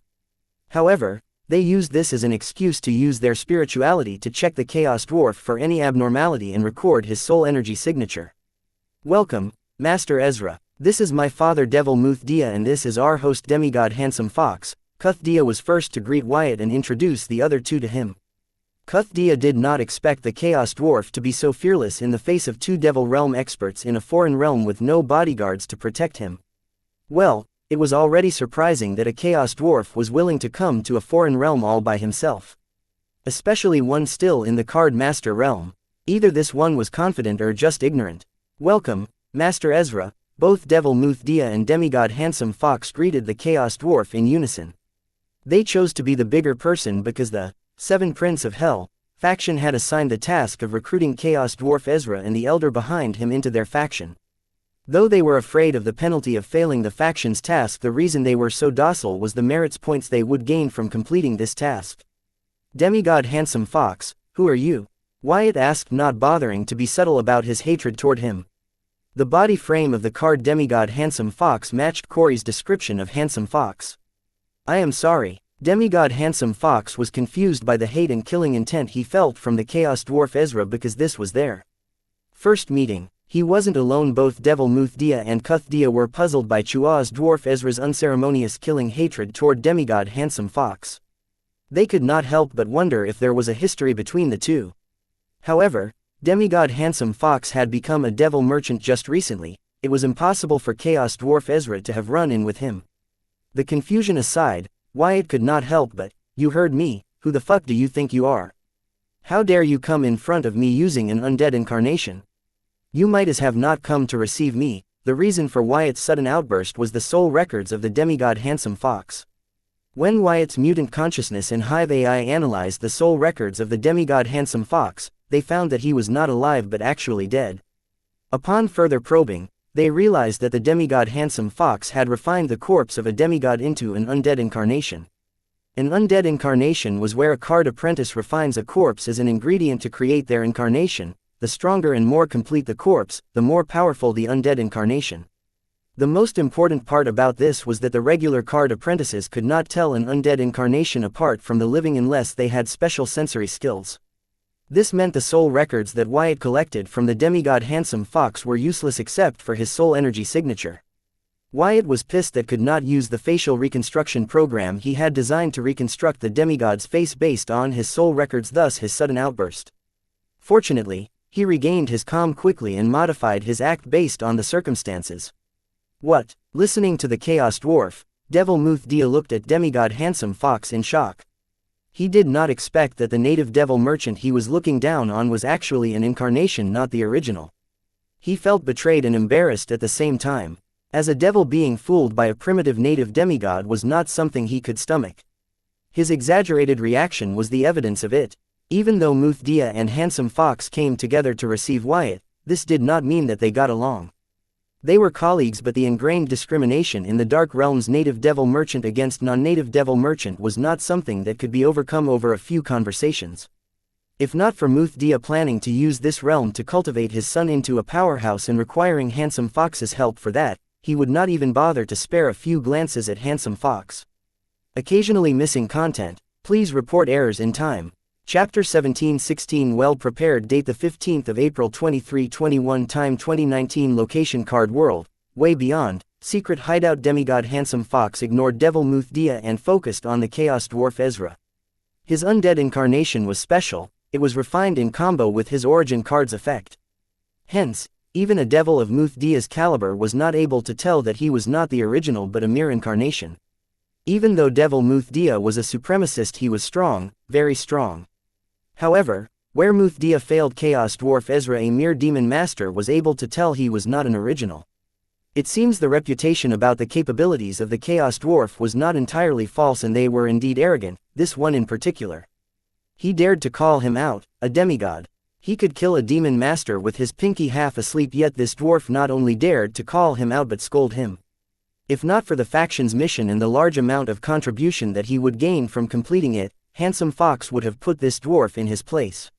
Instead, he shamelessly smiled and answered the dwarf, Master Ezra, has a good eye. I am sorry my original body cannot be present here since it was injured in a fight, but once it makes a full recovery, I promise to apologize to you in person. Whatever, besides, what kind of a name is Handsome Fox? It sounds made up. Wyatt understood he could not get the original soul records of Handsome Fox, so he decided to settle for his true name and soul energy signature. Handsome Fox's smile froze listening to the dwarf's words, but it quickly regained its vividness as he replied, Master Ezra, I practice a special rule meaning, which requires me to hide my true name. I hope you do not take offense. Motherfucker, even your name is false. Your body is false, your name is false. What exactly about is it true? Before Ezra could respond, Devil Muthdia exclaimed in anger. Not only did this native demon merchant dare to hide his name and form, but also dared to ignore him in front of a special guest.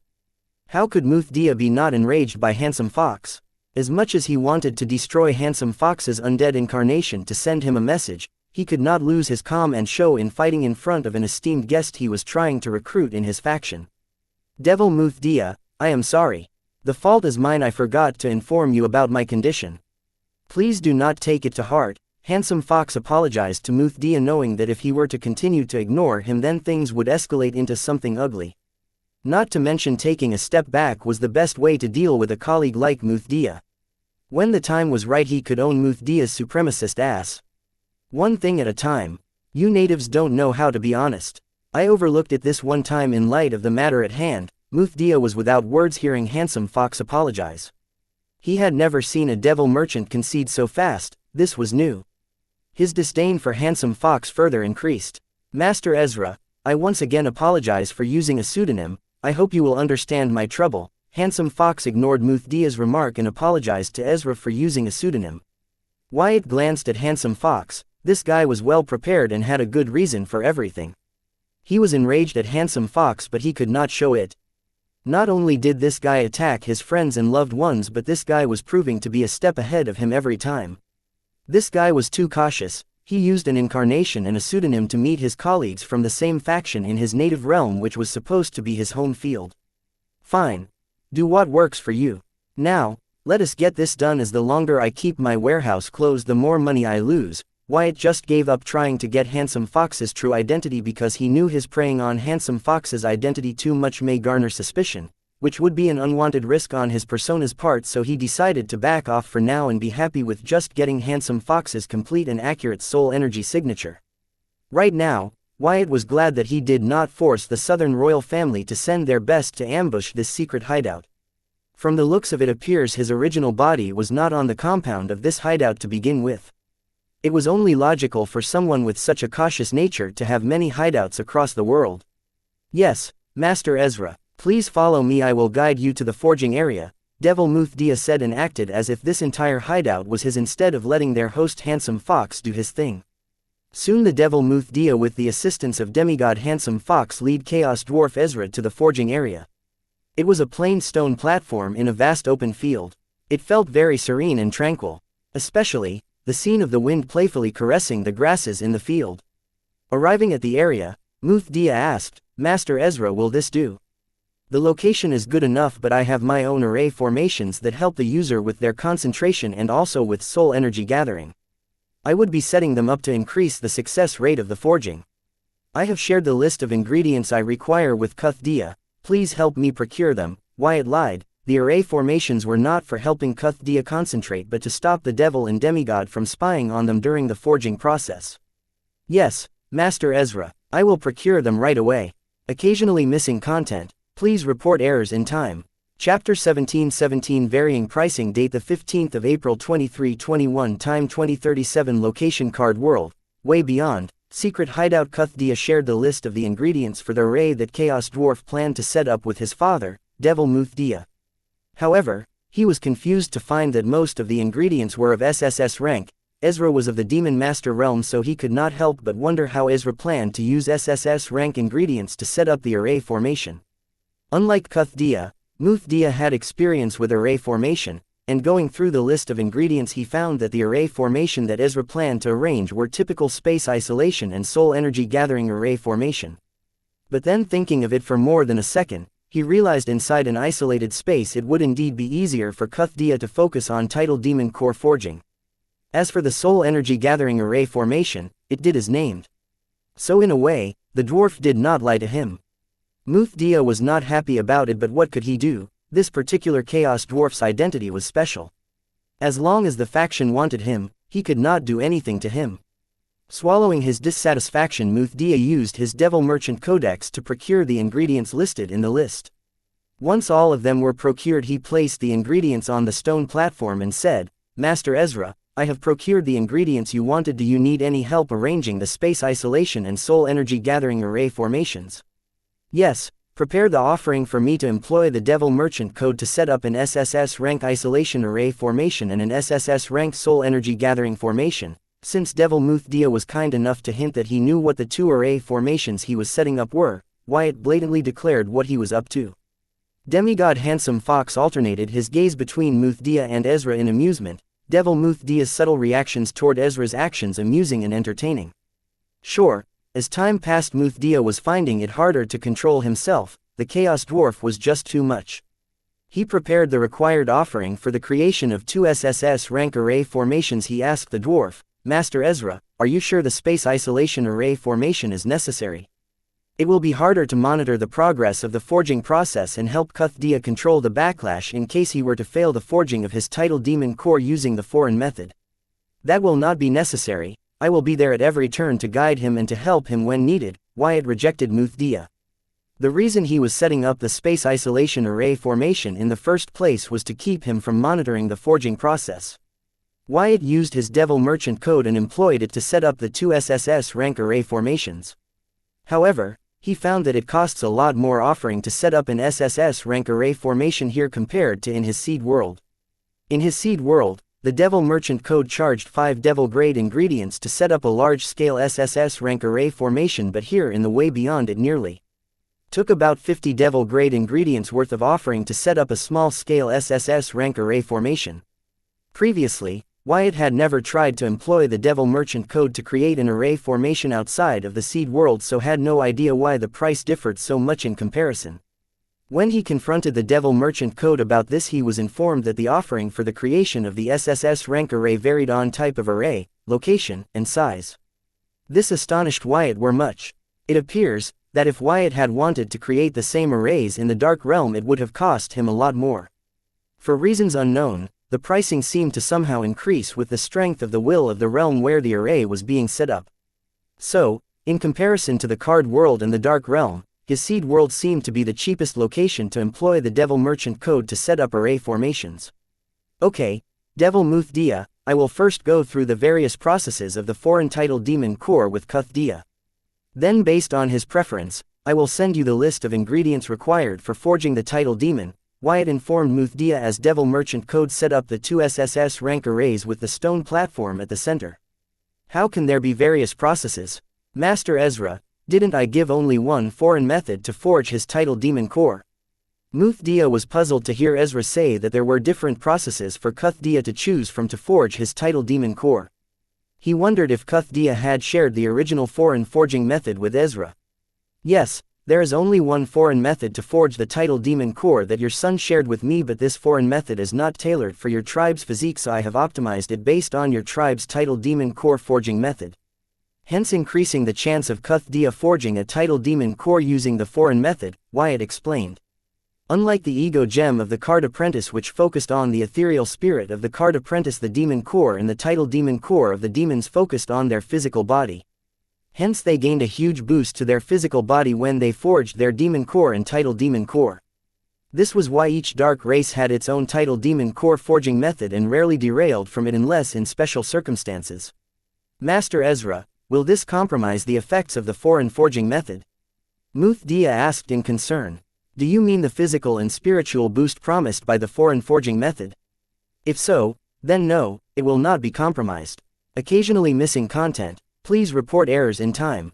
Chapter 17-18 Master Date the 15th of April 2321 Time 2055 Location Card World, Way Beyond, Secret Hideout. That is good to hear. Muthdia visibly relaxed hearing the Chaos Dwarf's answer. He could not help but be impressed by Ezra and commend himself for hiring him for the job.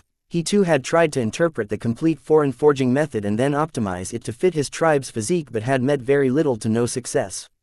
Therefore, he could genuinely appreciate what Ezra had achieved here. The Chaos Dwarf had managed to come up with multiple optimizations to the foreign forging method where he has failed to properly interpret it, let alone optimize it. Though Wyatt assured that the overall outcome after using the optimized foreign forging method to forge the title demon core will not be compromised, he later added, though different optimization of the foreign forging method will have different outcomes with their own advantages, it will vary from the promised outcome of the original foreign forging method. That is understandable. Muthdia nodded in understanding as he understood that the foreign forging method was for an entirely different race from his tribe, so expecting the perfectly same result was unreasonable. It was already commendable that Ezra was able to promise a similar end result. Now, if you two leave the array in private, I would like to discuss which optimization of the foreign forging method Cuthdia would prefer to forge his title demon core. Wyatt asked both Muthdia and Handsome Fox so that he could discuss the forging process with Cuthdia. Master Ezra, if you don't mind, I would like to be part of this and help my son choose the best optimized version of the foreign forging method for him. Muthdia did not leave, instead proposed that he should be part of the discussion, believing that he knew what's best for Cuthdia and help him decide. No, I am sorry, but I cannot allow that. Cuthdia can decide what's best for him. He is already risking his life carrying the heavy burden of your high expectations of him by agreeing to forge a title demon core using a foreign method in this foreign realm. I think it is best for his mental health that he gets to decide which poison he drinks without having to worry about disappointing you. A stable mind will go a long way in the forging process and may help increase the success rate. Wyatt rejected Muthdia's proposal to be a part of the discussion without the slightest hesitation. Even went as far as to blame Muthdia for pushing his son to his death through his unrealistic expectations for him and personal greed. Witnessing Ezra stand up for him, Cuthdia was moved. What Ezra said resonated with what he felt.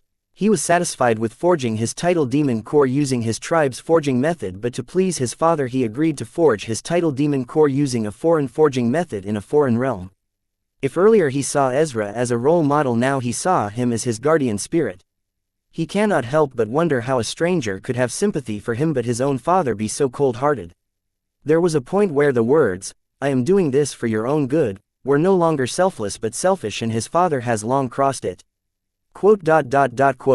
Devil Muthdia was without words when he heard Ezra literally call him a thrash parent. Not that he was ashamed, but he could not find any words to argue his point that he should be a part of the discussion about which optimized version of the foreign forging method Cuthdia should use to forge his title demon core.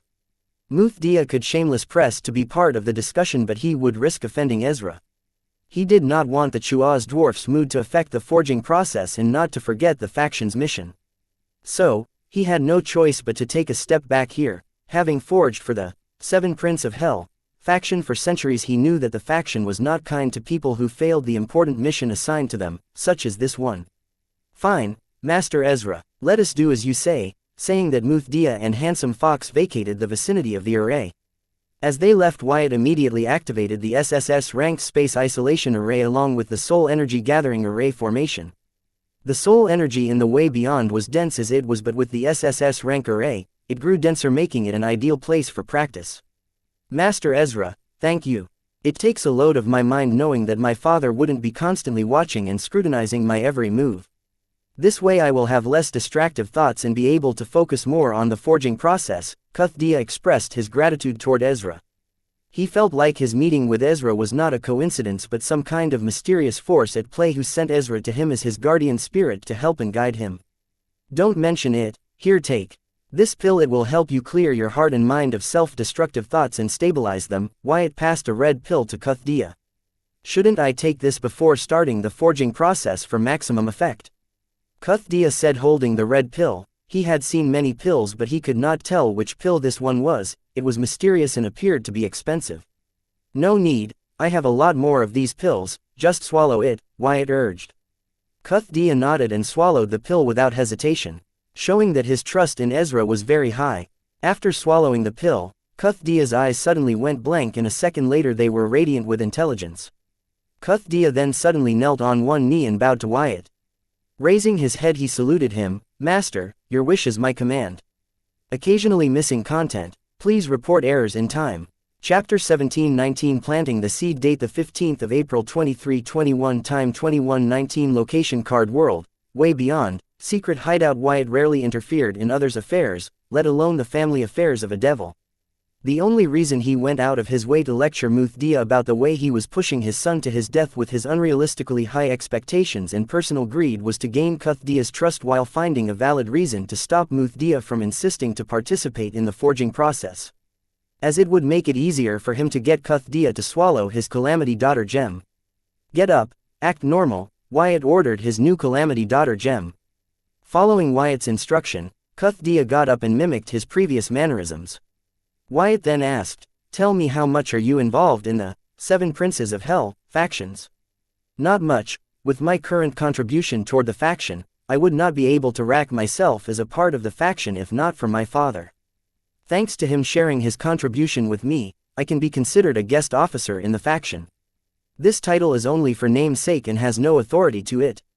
Not to mention, because of my second-generation rich status, my reputation in the faction is not good, Cuthdia replied honestly.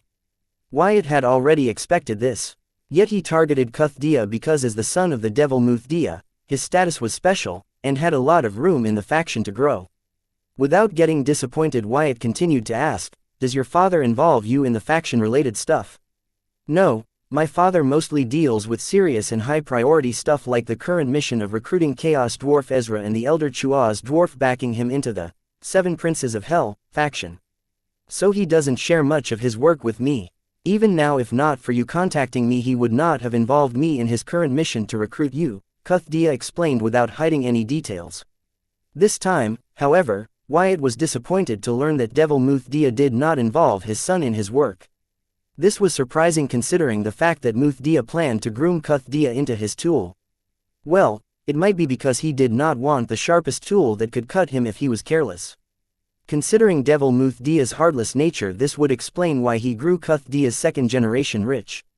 Still, Wyatt thought that this was a stupid move because, fearing that his tool would become too sharp, Muthdia had made his tool too dull, so much so that now it had betrayed him in the middle of a deceive battle.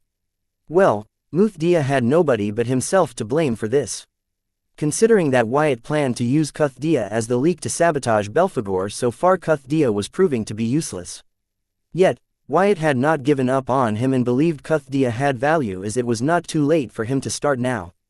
He was the perfect fit as the seed that Wyatt could plant next to Belphegor that would grow to sabotage Belphegor. Next, Wyatt planned to use the Calamity Daughter gem in Cuthdia's body as a base to help him forge his title demon core with the optimized foreign forging method. The reason for this is obviously to follow the original cover, and also because the foreign forging method chosen by Muthdia was special. Wyatt thought that it was worthy of his Calamity Daughter gem. With the title demon core created using Calamity Daughter gem and the foreign forging method, Cuthdia will have the power to easily able to make a reputation for himself in the 7 Princes of Hell faction and climb its ranks. Especially since he was the son of a top cadre, Devil Muthdia. With his new rank in the faction and special status as a devil's son, Cuthdia will have access to high-level confidential information that Wyatt could use. Especially with the faction planning to attack the Card World, Cuthdia, who has forged his title demon core in the Card World with his new status in the faction, will be at the forefront of the invasion. Not to mention, seeing that his son was promising, Muthdia would be more willing to share the confidential secrets and info with his son to prepare him as his tool to fight for a more prominent and lucrative position in the faction. It will take time and a lot of effort, but in no time, Cuthdia will sprout into a beautiful plant that Wyatt wanted to sabotage Bulheger. Forward the list of ingredients for the forging process that I have shared with you to your father so that he can procure them and we can begin forging your title demon core, Wyatt instructed Cuthdia, deciding to commence with the next step of his plan. Yes, Master Ezra, Cuthdia followed Wyatt's instruction, and it did not take Muthdia to reply that he had procured the ingredients and they could collect them from him. Collecting the ingredients from Muthdia, Wyatt neatly arranged them on the stone platform in order of need. Wyatt had to be more meticulous about the forging process than any card creation he had done before. He could not use the grimoire to assist him with this. Here in the title demon core forging process, Cuthdia had to use his body as a furnace to forge his title demon core, just like how Wyatt did when he was forging his ego gem. This was why Wyatt did not mind introducing his Calamity Daughter gem in Cuthdia's body beforehand. The forging of the title demon core will mostly be performed by Cuthdia. Wyatt will only be guiding him through the forging process. Just like how nobody can help a card apprentice forge their ego gem, similarly a demon can only depend on themselves to forge their title demon core. Chapter 1720 Rule Unity. Date the 15th of April 2321. Time 2140. Location Card World, Way Beyond, Secret Hideout, Hive AI. Transfer the optimized forging method to Cuthdia's Calamity Daughter gem and help forge his title demon core, Wyatt ordered. With Hive AI present, there could not be another assistant who could be better at guiding and assisting Cuthdia with forging his title demon core. Even though Cuthdia was taking a lot of risk by forging his title demon core in the card realm instead of the dark realm, because of the card realm's will suppression, thanks to the optimized forging method he developed, Calamity Daughter gem, and Hive AI, Wyatt was not worried that Cuthdia would fail in forging his title demon core. After numerous simulations performed by Hive AI on Cuthdia's soul records, using all the available data on forging title demon core, Wyatt was able to develop a forging method that used Calamity Daughter gem as a base to forge a title demon core as specified in the foreign forging method. There were two reasons why Wyatt used the Calamity Daughter gem as a base for developing the new forging method. The first reason was that it was the bridge joining the foreign and tribal forging method of the Devil Muthdia. The new forging method, basically the combination of foreign and tribal forging methods, by themselves, this would never been have possible, but with Calamity Daughter gem as the mediator the impossible became possible. The second reason was that, by itself, Muthdia would immediately notice it in his son's body when checking on the forged title demon core, therefore Wyatt decided to use it as a base ingredient to forge Cuthdia's title demon core. This way he would not have to worry about Muthdia finding out about the Calamity Daughter core. The best part about this forging method was that using it, Cuthdia had a 90+% success rate in forging his title demon. However, this would decrease sharply because of the suppression of the card world's will, which was where the Calamity Daughter gem came into play. Being enslaved by the Calamity Daughter gem, Cuthdia was no longer a threat to the card realm, so he was no longer under its will suppression. Because of this, one of the main factors why demons do not forge their title demon core on other realms was eliminated in the case of Cuthdia, increasing his odds of forging his title demon core on card world. Now that all the external factors affecting Cuthdia's title demon core forging process, what remained was his mental state. Forging a title demon core was a very complex and tedious task. The forger, or in this case Cuthdia, would have to remember all the lengthy and complex steps of the forging process so that he can perform them with extreme care and precaution without missing a single one of them. Missing even a small detail might result in the failure of forging one's title demon core. This was where the Hive AI played the role of the best guide and assistant a demon could ask for while forging their title demon core. With this, Wyatt had covered all the bases for Cuthdia to successfully forge his title demon core in the card world using a newly developed forging method. Now it was up to Cuthdia, considering that the Calamity Daughter gem helped him forget all the distracting thoughts and focus on completing the order relayed by the Calamity Soul gem regardless of what it takes. It would not be too early to say that Cuthdia would successfully forge his title demon core. After forging his title demon core, Cuthdia will directly become the strongest Calamity Daughter gem in Wyatt's collection, making Old Ben the second strongest. Wyatt never thought that he would be able to recruit a Calamity Daughter gem that was as overpowered as Old Ben, but he stood corrected. Old Ben's origin card was a bane to all the rule meanings that provided a boost to the card apprentice's strength in exchange for manipulating their emotions adversely. As a result, Old Ben was able to summon an incredible power beyond his realm, and thanks to his Viltranane physique he did not have to worry about him not being able to bear the summoned strength. Because of this, old Ben had it his mission to comprehend various such rule meanings, and he was able to do so because, at the rule bifurcation point, his origin card would help him pick the meanings that would require him to offer his emotions in exchange for power. Wyatt cannot imagine how strong old Ben would be if he were able to create hybrid runes using all these different but similar rule meanings. Now that was something to look forward to. What made Cuthdia's title Demon Core so special that Wyatt ranked him above a monster like old Ben was the foreign forging method that Muthdia insisted Cuthdia use to forge his title. Demon Core. This foreign forging method was indeed worth it for him to risk his child's life and construct his plan surrounding it.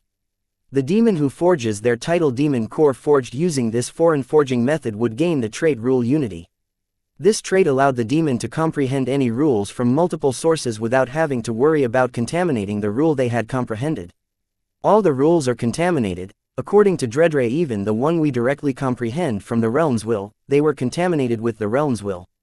This was why one could not comprehend the same rule in different realms. This was true for even the most basic elemental rules like fire, water, wind, earth, etc. However, with the trait Rule Unity, one no longer had to worry about this. They could comprehend any rule from any source without having to worry about the contamination hindering their rule comprehension in the long run. Occasionally missing content. Please report errors in time. Chapter 1721 Rule Contamination. Date the 15th of April 2321. Time 21:58. Location Card World. Way Beyond. Secret Hideout. The trait, Rule Unity, was a very overpowered trait. Let us take Cuthdia for example. If he manages to gain this trait, then he could comprehend the fire rule using the card world's rules and then continue his comprehension of the fire rule in the dark realm through its rules. Normally a demon or a card apprentice would not be able to do this because the rules of the card world and dark realm were different. This phenomenon was called rule contamination. Following the norms, once Cuthdia comprehends the fire rule in the card realm, his fire fool will be contaminated with the will of the card world. As a result, he can only continue to comprehend fire rule in the card world and not in the dark realm or another realm for that matter. According to Dreadray, this was purposefully done by the possessive realm wills such that their children do not leave them. However, thanks to the Rule Unity trait, Cuthdia would have to worry about the rule contamination. Even if he started the fire rule comprehension in the card world, he could continue its comprehension within the dark realm and finish it in some other realm. It would also not limit the comprehension speed. Being able to comprehend rules in any realm was well and good, but how would it compare to what old Ben was capable of thanks to his overpowered origin card? Well, the effect of the Rule Unity was not limited to being able to comprehend rules in any realm. It extended to all types of sources of rule comprehension. One example was the broken runes. Usually, when a card apprentice or a demon swallows a broken rune or uses it to comprehend rules, their comprehension gets limited by the extent of the rule comprehended by the creator of the broken rune. If they were cautious and only used it to get introduced to the rule or the rule meaning, then their comprehension speed would decrease until they eliminate the contamination of the will of the creator of the broken rule. However, in Cuthdia's case, thanks to the Rule Unity trait, he would not have to worry about any such limitation when he swallows a broken rune. With the Rule Unity trait, Cuthdia can directly ditch trying to comprehend the rules normal way and just comprehend rules by swallowing broken rules.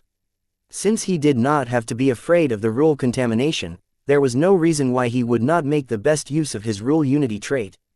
Other than fast comprehension of the rules and meanings, there were other advantages to Cuthdia directly swallowing broken runes. He could control the meaning of the rules he wants to comprehend. By doing this, he can increase his chance of creating hybrid runes.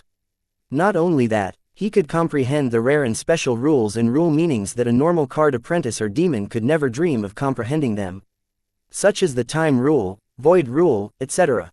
The best thing was that he could replenish his rule power by munching on broken runes.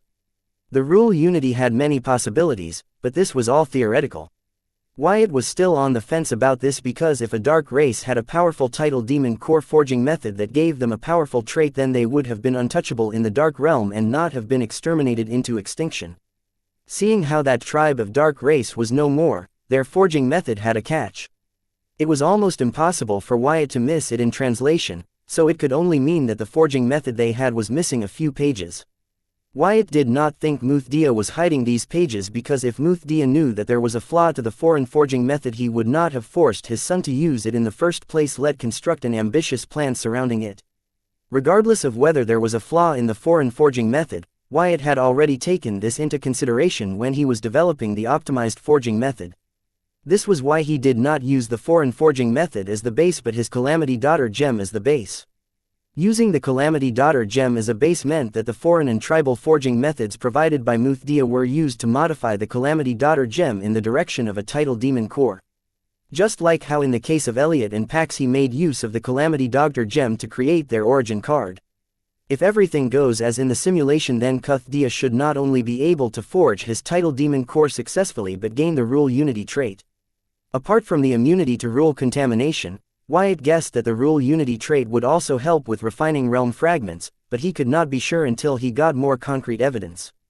However, seeing how Muthdia was aiming for the card world's realm fragment, Wyatt believed that there might be a little merit to his guess that rule unity also played a part in refining realm fragments. Theoretically, a trait like rule unity would be any demon or card apprentice's dream, making it obvious why an ambitious devil such as Devil Muthdia would force his own son to forge his title demon core using the foreign forging method. One piece of the puzzle did not fit, and that was Muthdia's intentions. From his past attitude toward Muthdia it can be seen that it was unlike Muthdia to let someone other than himself gain power like the rule unity trait, even if that someone was his son. Yet, now suddenly he was pushing Muthdia so hard to gain this power. Was Muthdia his guinea pig, or was Muthdia planning to swallow Muthdia just like demigod Redfall planned to do with his descendants? Occasionally missing content. Please report errors in time. Chapter 1722 Breaking the Ceiling. Date the 15th of April 2321. Time 2209. Location Card World, Way Beyond. Secret Hideout. Muthdia was a full-fledged devil, which meant that he had forged his title demon core, so there was little point in him using Muthdia as a guinea pig to test the foreign forging method. Even if that was the case, he could have picked any other talented demon from his tribe to do so, no his son. There had to be a strong reason why Muthdia would use his son. After giving it much thought, the most obvious reason that popped up in Wyatt's head was that Muthdia might have some method similar to demigod Redfall's bloodline, meaning of the blood rule, that allowed him to revive himself in the body of his descendants. A powerful trait like the rule unity would be a pretty good motivator for an ambitious devil like Muthdia to use his son to achieve what he cannot achieve through normal means. If it was everything that Wyatt had theorized, it had every potential to become a motivator strong enough for someone like Muthdia to give up on devilhood and try to achieve the devil realm all over again in his son's body. Especially because Muthdia was at the point in his life where he had reached his ceiling, and the younger generation that once looked up to him was now catching up to him. Muthdia was too ambitious and prideful to let this continue. He was willing to go to any lengths to break past his ceiling, even if it meant eating his own son's soul and wearing his skin. Muthdia was not alone. History was filled with demons and card apprentices who have practiced something similar in the despair, but it was not known how many have truly succeeded. One would think that the history would serve as a cautionary tale, but all think that they were different, they were somehow special from the rest. It was funny because them reaching the ceiling of their potential while others had a lot of room to grow served as evidence saying otherwise. If this were really the reason why Muthdia was grooming Muthdia, then that would put a damper on Wyatt's plans to use Muthdia as his mole next to Belphegor. But considering that Muthdia was still a card lord, Wyatt thought that Muthdia would probably wait till Muthdia was Demon Emperor. If Muthdia were to successfully create his title demon core and gain the rule unity trait, he would enter a rapid growth period where he would require a strong tree like Muthdia to support his growth period. During this period, Muthdia was better off aiding Muthdia's development rather than taking over his body. Losing his devil status, it would be tough for Muthdia to start from mid back to top, so he stood most to gain if he were to fatten up Muthdia till he was a demon emperor and then try to swallow him up. With his experience of becoming a devil previously, it would be easier and faster for him to become a devil starting as a demon emperor instead of a demon lord. If Muthdia were really after that title demon core of his son, then this was his best option. This meant that Wyatt's plan of using Muthdia to sabotage Belphegor would still work. That was until Muthdia determined that Muthdia had grown fat enough and gobbled him up. However, that was not anytime soon, and by that time arrived Wyatt was sure he would be strong enough to enter the Dark Realm and kill Muthdia. Muthdia was no Belphegor, but he was strong. Are you sure about this? Weren't you the one who stopped the plan saying that the situation changed as you found out that the dwarf had a strong backing? Even faction updated its orders now, Handsome Fox questioned Muthdia. Yes, I did. That was before I met the dwarf. I did not know he would be this arrogant and prideful. You talked to him, you saw how much of an asshole he is. The nerve of that puny ant. Muthdia went off topic, remembering the arrogant attitude of the Chaos Dwarf Ezra. If not for the sake of the Cuthdia forging his titled demon core, he would have slapped him to death long ago. I have no problem doing it your way. That dwarf has got some serious attitude, there is no argument there. But the orders from the faction were pretty clear on the fact that we had to play nice with the dwarf. Handsome Fox agreed with Muthdia about the Chaos Dwarf, but he was not so sure about going against the faction's orders. Don't tell me you still think he will join our faction just because we asked him nicely. Even if both you and I were to bend over backward for the dwarf, it would still not be enough for us to get him to join our faction. He has an elder who is an executive VVIP of the Infinity Library supporting him. Why the heck would he want to go join some third-grade faction? If do things as the faction has ordered us to, forget getting the elder Chaos Dwarf back Ezra to join our faction, even will not be able to recruit Ezra into our faction. However, if we follow our previous plan, not only will we control Ezra but give the elder backing him a strong reason to join our faction.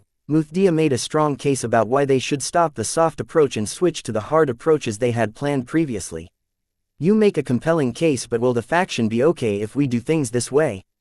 If we do this, there is bound to be a large backlash. Are you prepared to face that? Handsome Fox was still on the fence about what Muthdia proposed. Occasionally missing content. Please report errors in time. Chapter 1723 The Hard Way. Date the 15th of April 2321. Time 22:35. Location Card World. Way Beyond. Secret Hideout. Trust me on this one, the faction is not big on how we do things as long as we achieve the expected result. Once we control the dwarf, everything else will become simpler, Muthdia persuaded Handsome Fox.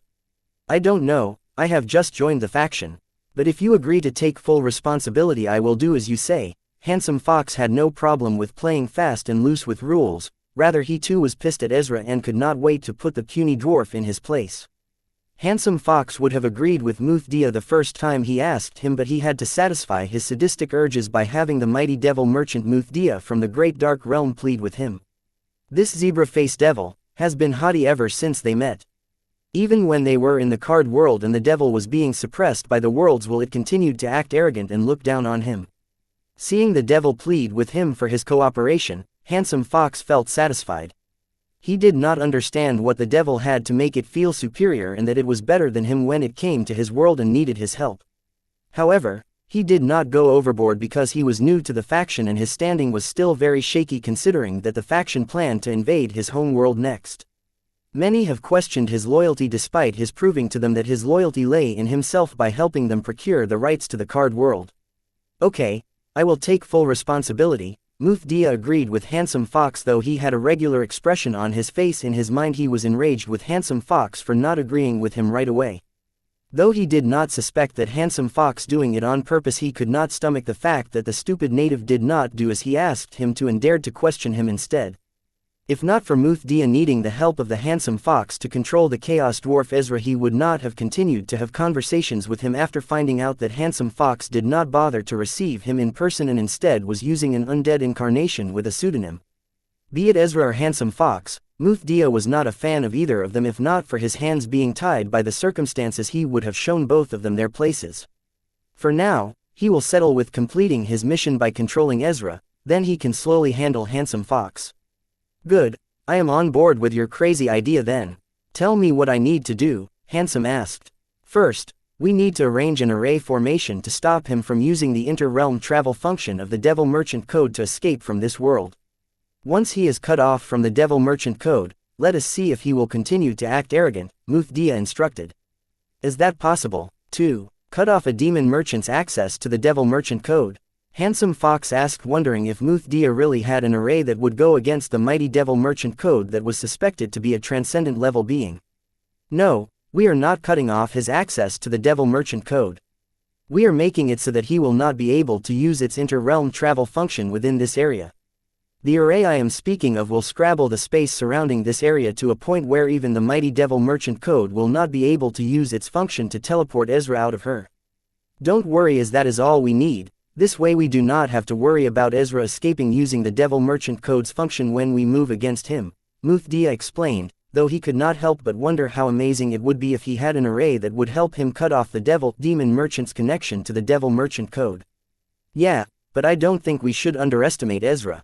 He was able to tell I was an incarnation but not the original instantly with a single glance. Not to mention, from the looks of it, he did not seem to be affected much by the card world's will suppression. With the confidence he presented himself with, I believe he must have other tricks up his sleeve. I do not think his elder, who was willing to let him share his executive VVIP member privileges, will send him with any form of assurance. Handsome though hated Ezra, he did not let it cloud his judgment and reminded Muthdia that Ezra was not your demon master. They need to be careful when they try to apprehend him. You are right, he definitely has a strong protection on him, otherwise no matter how lofty a chaos dwarf was, they would not be stupid enough to provoke two Devil Realm entities. We indeed need to be cautious when we approach him, Muthdia agreed with Handsome Fox's evaluation of Ezra. As for the rest, we follow the original plan, right? Yes, once we control him, then we approach his elder. As Wyatt was contemplating how he should proceed further once Cuthdia was done forging his title demon core, he felt an intimidating shockwave of malice emitted from the direction of Cuthdia. Wyatt turned to observe and found that Cuthdia's body was floating above the stone platform, covered in a blinding sunshine radiance as his physical body underwent a massive transformation. The zebra stripes across his body were slowly vanishing as he shed his stag horns and cow tail, even his hoofs were undergoing a transformation. He was losing all his prominent features that signified him as a part of the Dia tribe. Occasionally missing content. Please report errors in time. Chapter 1724 Hell of Contamination. Date the 16th of April 2321. Time 9:30. Location Card World. Way beyond. Secret hideout. Looking at the transforming physical form of Cuthdia, Wyatt guessed that Cuthdia had successfully forged his title demon core using the optimized forging method he developed. Any kind of physical transformation after forging one title demon core was not common if one were to follow their tribal forging method. However, in Cuthdia's case, though the foreign forging method was optimized using his tribal forging method, it made use of the Calamity Daughter gem as the base. As a result, the Viltronian physique was added to his original physique. Viltronian physique being a very dominating physique, it instantly began to alter Cuthdia's physique to that of a Viltronane. Because of this, Cuthdia was losing his tribe's original racial markers such as his stag horns, zebra strips, cow tail, and hoofs. Viltronian physique would only eliminate those traits of Cuthdia's original race that it deemed unnecessary but adapted the ones that made it stronger. After the transformation was complete, Cuthdia looked every bit of a human, just like the Viltronane. Except for his height, which was a lot taller than the average height of a human. He was 7.2 feet tall. Still, it was a foot shorter than his original height. He lost nearly a foot of his original height when his hoofs morphed into human feet. Opening his eyes, Cuthdia immediately knelt on one knee, and with the utmost respect, he reported to Wyatt, "Master, I have successfully forged my title demon core." "Did you gain the rule unity trait?" Wyatt asked Cuthdia. If he did not, then it would mean that the optimized forging method developed by Wyatt was not as good as he had thought. "Yes, I did," Cuthdia replied as he stood up, following Wyatt's hand gesture for him to get up. "Is it every bit what I have theorized?" "No need to answer me hastily. Use the Hive AI to conduct tests on your title demon core." Wyatt did not immediately celebrate learning that Cuthdia had not only managed to forge his title demon core but also successfully gained the rule unity trait until he got the confirmation that the rule unity trait was exactly what he theorized it to be. "Yes, Master," Cuthdia agreed. Soon, when Hive AI was done conducting its test, he reported the result to Wyatt. "Master, you were correct about rule unity trait." "Good. Now tell me about your title demon core's hell. What is it called?" Wyatt finally showed joy on his face. The whole point of Cuthdia using the optimized foreign forging method was the theorized rule unity trait. If the real one was nothing like the one theorized, even if Cuthdia had forged his title demon core successfully, it would not matter. Usually, based on the forging method used to create a title demon core, one could tell what kind of hell the forged title demon core would have, but the optimized forging method used by Cuthdia was created using various forging methods, meaning it could have the hell belonging to any one of these forging methods, or it could form an entirely new hell. This was totally random. The improbability was so high that even Hive AI could not properly determine what hell Cuthdia's title demon core would have. Master, it is called the Hell of Contamination, Cuthdia informed Wyatt. Hell of Contamination, how does that work? Do not tell me, it has something to do with the rule unity trait. Wyatt always felt that there was a catch to the rule unity trait of the foreign forging method, because if not, the original tribe to which the forging method actually belongs would not have gone extinct, instead would have become one of the ruling powers of the myriad realms. Yes, Master, you guessed it right, the rule unity trait is a part of the Hell of Contamination of my title demon core. The only reason the rule unity trait is able to allow me to comprehend the same rule from different sources without worrying about the rule contamination is because of the nature of the Hell of Contamination. Cuthdia confirmed Wyatt's fears about the rule unity trait. What is it? Lay it on me, Wyatt asked Cuthdia. The rule unity trait's power comes from the contaminated souls, the soul damned to my hell of contamination who bear the rule contamination in my place.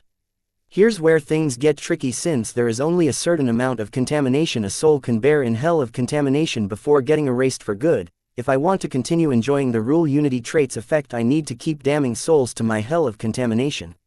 Meaning, as long as there are souls to deal with the contamination, I can continue to comprehend the rule from multiple sources without worrying about rule contamination. Cuthdia briefly explained how the rule unity trait and hell of contamination worked. What happens to the contamination borne by a soul in the case it gets overloaded with contamination and erased from existence? Does it also get erased with the soul carrying the contamination? Wyatt understood that the rule unity trait and hell of contamination were nothing but Cuthdia enjoying the fruits of his crime while some other poor soul paid for his crime. No, in such a case the accumulated rule contamination by that soul will be returned to me. As such, as long as I am alive, the contaminated souls are damned to suffer in the hell of contamination, Cuthdia revealed. Listening to the entirety of how the rule unity trait of the hell of contamination worked, Wyatt understood why the tribe to which the foreign forging method belonged was extinct despite having such a strong title demon core that could allow one to grow strong without limits. Their existence was a threat to the rest of living beings, the dark races and other myriad races alike.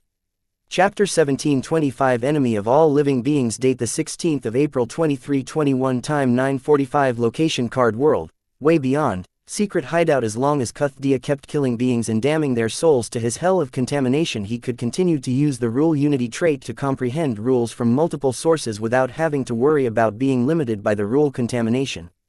This basically meant that as long as Cuthdia kept killing, he could keep getting strong without having to worry about limits that would bother any other regular being. Now imagine an entire tribe of demons that could do exactly what Cuthdia was now capable of. They would definitely not get along with their neighbors, as they stood to gain more from their neighbors being dead than alive. With the nature of their ability, it did not take a genius to figure out that they could not coexist with other races, as it made anything that had soul their prey.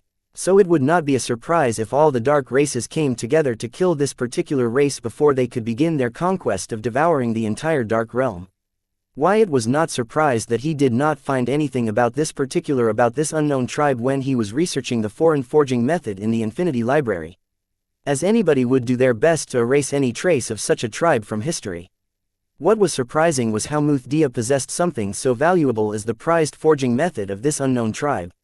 Wyatt wondered if Muthdia knew more about the foreign forging method than what he was letting on. That would be possible considering how he had pushed Cuthdia, his son, to use this particular foreign forging method to forge his title demon core despite knowing the risk. Now, let us go and give your father the good news. Remember to behave as your usual self. I do not want him getting suspicious, Wyatt instructed Cuthdia, as he proceeded to lift the space isolation array formation, signaling Muthdia and Handsome Fox that they were done.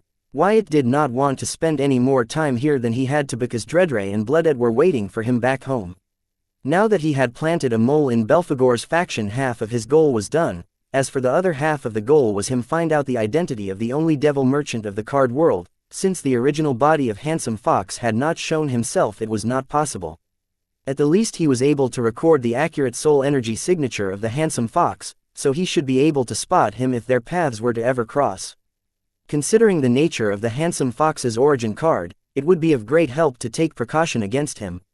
Whoosh! As soon as the space isolation array was lifted, two figures instantly appeared in front of Wyatt. It was Muthdia and Handsome Fox. This time, they did not bother to control their realm's pressure, unlike the time they received Wyatt when he arrived here. Congrats son, Muthdia congratulated Cuthdia aloud, feeling the presence of the tidal demon core in his body.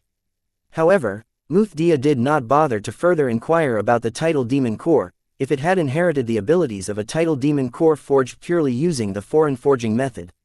Not that he was not curious about it, but he controlled himself from doing so because once the tidal demon core was forged there wasn't anything he could do to change the result.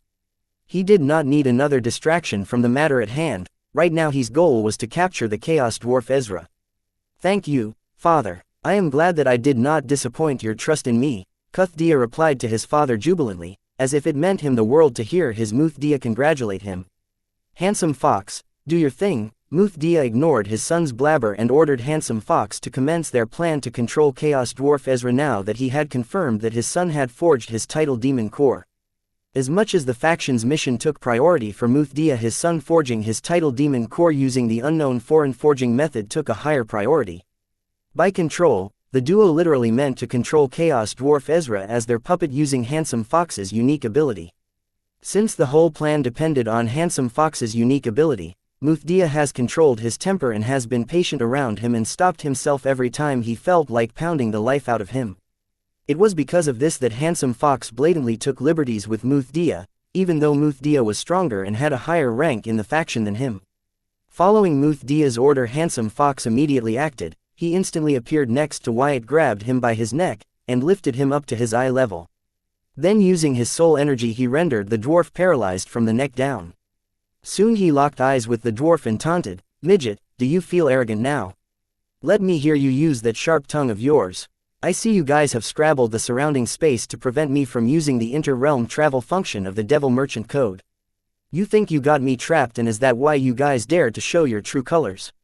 Wyatt stared into the eyes of Handsome Fox and asked. As expected of a Chaos Dwarf, you noticed it without using your Demon Merchant Codex. Then someone as smart as you should have guessed what is going to happen to you next. Handsome Fox asked the dwarf. He wanted to see and enjoy the look of despair in the dwarf's face and fear in his eyes before he used his ability on him, but to his disappointment, the dwarf was calm and collected despite being aware of his situation. Occasionally missing content. Please report errors in time. Chapter 1726 Pride, date the 16th of April 2321, time 9:54, location Card World, way beyond, secret hideout. What is going to happen next? I am going to own both of your asses, Wyatt said with a devilish grin. The arrogant words of Ezra thundered in the ears of Handsome Fox and Muthdia, freezing the confident expression on their faces, and the dwarf's grin was like a flash of lightning that jolted them awake to the realization that they had to end it now and waste no time toying around. Ha ha ha, you lost your mind to the despair, haven't you? I would not be surprised, but tell me, genius, what makes you so confident? Handsome Fox regained his composure. He had full trust in his abilities and couldn't bring himself to take a mere demon master seriously. He was cautious, but he was equally prideful too. Ezra had hurt his pride and he planned to make him pay. Off chance, if things went sideways, at most he would lose an undead incarnation at most. As for the faction, what about them? Handsome Fox, quit playing around and do it, Muthdia yelled. He did not mind Handsome Fox having a little fun with dwarf, but he was worried that the dwarf had something up his sleeve. He did not want to take any chances. Handsome Fox controlled himself from snapping back at Muthdia by ignoring him. He waited for the dwarf to speak. Please like, share, and follow the Cultivation Audiobooks channel to motivate me to create more videos. Thank you up, as he wanted to crush the clutch that allowed the dwarf to be confident even now and then savor the look of despair in his eyes. Muthdia was enraged seeing Handsome Fox ignore him in front of his son. Only he knows how much control it took on his part to not rip the head off the demigod's incarnation for the humiliation he was currently feeling. He blamed his fate for having him live such a day. As for Cuthdia, he stood there with a confused expression, playing his part as an uninformed bystander. You guys are dumb, aren't you? If you were smart you would not have tried something like this. I have a standard contract with the Blight Brood Club. According to it, during my service, if even a single hair on my body were to be harmed, the club would be held responsible and have to compensate me appropriately. You two idiots just made me rich. Before Wyatt could finish, Handsome Fox burst out in a loud laughter, interrupting him. Ha ha ha, the reason you were so confident was because of a simple contract. That is it. Here, I was worried that you held an ace. Ha ha ha. Ha. Handsome Fox's laughter came to an abrupt halt as he saw that Ezra was looking at him as if he was looking at a clown. With a deadpan expression, he said, "The contract holds no authority on me. I am not a member of the club.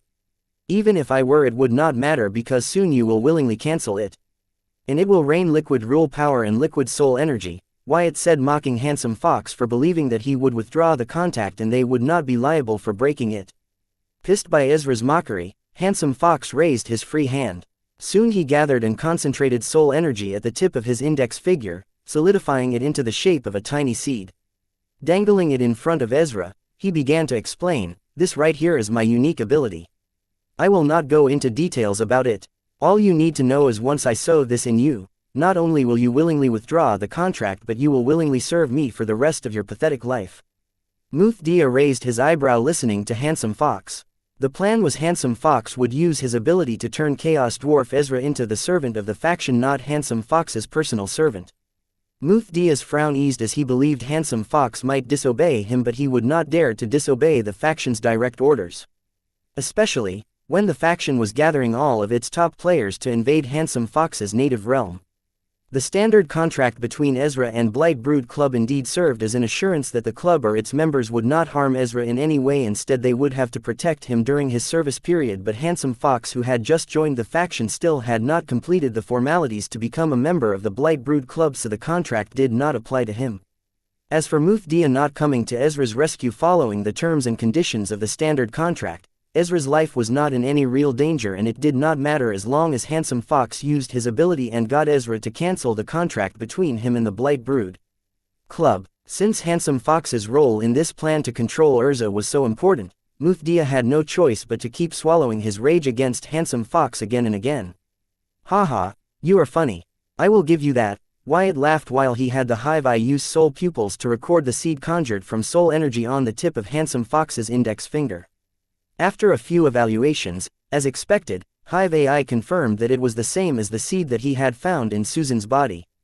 Ezra's casual and calm reaction continued to piss Handsome Fox. He could not understand how the dwarf was so collected even when it knew that the contract which it trusted to guard it had no authority on him since he was not part of the Blight Brood Club. Not to mention his unique ability. "Handsome Fox, enough. Just get it over with," Muthdia urged Handsome Fox. His voice did not have the commanding tone it held previously.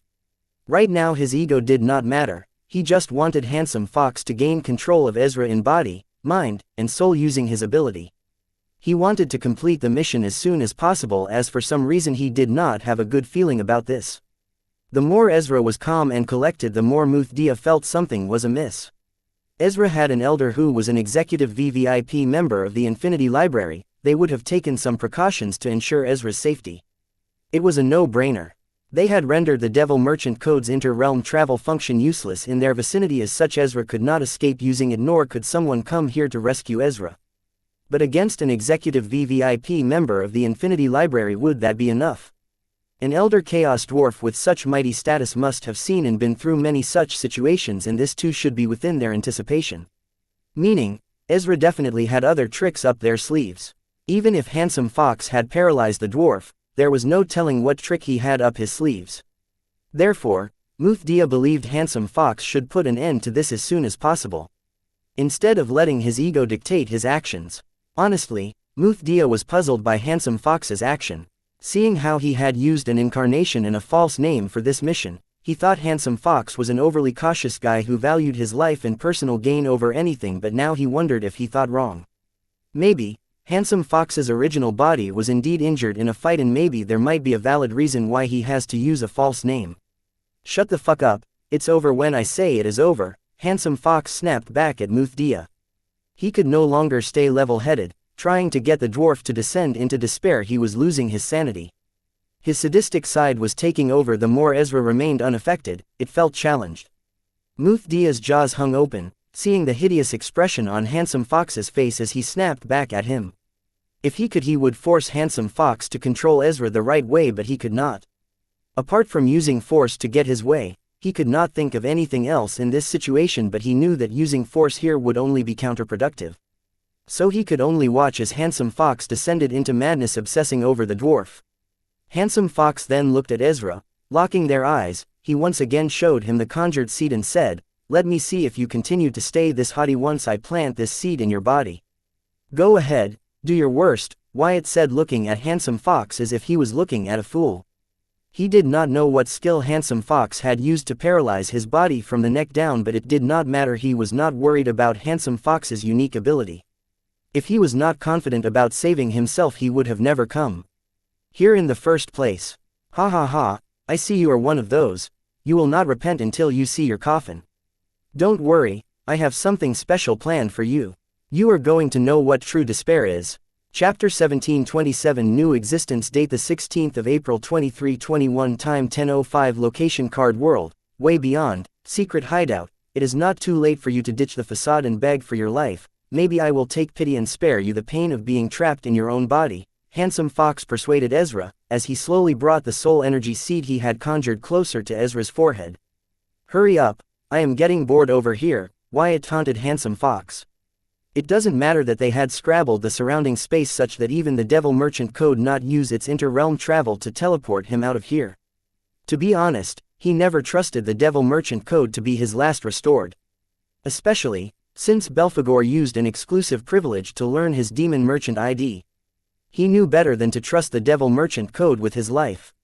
The only reason Wyatt confidently visited Cuthdia at the enemy's hideout was because he had his ways to escape in case he needed to. Muthdia shook his head in dismay, looking at Handsome Fox's undead incarnation's action, and thought, "This is why there needs to be a minimum requirement and test for devil merchants not native to the Dark Realm to join the faction." Then he looked at his son standing next to Urza and Handsome Fox in a stupor and signaled him to return to his side, since there was no telling what Handsome Fox's undead incarnation would do next. It took him a while to notice, but Muthdia was sure that Handsome Fox's undead incarnation was simulated by Ezra and had gone mad. The emotions of the corpse used to create the undead incarnation were affecting the decision-making of Handsome Fox's undead incarnation. Creating an undead incarnation involved turning a corpse into an undead and refining it as their incarnation, unlike corpse puppet incarnation where the corpse is refined into a puppet and then incarnation. The difference was that the undead had awareness and memories while the corpse puppet had neither of them. The awareness and memories of the undead used to create the undead incarnation when stimulated surface clashing with the incarnation's regular judgment. As Handsome Fox's incarnation, it should be cautious and only act in self-interest, but now the undead's awareness being provoked by Ezra seems to largely affect the incarnation's decision-making. Muthdia was spot on. Handsome Fox's undead incarnation had indeed descended into madness being provoked by Ezra. Besides this, there was another bigger reason why demigods and devils avoided creating undead incarnations. Over a certain period of time, the awareness of the undead and the sentience of the undead incarnation fused to form an entirely new consciousness. This entirely new consciousness could not rebel against the original but also wield its own title, Demon Core or Divinity, along with Diamond-grade Grimoire. As the new existence was no longer a part of the original but an independent and individual existence born between the original and the undead used to create the undead incarnation.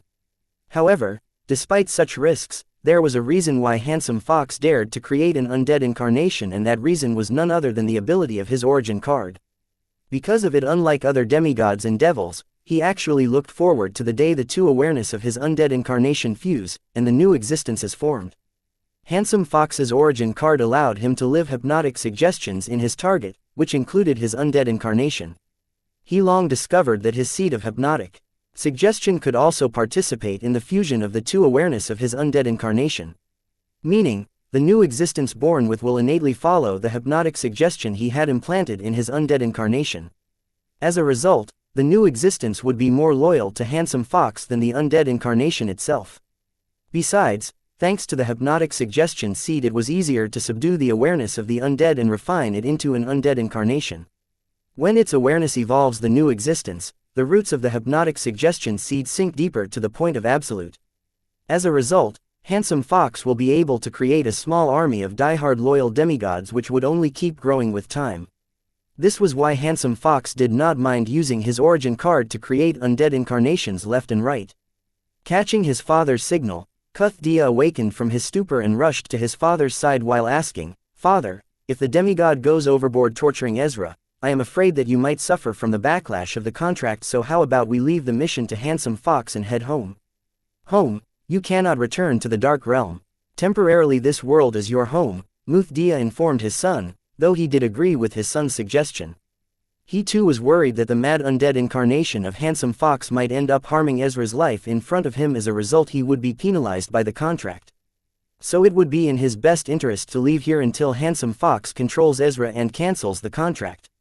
What? I just created my title Demon Core. I wanted to go back and use my strength to earn merits and rise in the faction to create a name for myself, Cuthdia panicked. He was fully aware of Wyatt's plan for him, therefore he could not help but worry when he heard his father saw he would not be returning to the Dark Realm with him but staying in the card world. Son, let me tell you, the title Demon Core you created is special. If other dark races find out that you are the successor of the Hell of Contamination, they will not stop at anything to kill you before you become a devil. So it is best if you stay here and cultivate diligently. Once you are the devil you can return to the Dark Realm, Muthdia explained to avoid going into details.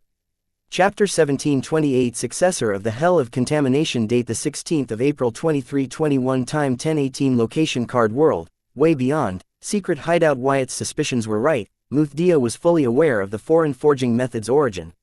He seemed to be aware that if his someone were to ever be able to forge the Rule Unity title Demon Core, they would become the enemies of all living beings and would be hunted down across the myriad realms. Yet, he had his son forge his title Demon Core using the Rule Unity forging method. This was why Muthdia desperately wanted to be present when Ezra proposed that Cuthdia would the version of the optimized forging method to forge his title Demon Core. However, this was also the reason why Muthdia gave up when Ezra refused his request. Therefore, understanding Ezra was going to be a problem, he did not waste a second to persuade Handsome Fox to go against the faction's orders to play nice with Ezra and instead use his ability to control Ezra. With Ezra out of the picture, nobody would know that Cuthdia had become the successor of the Hell of Contamination and he could continue with his plan with no worries. Muthdia's ambition knew no bounds. Wyatt's guess about his plan was mostly true, except that he did not plan to wait till Cuthdia became Card Emperor to take over him. He planned to take over him when he was strong enough to undergo blood inheritance, which would not only pass Muthdia's devil realm to Cuthdia, instantly turning him into a devil, but also help him take over Cuthdia's body and devour his soul through his bloodline in Cuthdia's body. This was why Devil Muthdia asked Cuthdia to stay low in the card world and return to the Dark Realm when he became a devil. With the Rule Unity trait, Cuthdia would grow strong in no time with his support and resources. Then he could devour Cuthdia in the card world and become the new successor of the Hell of Contamination, without alerting the dark races in the Dark Realm. Father, please be rest assured you do not have to worry about others finding out that I am the successor of the Hell of Contamination. See, Cuthdia used my Raid Devil transformation skill of the Calamity Daughter gem to morph the Rule Unity title Demon Core into a regular title Demon Core of his Dia tribe. This way nobody could tell that he was the successor of the Hell of Contamination. Muthdia frowned, suddenly feeling the soul energy signature of Cuthdia undergo minute changes. He immediately grabbed Cuthdia and started powering his spirituality in him to check his title Demon Core. To his surprise, the title Demon Core within him was the average title Demon Core of their tribe. However, Muthdia remembered Cuthdia's title Demon Core letting out a different soul energy signature, one that was similar to that of the Rule Unity title Demon Core.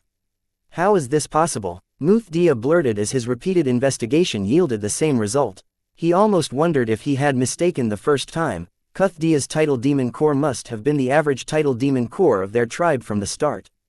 If not for the mischievous grin on his son's face, he would have really believed that. Father, check again. Cuthdia reverted his title Demon Core to its normal form, seeing Muthdia stop and asked him to investigate his title Demon Core again. Muthdia skeptically used his spiritual power to inspect Cuthdia's title Demon Core, and to his surprise, it was not the average title Demon Core of his tribe but the Rule Unity title Demon Core. Astonished, he exclaimed, "What is going on with your title Demon Core?" Muthdia had never heard of a title Demon Core being able to switch between two forms. Honestly, he was spooked. More importantly, he was worried that Cuthdia had not formed the Rule Unity title Demon Core. Therefore, he could only turn to his son for a clear answer. "This is the ability of my title Demon Core," Cuthdia replied. "Sure, but first tell me if you are the successor of the Hell of Contamination or not." Muthdia snapped at Cuthdia. He couldn't care less if Cuthdia's title Demon Core could change form. what he cared about was if it had the rule unity trait and held the hell of contamination. Yes, I am the successor of the hell of contamination, Cuthdia confirmed hurriedly, seeing the madness fill in Muthdia's eyes. I never read that the rule unity title demon core change forms. What is that about? Muthdia calmed down, hearing Cuthdia confirm that he was indeed the successor of the hell of contamination. Then he asked about its ability to change forms.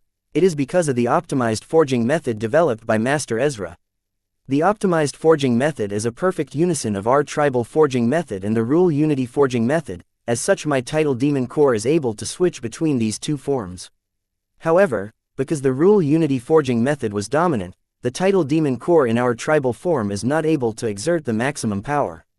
In that form it's subpar at best. Cuthdia lied to Muthdia since it seemed a better alternative than revealing the Calamity Daughter gem and its Myriad Devil transformation skill to Muthdia. Interesting, too. Develop such a forging method. That dwarf is indeed worthy of his arrogance. Unfortunately, he met us, Muthdia said, eyeing Ezra, who was paralyzed by Handsome Fox. You are getting bored already. Get used to it, otherwise, you will go mad of boredom, because once I am done with you, your soul will be imprisoned in your own body and you will have nothing but boredom to keep you company. Chapter 1729. Is that it?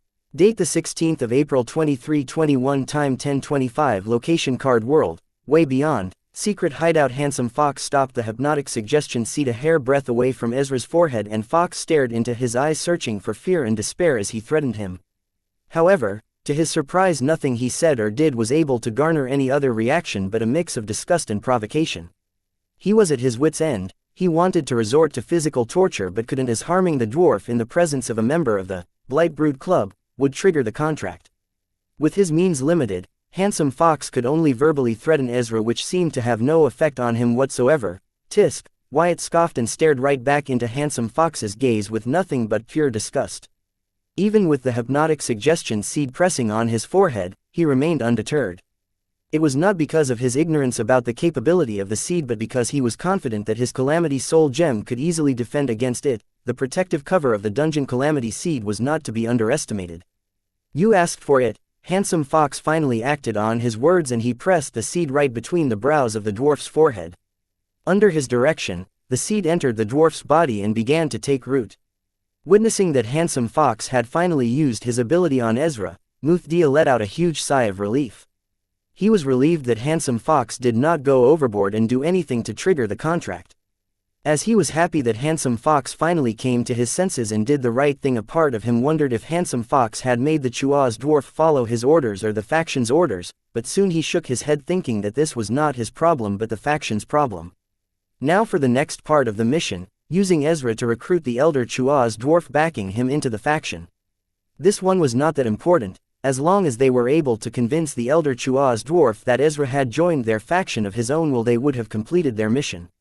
Regardless of his success or failure in doing so, he would have done his part by completing the mission, and then all he should be worried about was how to spend the hefty rewards given by the faction for recruiting a chaos dwarf among their ranks.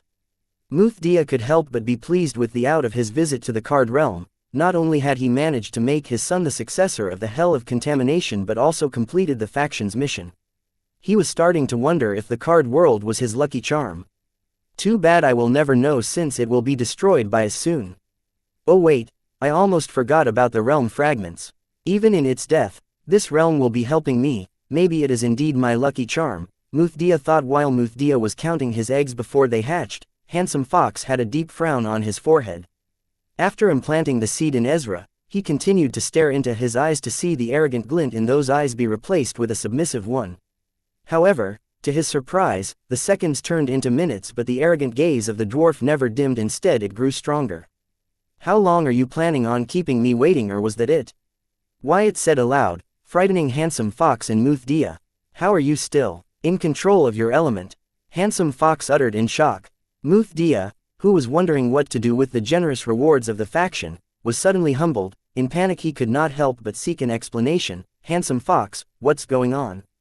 So that was it. Turns out you are all bark and no bite. I am not disappointed, since I was not expecting much to begin with, Wyatt taunted Handsome Fox. Shut up, Handsome Fox yelled, strengthening his grip around Ezra's neck. This was the first time he was physically harming the dwarf, Previously, except for paralyzing him, he dwelled in the gray area where the contract would not be breached. Handsome Fox, that's enough. Muthdia rushed next to the demigod to rescue Ezra. He had no idea what was going on, but he did not want to be penalized for breaching the contract. I said, shut the fuck up. Handsome Fox ignored Muthdia, once again conjured a seed and pressed it against Ezra's chest. Seeing Handsome Fox was not physically harming Ezra but using his ability again, he stood back and watched. As he wanted this, if this did not work, Muthdia could only resort to killing Ezra for keeping his secret hidden. Despite the obvious consequences, Muthdia would not hesitate to kill Ezra because he knew keeping him alive would only come back to bite him. Regardless of how many times you try, the result will be the same. You guys are pathetic and a joke. Are you sure you are as strong as a devil when you cannot even use your unique ability on a demon master? Wyatt continued to provoke Handsome Fox. He actually wanted Handsome Fox to use his ability on him repeatedly because he was using the Hive AI to deduce how the seed rooted into the soul pathways and made its way to the soul. Since the protective cover of his Calamity Soul Gem was blocking the seed's roots from reaching his soul, he could only collect more data on the root's movement, even to run simulations to deduce a way to uproot the seed from a person's body without harming their soul. How the fuck are you doing this? Handsome Fox was dumbfounded to find that his unique ability did not have any effect on the Chaos Dwarf. Chapter 1730 Soul Protection Item Date the 16th of April 2321 Time 10:38 Location Card World, Way Beyond, Secret Hideout. In his long lifespan, Handsome Fox's unique ability has never failed him. So imaginably he was astonished to see that his unique ability had no effect on Ezra. He did not believe that there was a problem with his ability. He believed the problem was Ezra, his target. Turns out you have quite a powerful trick up your sleeve. No wonder you were so confident. After having used his ability repeated on Ezra, Handsome Fox soon deduced why his unique ability had no effect on Ezra. It turns out Ezra's demon core was being protected by a strong protective casing. It was so strong that the roots of his seed were not able to penetrate it and reach Ezra's soul. Unable to reach Ezra's soul, the seed was not able to pass his hypnotic suggestion to Ezra. As such, his unique ability had no effect on Ezra. What's going on? Muthdia asked Handsome Fox, listening to his words.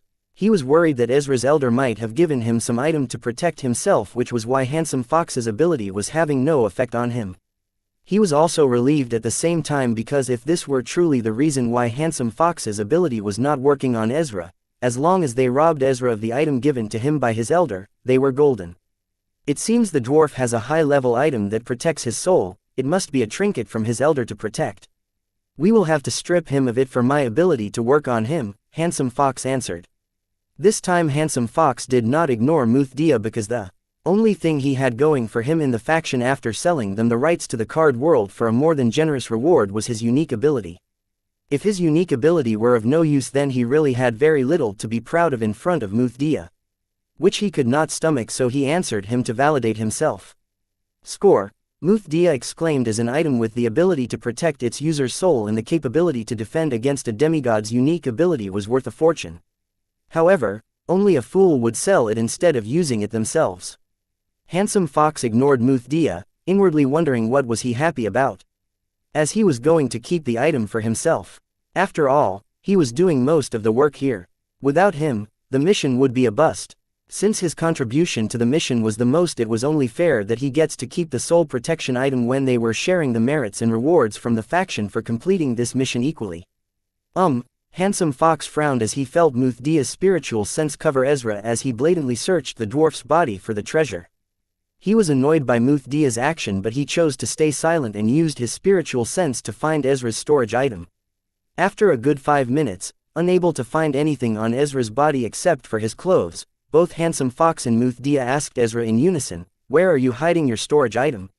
You guys are stupider than I thought you were if you really believe that I will just tell you where I am hiding my storage item." Wyatt shook his head, listening to the devil and demigod duo. Wyatt did not like the duo probing him with their spiritual sense, but he had no choice but to endure it. Not because he was trapped, but because he was conducting an experiment on the numerous hypnotic suggestion seeds that had latched onto Calamity Soul Gem, trying to break through its protective covering. The experiment Wyatt was conducting was the various methods the Hive AI had come up with to remove the seeds and their roots of Handsome Fox's origin card from the victim's body without harming them. Even though the surrounding space was scrabbled to stop him from using the inter-realm travel function of Devil Merchant Code, Wyatt could still level here whenever he wanted to, but he stayed because right now his body was the best subject for him to test the various contingencies against Handsome Fox's ability. As of now, Susan, Corey, Bloodette, and Courtney have fallen prey to Handsome Fox's ability. There would be more if he did not find a permanent solution for his origin card. Wyatt also found that Handsome Fox could learn the victim's location from anywhere in the card world using the roots in their body. This made it more of a priority for him to remove not just the seed in Susan's body but the roots in Corey, Bloodette, and Courtney's body. Not to mention he could only awaken Corey Park in Corey Bright's title Demon Core by removing these roots from her body. All 5 of them were his trusted friends, therefore he needed to do his best to find the most efficient method to remove Handsome Fox's abilities from their bodies along with a permanent solution against Handsome Fox's origin card. Is it in his Demon Merchant Codex's inventory or something? Handsome Fox asked Muthdia as he was not well informed about the Demon Merchant Codex. No, that is not a thing, Muthdia scoffed. Well, his elder has shared his executive VVIP member of the Infinity Liberi status with him. They have all sorts of exclusive privileges, maybe storage must be one of them. Handsome Fox did not believe it to be true, but he said to defend himself. It is possible. Muthdia had no choice but to agree with Handsome Fox when he put it that way. As a ruler class organization, the Infinity Library had a very close relationship with the Devil Merchant Code, so it would be a surprise if they had inventory or storage privileges that the rest of the Devil or Demon Merchant could not enjoy. Well, what do we do now? Handsome Fox asked. Muthdia thought for a second and then said, he is awfully quiet for a change, maybe that might not be the case. Chapter 1731 Soul Protection Spirit Item Date the 16th of April 2321 Time 10:53 Location Card World, Way Beyond, Secret Hideout. If not the Demon Merchant Codex, where else could he be hiding the item? We have already searched every inch of his body, Handsome Fox said in annoyance. His physical body but not his spiritual body. Since it is a soul protection item, it would not be surprising that it is a spiritual item, Muthdia proposed. From his tone, it could not be more obvious that he thought Handsome Fox did not know about spiritual items that could be carried by the spiritual bodies. It was typical of a devil merchant from Dark Realms to think this, despite knowing that Handsome Fox as a devil merchant had been to the Inter-Realm City, a city in a spiritual plane created and equipped with many superior spiritual items. Handsome Fox was losing patience with Muthdia's superior mentality, however he soon controlled his emotions. Then shaking Ezra, whom he had grabbed the neck, he asked Muthdia, how am I supposed to strip a soul protection spiritual item from his spiritual body, genius? Oh, I see your point. It finally dawned upon Muthdia that the main reason they were trying to steal the soul protection spiritual item from Ezra was not because of their greed for the item but so that Handsome Fox could use his ability on Ezra, but it turns out they could not get to the item without breaking its soul protection ability, which they failed to do in the first place. It seems you fucked up. Handsome Fox was quick to throw all the blame on Muthdia, coming to the conclusion that regardless of where Ezra hid the soul protection item, on his spiritual body or in his demon codex, they would not get to either of them. What you mean I fucked up? We both did, Muthdia corrected Handsome Fox while his mind was thinking of ways he could kill Ezra without triggering the contract. Unfortunately, none came to Muthdia's mind on the spot. Prior to this, he was so confident that this plan would work that he did not think of this beforehand.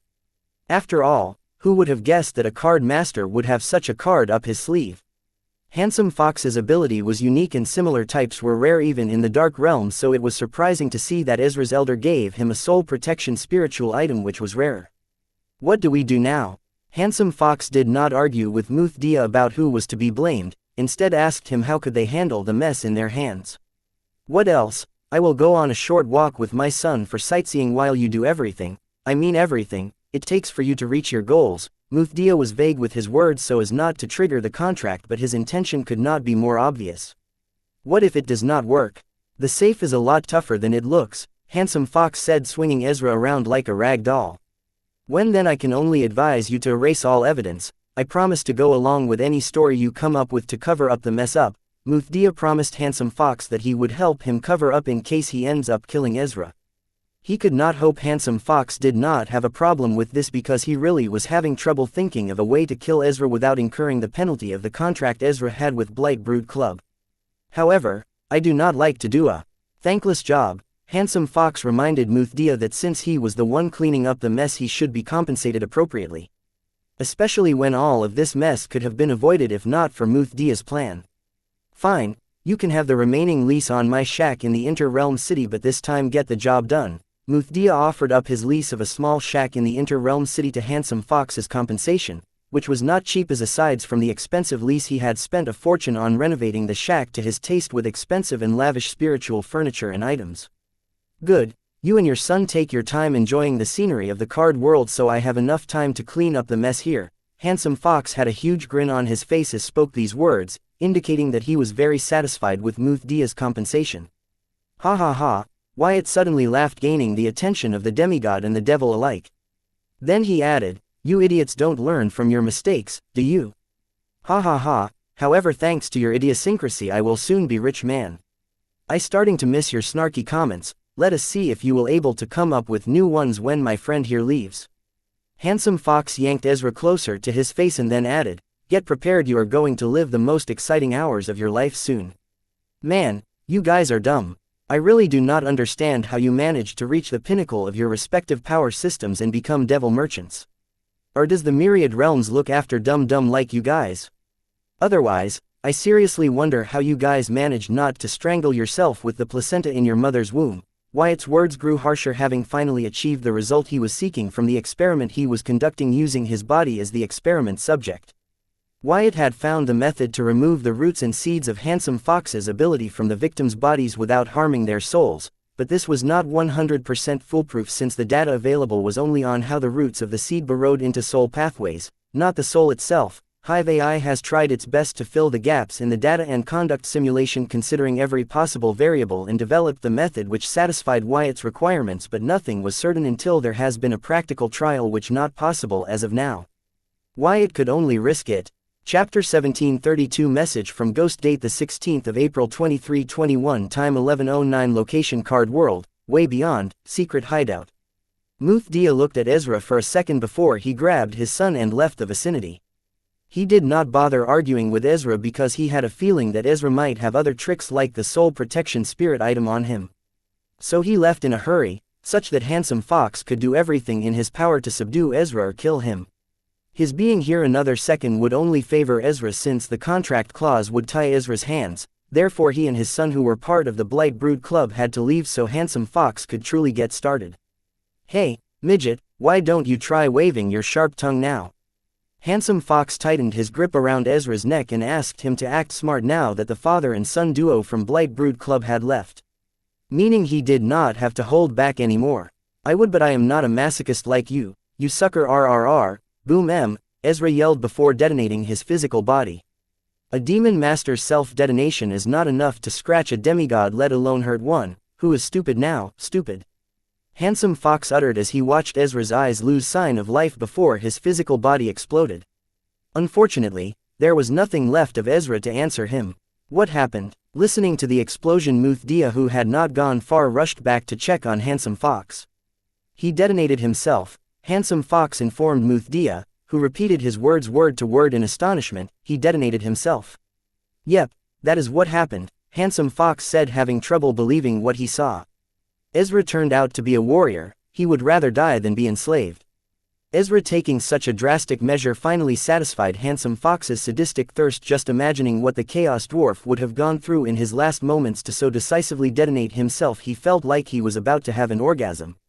It's a pity though, since his spiritual items did not drop, I guess he chose to destroy them with his death, Muthdia said. He could not be happier with how things turned out. He felt that Ezra had made things easier for them.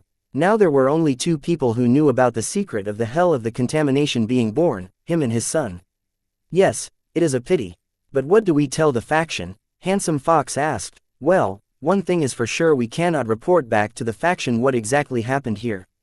Cheer up, we have little to worry about, as I do not believe the faction will be willing to lose two devil merchants over a dead Chaos Dwarf, Muthdia said confidently.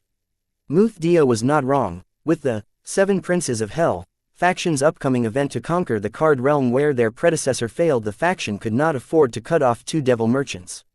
Especially Handsome Fox, who had a good enough understanding of Card World. Since they had invested all their fortune to buy the devil merchant code's rights to the Card World. They had to make up for their investment while also making a huge profit, enough for them to compensate for the labor and time. So even though Muthdia and Handsome Fox had made a huge mistake, they will be penalized to slave for the faction at best and not be thrown out of the faction at times like this. This was what gave Muthdia the courage to go against faction orders and do things his way, from convincing Handsome Fox that enslaving Ezra would be the best choice to kill Ezra to erase their biggest blunder. If you say so. But know this, if the factions come after me I will not hesitate to throw you under the bus. Handsome Fox warned Muthdia that if the faction were to suspect or blame him for the failure of the mission, he would not hesitate to reveal to them what exactly had transpired. Having sold his realm, the 7 Price of Hell faction was his means to move to the Dark Realm. Relax, we are in this together. Trust me. Muthdia was so happy with way the things had turned out that he did not mind Handsome Fox's rudeness. Quote. Handsome Fox frowned, looking at giddy Muthdia. He felt that Muthdia was happy with the death of Ezra, and he was sad about failing the faction's mission to recruit Ezra into their faction along with his elder if possible. Handsome Fox locked eyes with Muthdia, and without any exchange of words, he tried to gauge Muthdia's real motive. However, just then, Muthdia's, and Cuthdia's demon devil merchant codex rang, alerting them of an incoming message. Surprised by the coincidence, all 3 locked eyes suspiciously, and then shaking their head they went through their respective messages. Hi dumb ass, I told you guys you would help me make a fortune. Now do you believe me? Going through the notification, Muthdia, who was the happiest of the 3, exclaimed, how is possible? Could it be somebody less? The trio locked their eyes again, but this time instead of suspicion there was shock and a hint of fear in them. Especially Muthdia and Handsome Fox. If Muthdia was worried that his secret about the successor of the hell of contamination being born was no longer safe, Handsome Fox felt that he was a fool. The message I received is making use of the Infinity Library's personal realm network and has a very high privacy. I guess it's the same for you guys too. This kind of message could only have been sent by the executive VVIP member of the Infinity Library. Who is it we do know has access to the privileges of the Infinity Library's executive VVIP membership? So it has to be him or his ghost. Chapter 1733 Appeal Date 16 April 2321 Time 11:24 Location Card World, Way Beyond, Secret Hideout. Handsome Fox began to recall the events that transpired, wondering how could he have messed up big time. The reason he agreed to Muthdia's plan despite it defying the faction orders and the executive VVIP member of the Infinity Library backing Ezra was because of the greed of owning a Chaos Dwarf slave. The moment the Chaos Dwarf saw through his undead incarnation when a powerful devil like Muthdia was not even suspicious, he wanted it to join his collection.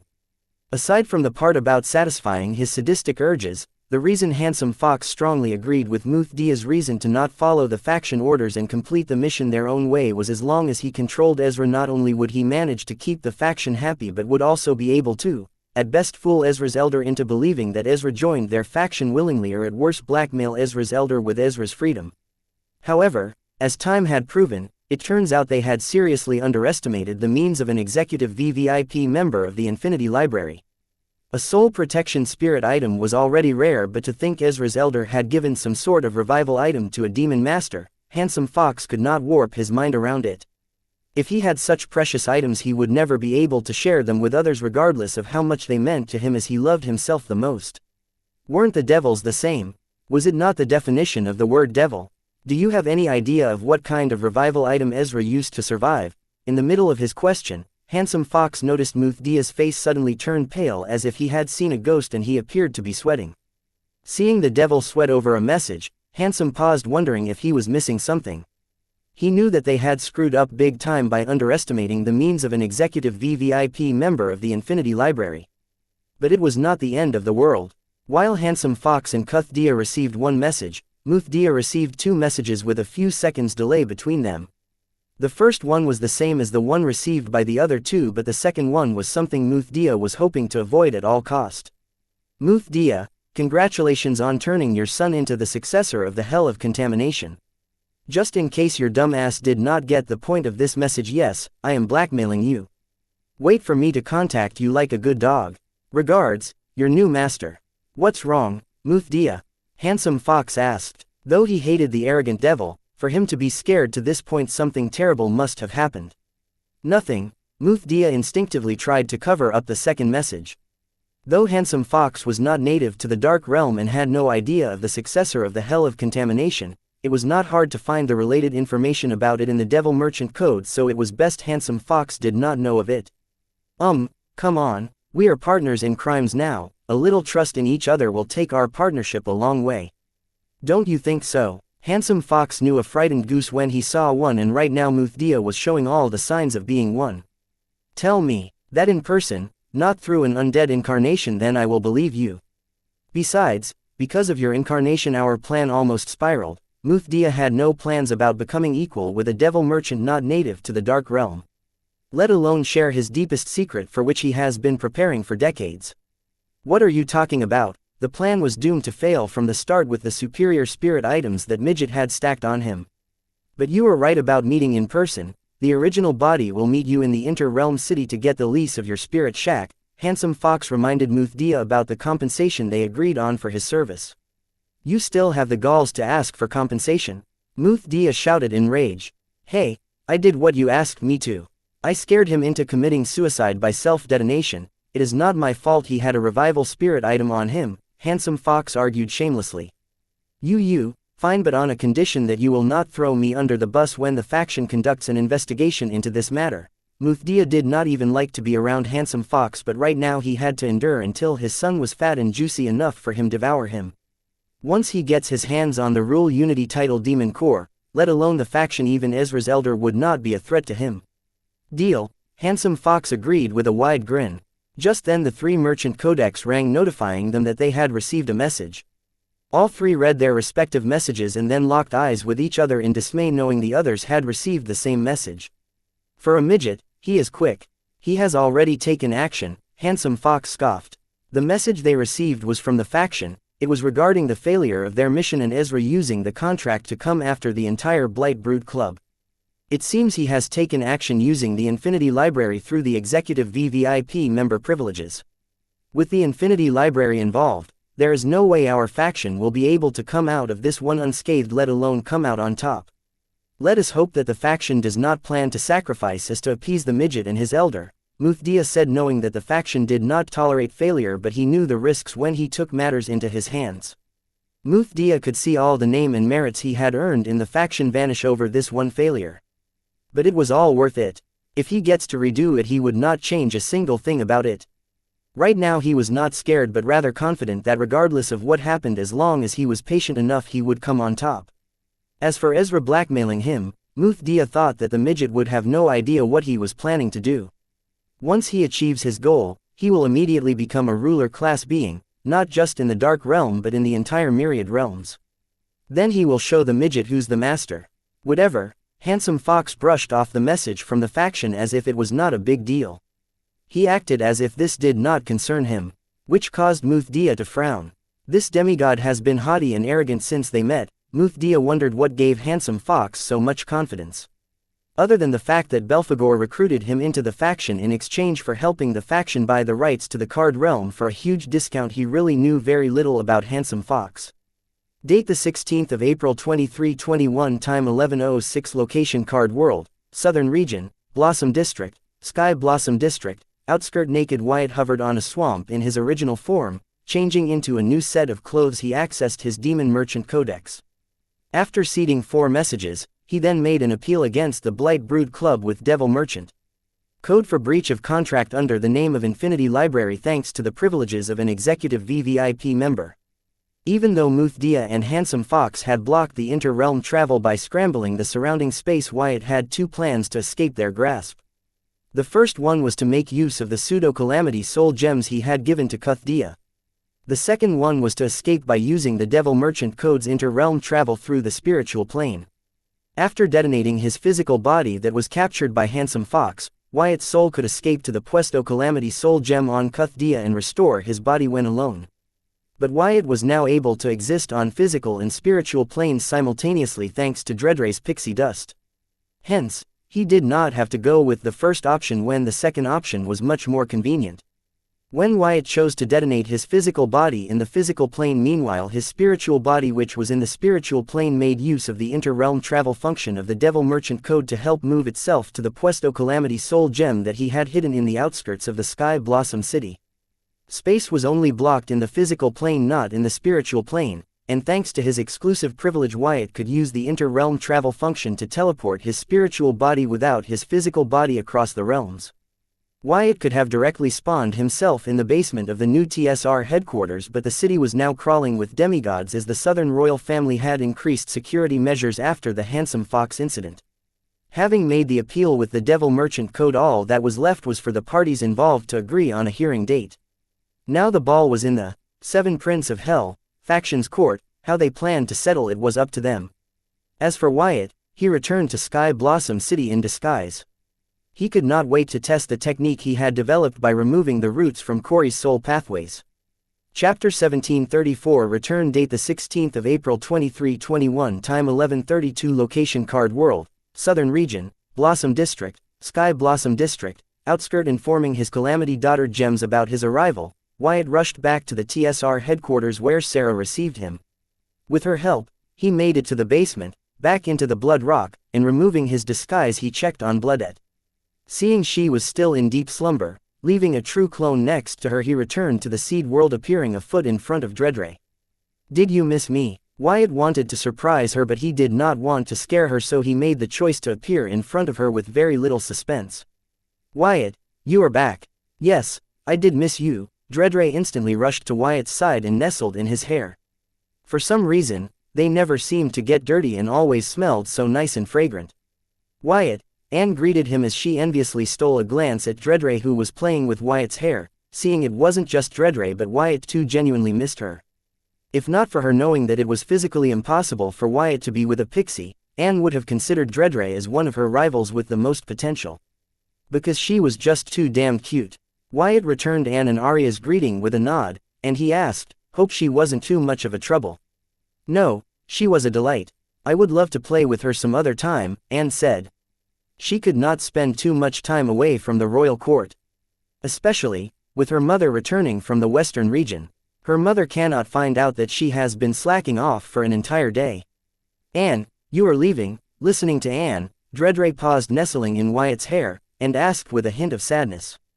Though they only knew each other for a little time, she had grown to like Anne and Arya, enough to miss them if they left. It was a lot harder for a pixie to get over someone than getting attached to someone. "Yes, but I will come visit when I am free. Or you can come to visit me in the southern when you have built your forest." Anne knew with her mother's arrival her schedule would be jam-packed with new projects thanks to the masterstroke her grandpa had pulled. As such, she might not have a day off in the foreseeable future to come meet Dreadray. This might be goodbye unless Dreadray comes to visit her. Dreadray flew out of Wyatt's hair to lock eyes with Wyatt and to ask his permission before she made any promise to Anne about going to meet her. Knowing what Dreadray was about to ask him, Wyatt jumped the gun and agreed, "Yes Dreadray, we can go meet Anne in the southern capital." It is not like Wyatt planned to return to the southern capital, it's just that with the southern royal family suddenly building silver milk powder factories on the outskirts of the southern capital, he thought he would be visiting the capital soon, depending on what explanation Anna's mother was going to him. Colleen and Anne have been very doggy about this topic. Something that could make these two doggy must be serious. "Yeah," Dreadray cheered, and then turning to Anne she declared, "Anne, I will come visit you in the southern capital once I have built my forest." "Okay, I will be waiting for you. You are going to love the royal garden," Anne replied. Wyatt couldn't help but laugh listening to her. She wants to show off her garden to a pixie, ignorance is bliss. "Wyatt, you have been to the royal garden. Isn't it beautiful?" Anne asked with her left eyebrow raised. "Yes, by Card Apprentice standards. But by pixie standards, the entire card world may be barely good enough," Wyatt said, knowing Anne would not understand what he actually meant. "What do you mean? I don't get it," Anne said. "It is an inside joke, am I right Dreadray?" Wyatt tagged Dreadray, but she threw him under the bus saying, "I would love to see the royal garden." "You heard her," Anne said proudly. Yeah, take her with you too." Wyatt pointed at Arya, whose presence was masked. Even though she was a few feet away from them, it was like she was not there. "No, I am your bodyguard. I should be with you all the time. Next time you leave please take me with you," Arya demanded with a straight face. She was being serious.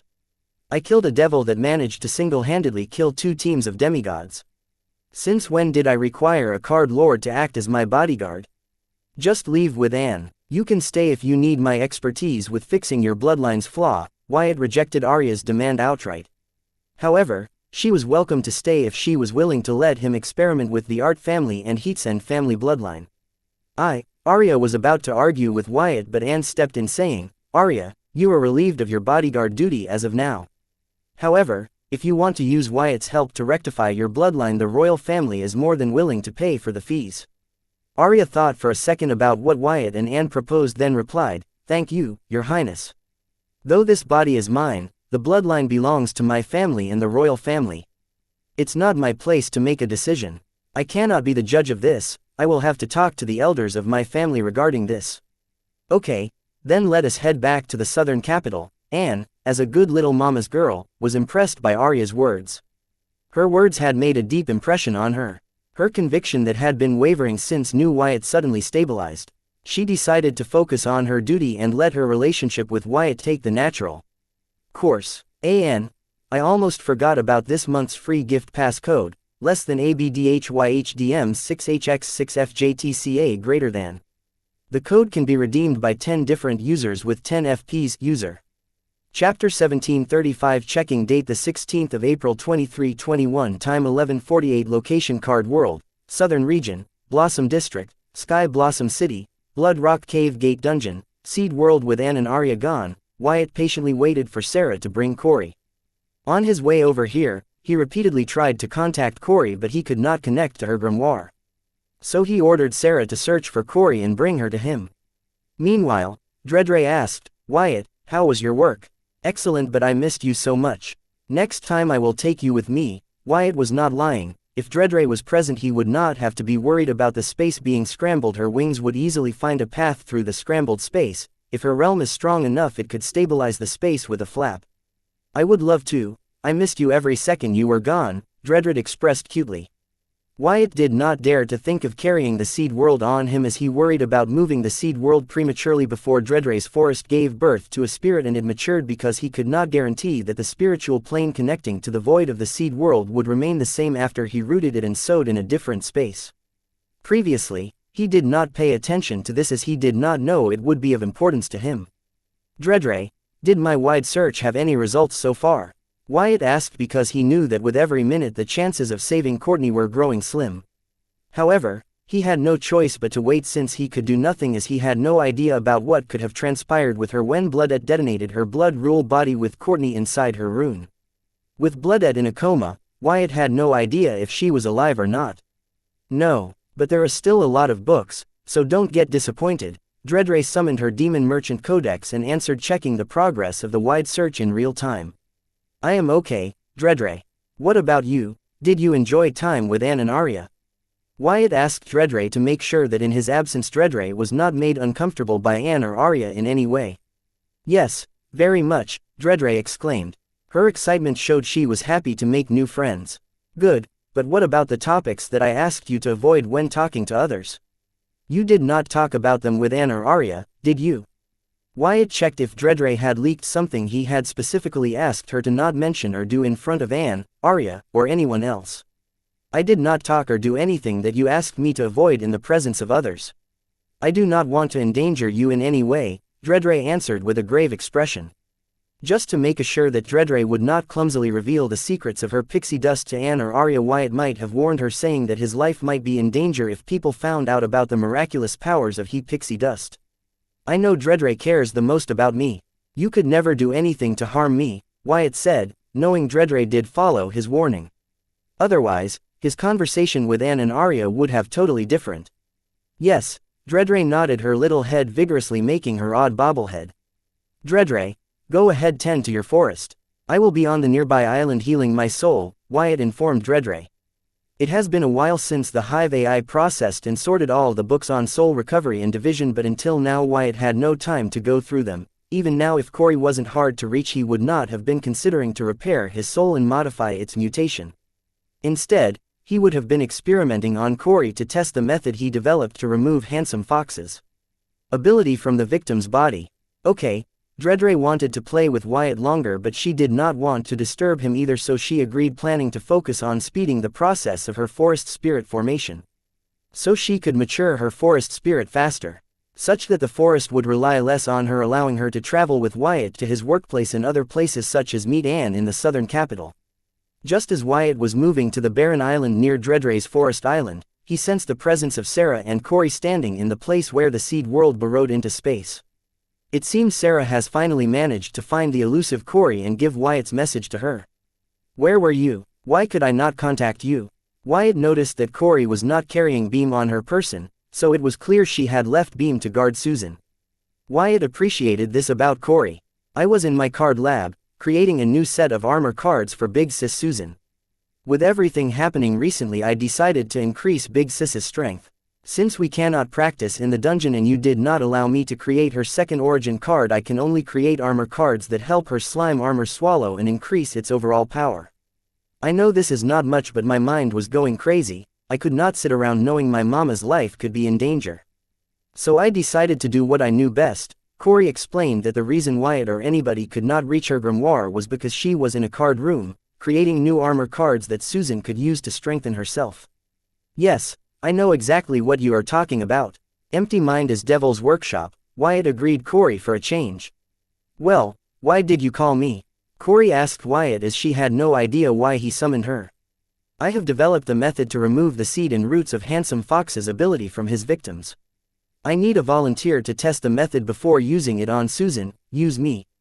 Chapter 1736 Blood Curse Substitute. Date the 16th of April 2321. Time 12:02. Location Card World, Southern Region, Blossom District, Sky Blossom City, Blood Rock Cave Gate Dungeon, Seed World. Listening that Wyatt had developed a method to remove the hypnotic suggestion in Susan, Corey volunteered to be the subject so Wyatt could practically test the method he had developed against Handsome Fox's ability. You sure about this? Wyatt asked to see Corey beg him to use her as the test subject.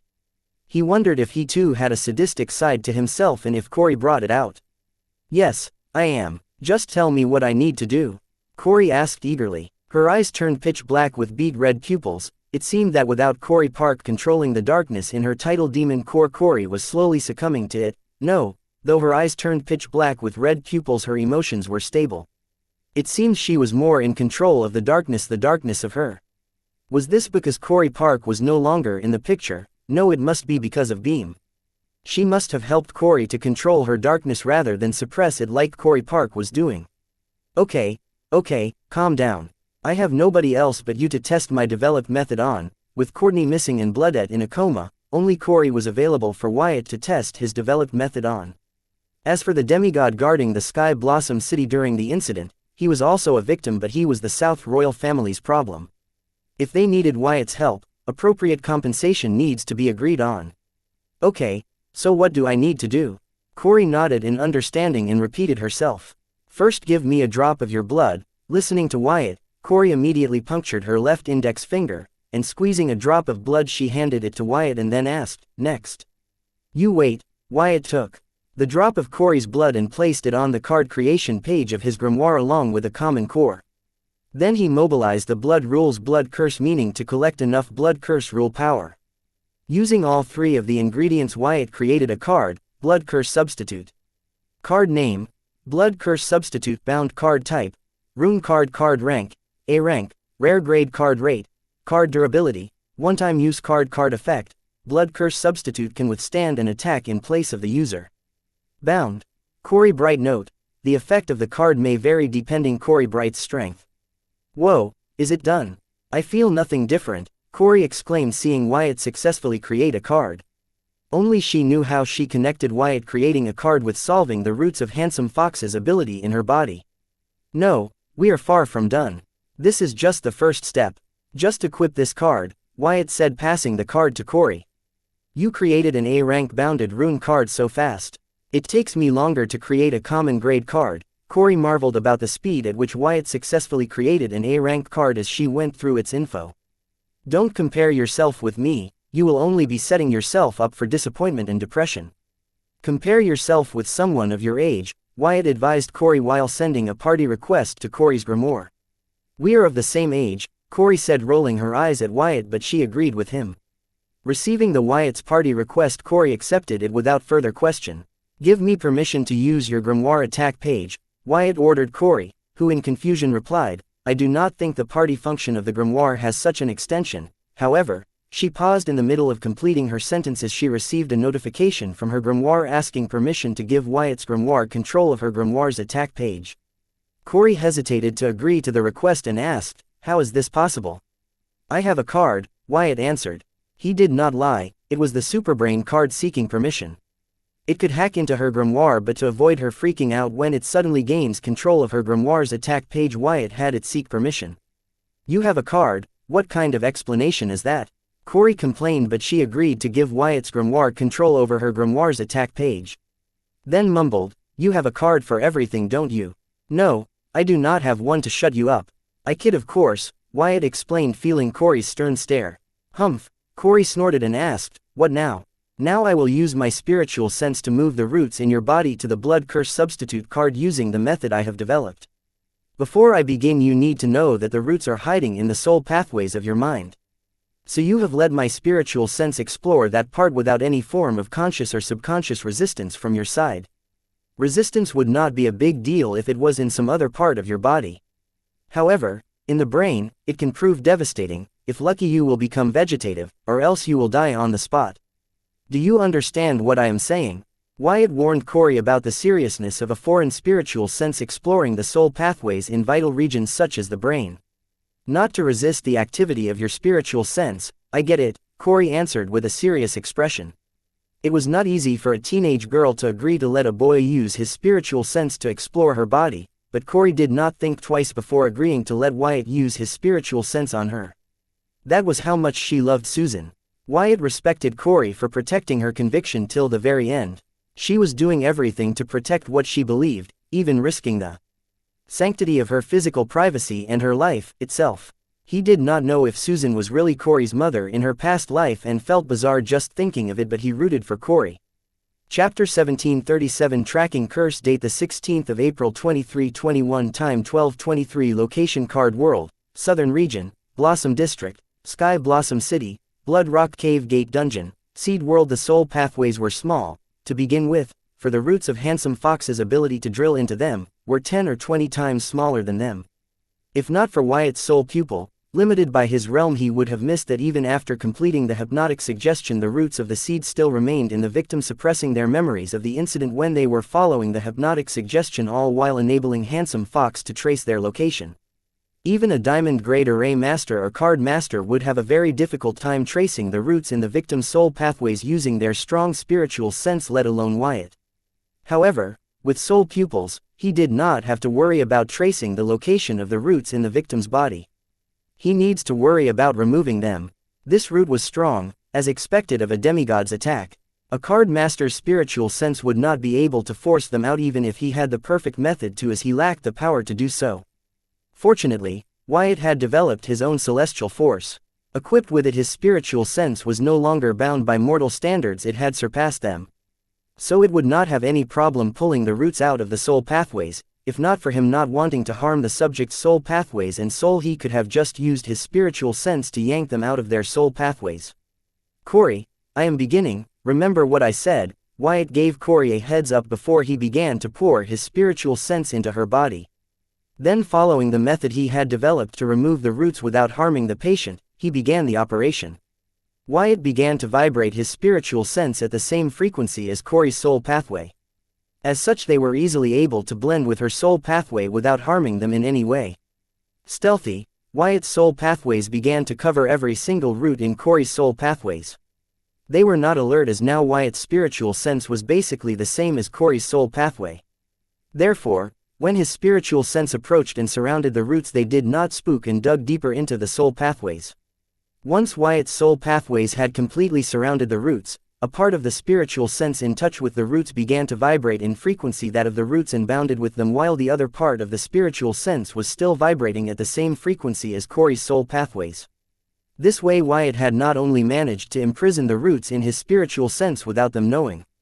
Then Wyatt, with the help of the Super Brain card, gained control of Corey's grimoire's attack page and activated the one-time use Blood Curse substitute card. Activating the card, Wyatt mobilized his celestial force to empower his spiritual sense, which yanked roots out of Corey's soul pathways and into the Blood Curse substitute. Till the very end, the roots did not notice what had transpired. As such, Handsome Fox had no idea that Wyatt had successfully managed to remove the roots of his ability from Corey's body without harming her soul pathways. "Got you, you sneak son of a bitch," Wyatt exclaimed as he removed the blood curse substitute card containing the roots from Corey's Grimoires attack page and held it. Surprising Corey, who was trying her best to not think about Wyatt's spiritual sense exploring her soul pathways. Seeing Wyatt remove the useless blood curse substitute card, she asked, "Done. Was it a success? I do not feel like anything has changed." "Yes," Wyatt replied as he carefully placed the useless blood curse substitute card in his card holder. Which Corey found weird. The reason Wyatt was being weird about this was that he had finally had a way to trace Handsome Fox's original body. It was none other than the roots in blood curse substitute card, which could no longer be used. Since Handsome Fox could use the roots to trace the location of his victims, the roots were still connected to his original body in some way. Wyatt planned to use the tracking curse on these roots to locate the original body in some way. However, Wyatt did not immediately follow through with his plan, as he knew someone as cautious as Handsome Fox would definitely have thought of guarding against curses and divinations. Still, it did not hurt Wyatt to give it a try, but not before he had removed all Handsome Fox's ability from within all his friends. This was because if Wyatt were to fail in his attempt to track Handsome Fox by cursing his roots removed from Corey's soul pathway, then Handsome Fox would immediately become aware that someone was using the roots in Corey to track his location through a tracking curse. Even if Wyatt were successful in tracking Handsome Fox through this method, Handsome Fox might be alerted of being traced by a curse. The possibility of both scenarios was very high. Wyatt was not worried about Handsome Fox knowing someone was tracking his location, but the fact that what Handsome Fox would do to stop the tracker and someone else using the same method to track his location. Therefore, to be on the safer side, Wyatt decided to remove Handsome Fox's ability from all his friends before he began tracking Handsome Fox's original body's location by using a tracking curse on the roots of the Handsome Fox's ability. "Wyatt, were there any side effects to the method you developed? Did everything go according to your calculation?" Corey asked, finding his behavior odd. She believed something unexpected might have during the testing, hence Wyatt's weird reaction. "No, there are no side effects. The testing was a huge success," Wyatt assured Corey as he got his thoughts in order. Chapter 1738 Awake. Date the 16th of April 2321. Time 13:23. Location Card World, Southern Region, Blossom District, Sky Blossom City, Blood Rock Cave Gate Dungeon, Seed World. How are you feeling? Do you remember what happened when you were under the hypnotic suggestion? Wyatt asked. If Corey had remembered, she would not have said that she felt no change, especially with Corey Park awakening from her forced slumber and all. Now that you mention it, being reminded by Wyatt, Corey began to recall the incident and found that she had another set of memories about that incident. Going through those two sets of memories, Corey suddenly yelled, "Park, Park, Wyatt, I can't feel Park's presence in my tidal demon core." Regaining her memories, Corey remembered Park not just as one of her past selves but also as her ego flame. So she began to call her out. However, not getting any response from Park and unable to find her in her tidal demon core, she began to yell hysterically in panic. "Bright, calm down, I am right here." A humanoid flame in the shape of a mature Corey hugged Corey from behind. It was Corey Park. Being embraced by Park, Corey broke into tears and began to apologize. "Park, I am sorry. I can't believe I forgot about you. I am sorry. Relax, honey. If it helps, I enjoyed my slumber. It was relaxing." Park was not just saying this to console Corey, but it was her honest opinion. Then turning to look at Wyatt, she said, "What took you so long? I thought you would figure out a way to wake me up a lot sooner. Be happy that I decided to wake you up. How could you fall for something like that? Aren't some sort of big shot in your past life?" Wyatt had still not forgiven Corey or Park for putting Susan, Courtney, and Bloodette in harm's way. "I thought you would be over it by now. No matter how strong I was in my past life, I died a genius. I am nothing but the ghost of the past. How do you expect me to defend against a demigod? Besides, it was not our fault. Who asked you to make the entire world your enemy by creating that VR universe of yours?" Corey Park fumed, seeing Wyatt was still holding them responsible for what happened. The only reason Park said that Wyatt was to be blamed for the Handsome Fox incident only to point out to him how unfair he was being toward her and Corey, blaming them for the entire fiasco when actually it was Handsome Fox who was to be blamed for all of this. If they were to really play the blame game, then they should be blaming Handsome Fox's mother for getting pregnant with Handsome Fox or not killing him in her womb. It only gets darker the deeper you dig. Whatever, the test was a success. That is all that matters to me. Wyatt knew he was being petty, but his relationship with Corey brought worse in him. Wait, the test might be a success, but Corey and Susan's case are totally different. The hypnotic suggestion seed latching to Susan's soul has not been triggered. Removing an entire seed is not the same as removing a few roots. Getting up to speed regarding the current matters thanks to Corey's memories, Park deduced what Wyatt's next move would be and warned him that Susan's case was more serious than Corey's, so what worked in Corey's case might not work in Susan's case. With Susan's case serious, she did not want to take the risk. Relax, I got this, Wyatt assured. He was not just saying this. Using the data collected from using the developed method on Corey to remove the roots from her soul pathways, Hive AI had already conducted several simulations and come to a proud conclusion that using the same method on Susan would be 99% successful. The other 1% was by off chance, for some unknown reason or mere coincidence, Handsome Fox decides to trigger the seed in Susan's body. Are you sure? Park double-checked. It seems she too, like Corey, believed Susan to be her mother. It was surprising that a big-shot demon like Park would still have sentiments for her mother. Well, if she was not that sentimental and caring, she would have already taken over Corey's body instead of nurturing her in place of Corey's original parents. Yes, I am. If things seem to be getting out of hand, I will back off. If you think that is not good enough, then what else do you suggest? Wyatt snapped. Susan was important to him too, and he would never knowingly harm her. He had to do this because the alternative was to let the hypnotic suggestion seed implanted in her alone, which meant him basically giving Handsome Fox control over his life, Susan's life. Okay, I will back off. Geez, I am a little concerned that it is all, but if you say you got it, I will trust you. Park was obviously concerned for Susan and grew a little protective because her past issues surfaced. Back in Dark Realm, an enemy of hers had managed to implant a parasite in her friend. The end was, let us just say, traumatizing. Seeing Susan in a similar situation, she felt like she was reliving it.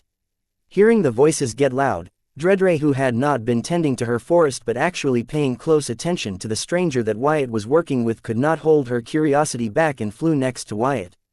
With her arrival, all three of them got quiet. Dredre, do you need something? Wyatt asked. He did not plan to introduce Dredre to Corey. He did not want Dredre to be close to certain groups of people, and Corey was one of them. Holy shit, is that a pixie? Park exclaimed after repeatedly confirming that her eyes were not deceiving her. She was really seeing a pixie. Occasionally missing content. Please report errors in time. Chapter 1739 Tragic Corey. Date the 16th of April 2321. Time 13:45. Location Card World, Southern Region, Blossom District, Sky Blossom City, Blood Rock Cave Gate Dungeon, Seed World. That is indeed a pixie. Dredre was it. Corey also recognized Dredre as a pixie from Park's memories. Yes, Dredre was about to answer Corey, but Wyatt interrupted her, saying, Dredre, don't answer her. Remember the bad people I talked about earlier? These two are those bad people. Listening to Wyatt, Dredre was confused. She could see that Wyatt was very close to these two, but for some reason, he said they were the bad guys. Why would he say that? Wyatt, don't be so petty. Tell me, how did you find a pixie? Park asked as her gaze remained stuck to Dredre. How do you know that she is a pixie? Wyatt implied that Dredre could be a dark pixie. Anybody has been to a branch of Infinity Library will not forget these cute little beings.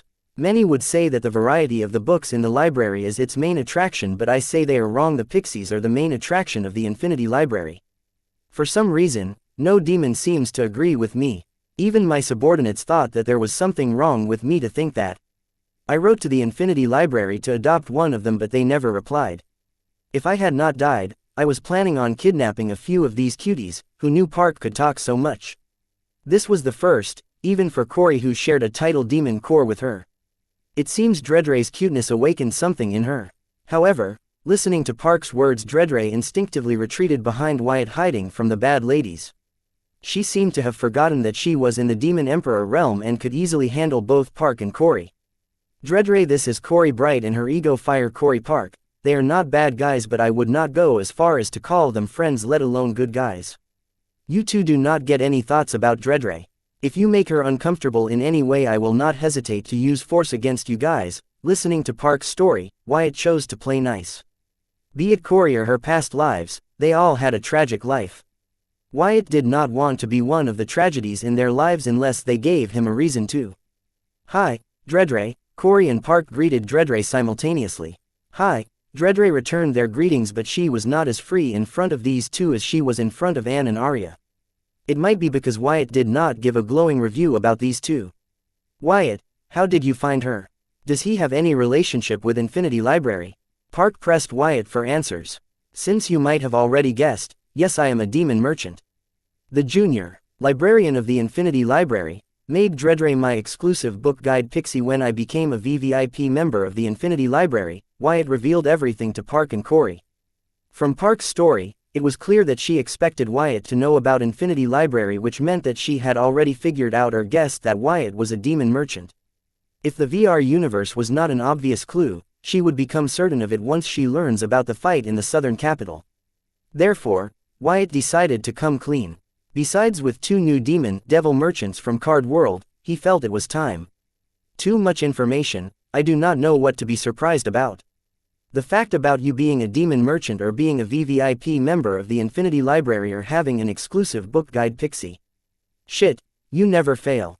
To astonish me, Park did not doubt Wyatt's words and was genuinely impressed by him. Having lived in the Dark Realm, Park was aware that not everybody could make it as a demon merchant.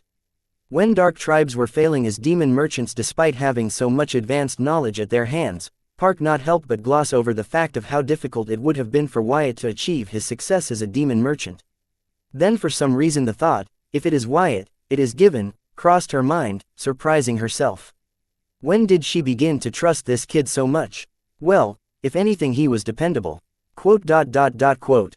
Wyatt ignored Park and instead looked at Corey, who slowly but cautiously narrowed the distance between Dredre and her. Dredre was aware of Corey's advance but remained passive, unlike her time with Anne and Arya where she actively mingled with them. This was the level of influence Wyatt held over Dredre. Seeing Wyatt ignore her, Park shifted her attention to Dredre and asked, "Dredre, do you know Momo? She was my designated book guide when I used to visit Infinity Library." "Momo? Which tribe of pixie did she belong to?" Dredre did not seem to know what pixie Park was talking about. Though the pixies had a long lifespan, Infinity Library had many branches that were governed by different tribes of pixies. It was not surprising that Dredre did not know all the pixies. Honestly, it was a little racist on Park's part to think that Dredre would know her designated book guide pixie. "I don't know," Park said, showing that she knew nothing about pixie except for the fact that she found them cute. "It's okay. Do you remember the name of the branch of Infinity Library you visited?" Dredre said, conveying that she could determine the tribe of the book guide pixie based on the branch of Infinity Library they served. "Dredre, forget it, it is not important. She is just trying to make small talk with you." Seeing Dredre was giving serious thought to Park's story, which was just an attempt to get close to her, Wyatt stepped in to stop her from wasting her time doing something pointless. Chapter 1740 Relations. Date the 16th of April 2321. Time 13:45. Location Card World, Southern Region, Blossom District, Sky Blossom City, Blood Rock Cave Gate Dungeon, Seed World. "Wyatt, how can you say such a thing? How do you know I wasn't being serious? Momo and I were close friends." Park stared at Wyatt for trying to brush her off. "Oh, really? Then how come you have no idea which pixie tribe Momo belonged to?" Wyatt shook his head, feeling that the relationship between Momo and Park was that of a healthy employee and client relationship, nothing more. Park never bothered to learn about Momo, her likes, her dislikes, etc. A friend would not have to, because from their time together they would observe each other's likes and dislikes. Park found pixies cute and comforting, so she wanted to possess a bunch of them, just like collecting toys. Her words, not Wyatt's. Momo, being a pixie and an employee, could only entertain her client with a smile on her face, which Park mistook, but in her defense, she treated her designated book guide pixie way better than the other demons. Wyatt was making things hard for Park out of spite. He just did not want Park to involve Draber in her delusion and get hurt. Besides, even if he were to assume Park was friends with Momo the pixie, what could Dredre do about it? It's not like pixies get a day off, or the Infinity Library was just handing pixies to everyone now. Unless Park planned to move to the Dark Realm and live next to that particular branch of Infinity Library where Momo worked. Even if she was thinking of doing that, it was not happening anytime soon. Not to forget all this was assuming that Park and Momo were friends.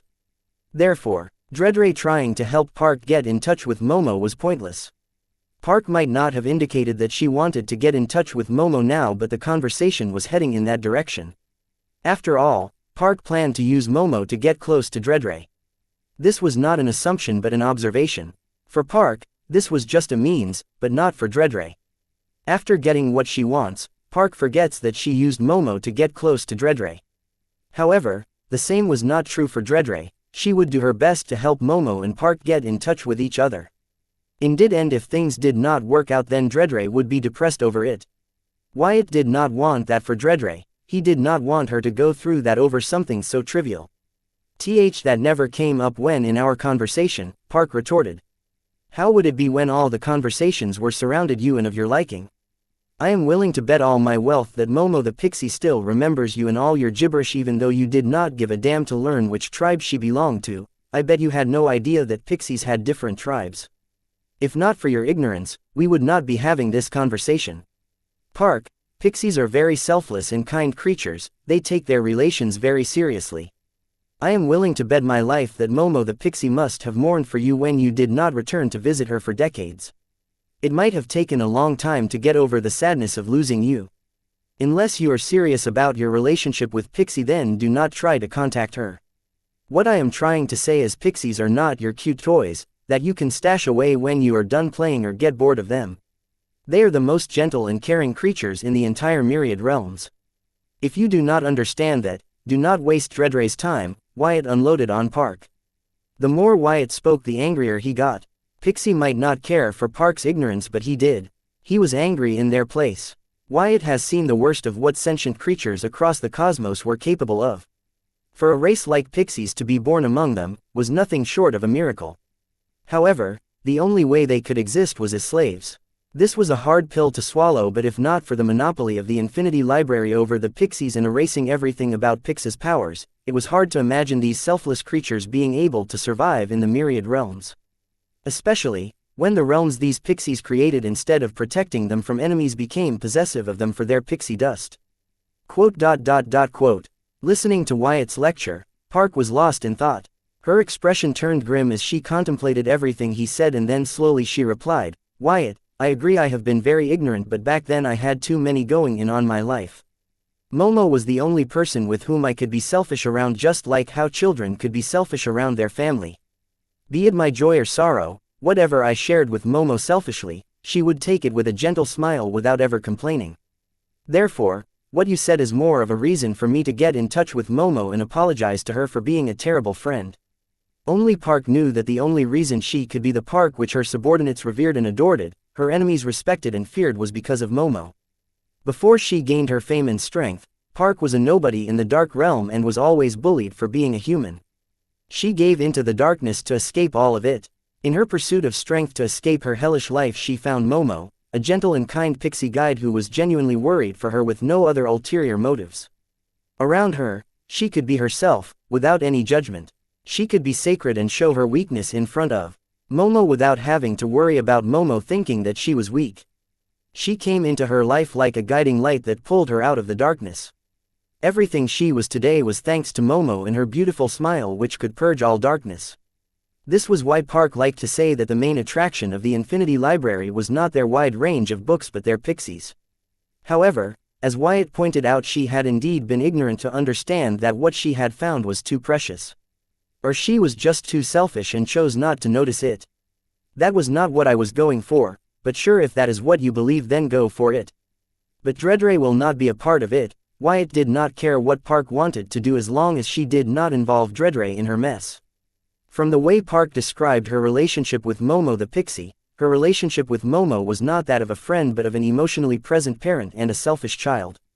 It was clear that Park was feeling guilty, just like the children who selfishly take everything from their parents without giving anything in return, not even a thank you. But when the parents leave for good, the children suddenly come to a realization, but it's too late for them to show appreciation for the sacrifice their parents made for them. How do you expect me to get in touch with Momo without Dreadray's help? Park found Wyatt's words unreasonable. She could not think of a better way than to employ Dreadray to help her get in touch with Momo. That's not our problem. Wyatt said as he swatted away Corey's hand that was sneakily trying to pet Dredre, who was lost in her thoughts. Hey, what gives? Corey complained. Wyatt ignored her as she felt Dredre gaze on him. With a firm gaze she declared, Wyatt, I want to help. Listening to her, Wyatt shook his head. It was hard not for someone of Dredre's character to get swept in someone else's sob story. Wyatt did not like to tell Dredre that she could not do that or this, since she was his exclusive book guide pixie. He could, but he preferred not to. Wyatt only put forward his opinion in front of Dredre, and it was up to her to follow it or not. No matter what she ends up choosing, regardless of how he felt about it, he had always made it a point to support her. This only applied to very important people in his life, so the list was obviously very short. So far, Susan and Anna were the only two names on the list, but now Dredre had joined them. Seeing Wyatt shake his head, Dredre explained why she wanted to help Park. Wyatt, I am not doing this for Park but for Momo, because I think that Momo would love to know how Park really felt about her. Chapter 1741 Winging It. Date the 16th of April 2321. Time 13:45. Location Card World, Southern Region, Blossom District, Sky Blossom City, Blood Rock Cave Gate Dungeon, Seed World. Fine, Wyatt nodded, understanding Dredre's compassion for a fellow pixie. Then he asked her, but how are you going to find the time when you have to tend to the forest 24/7? Don't worry, I will have my elders contact Momo's tribal elders. Together they will think of a way for Park to get in touch with Momo again. Dredre seemed to have thought it through and did not agree to help Park on a whim. No, others cannot know that I am still alive, Park said hurriedly, knowing that if Belphegor and the other founders of the 7 Princes of Hell faction found that she was alive, they would not stop at anything to make sure she stayed dead. Dredre was surprised by Park's cry. Wyatt shook his head and explained, she has enemies who will not stop at anything to kill her. So a little discretion is advised. Dredre nodded and assured, Park, you do not have to worry about that. We pixies like to gossip among ourselves, but except for us no one else will hear about it. So you have nothing to worry about. Still, Park felt that the more people knew that she was alive, the greater the chances of the 7 Princes of Hell hearing it. Park, the 7 Princes of Hell already own the Devil Merchant Code rights to this world and are planning a full-scale invasion. Them finding out that you are alive is only a matter of time. So stop fretting over the small details and let Dredre do her thing, Wyatt assured Park in his own way. Forget that. Did what you just say true? Are the 7 Princes of Hell really planning to invade this world? Park exclaimed. Her expression was as if she learned that the Armageddon was approaching. What will I get by lying? They are gathering their forces, so there is still time before the demon invasion begins, Wyatt said casually, as he swatted away Corey, who once again sneakily tried to pat Dredre's head. Honestly, he was doing her a favor. One flap of Dredre's wings and she would lose all her fingers. Pix's wings were the fastest and deadliest wings in the cosmos. They could cut through the void like cutting paper. How can you be so calm knowing that the second demon war is going to begin? Are you not aware of the devastation caused by the first demon war? Park was taken aback by nonchalant Wyatt. She was not native to this world, but she could not help but worry about the destruction with the demons invading it. However, Wyatt, who was a native of this world, acted as if it was nothing.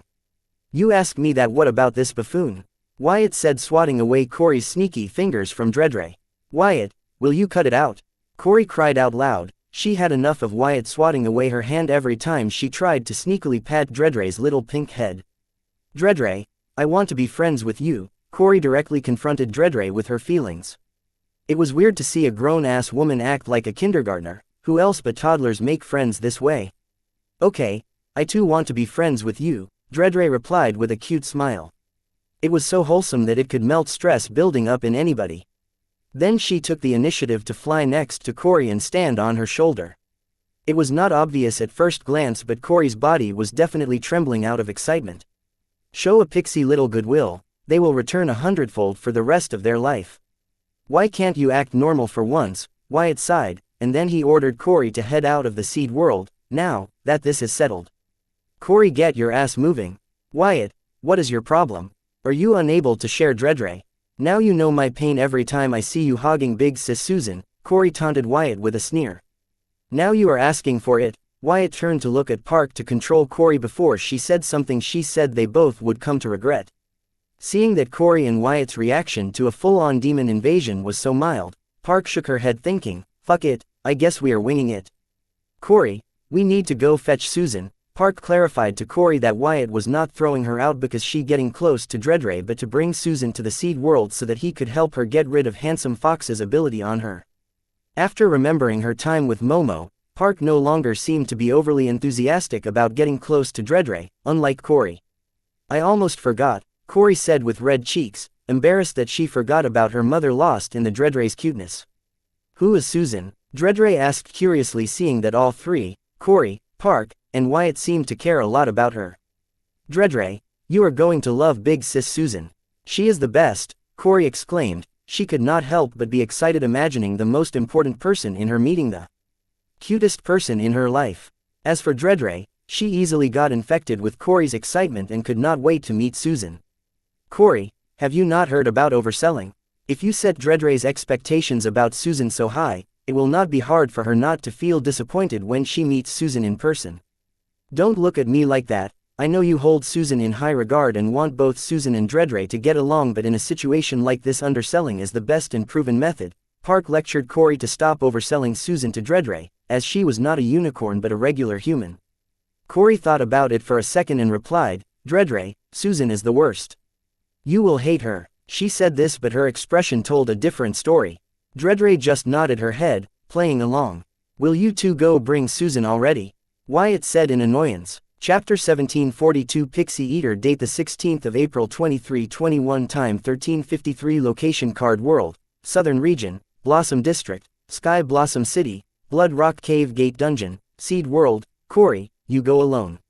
I will not be following you, and remember, don't bring Beam with you.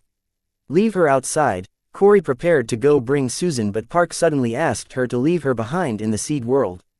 Why? Corey was taken aback by Park's sudden revolution, and asked in confusion, is that even possible? It's because of Beam. Thanks to Handsome Fox's ability I was able to hide from her last time, but now that is not possible. She will immediately smell. Park revealed that the reason she did not go with Corey was because of Beam. What? Corey found Park's words bizarre. She wondered why Park would try to hide from Beam. Trust me on this one, Corey.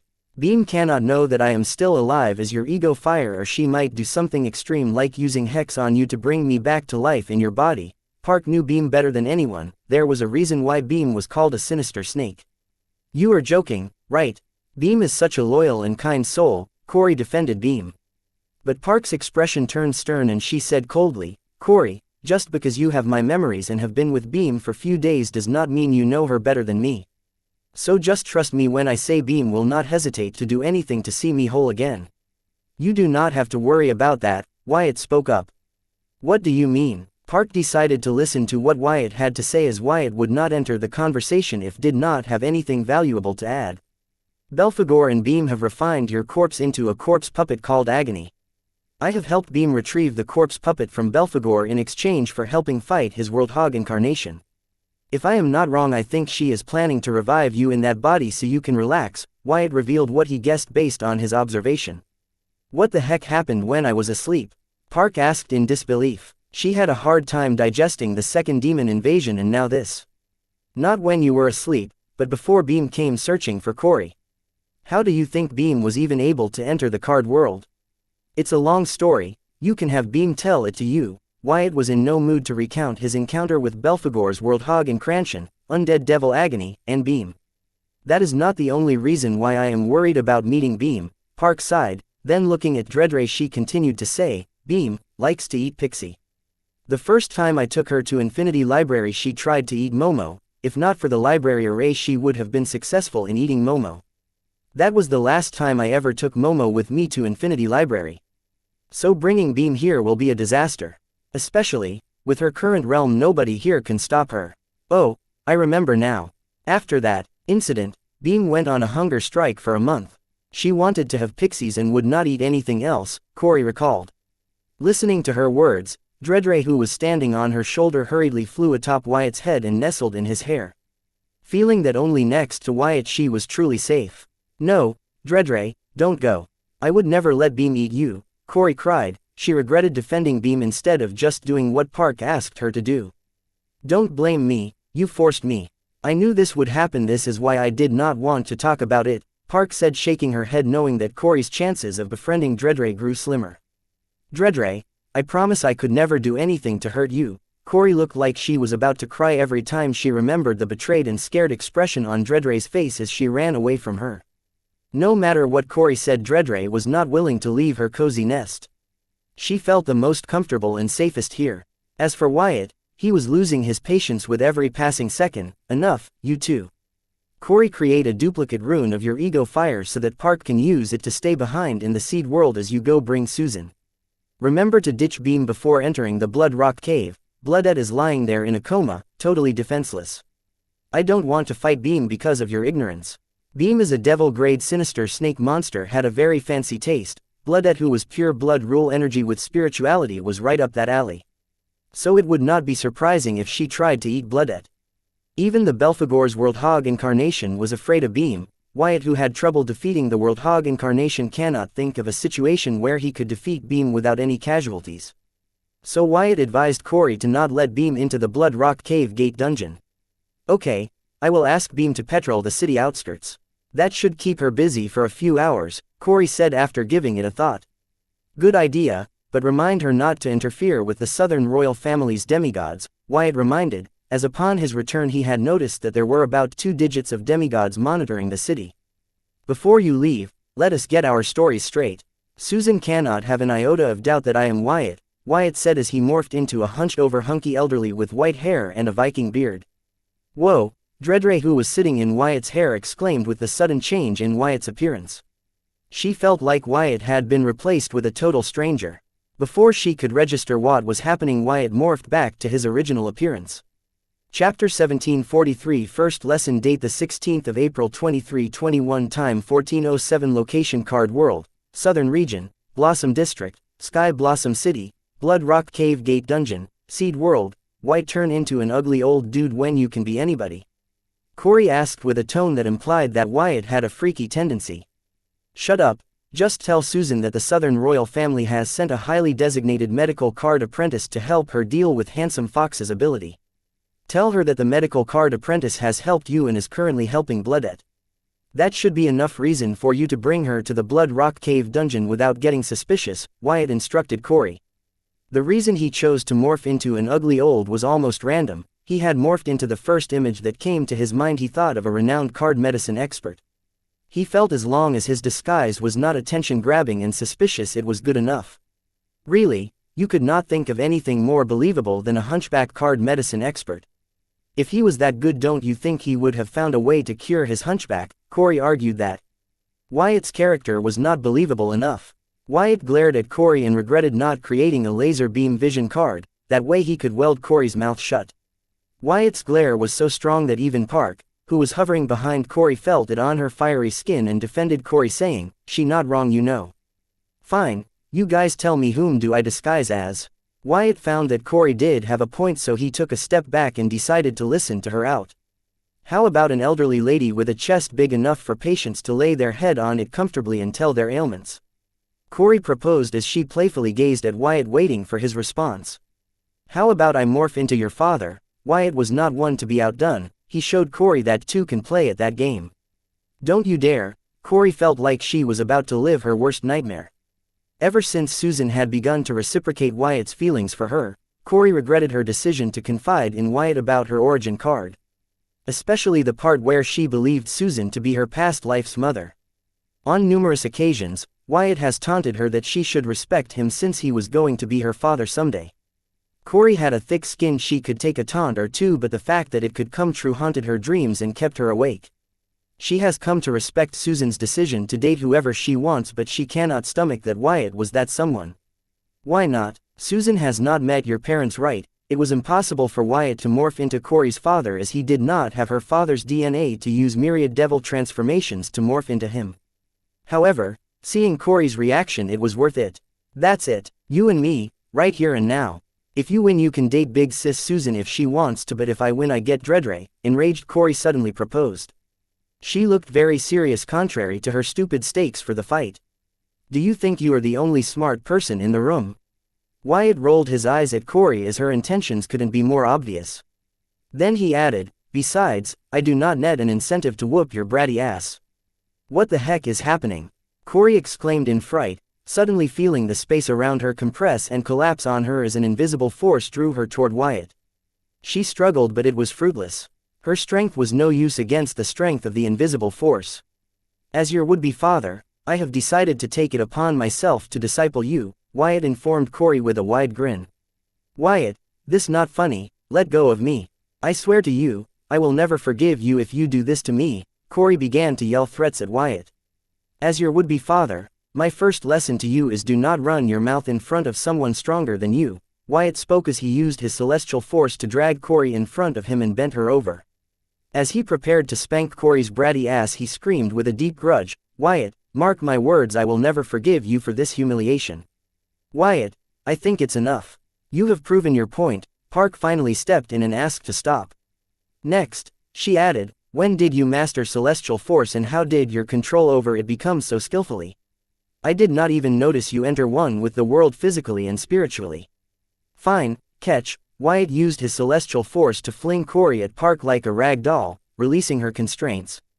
Then he answered her, in my fight against Belfger's World Hog I had a sudden epiphany, and with practice, I have polished my control over celestial force to such a level. Park had mistaken Wyatt's celestial force as the celestial force that he had borrowed from the card world. Wyatt did not correct her, instead he went with it as correcting her meant telling her how obtained his own celestial force. He trusted Park and Corey but not enough to reveal the secrets of the pixies to them. Wyatt, I will pay back 100-fold of this embarrassment. Freed from Wyatt's constraint, Corey swore, glaring intently at him. Looks like you have not learned your lesson. Wyatt immediately mobilized his celestial force, seeing Corey continued to make threats. Park, save me. Feeling the space around her begin to compress, Corey instantly rushed behind Park asking her to help her. To which Park said in annoyance, Corey, how many times have I advised you that if you keep your mouth shut, you can help yourself? Just as Wyatt was beginning to repeat his first lesson to Corey, she felt the presence of Sarah outside the seed world requesting an entry.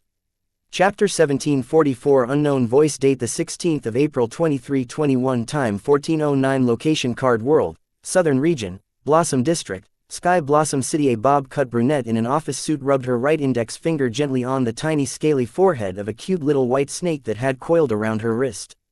Little Beam, where did your master go?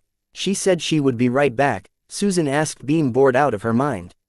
She was beginning to understand that with Corey around her day would always be eventful and never the same as the previous one.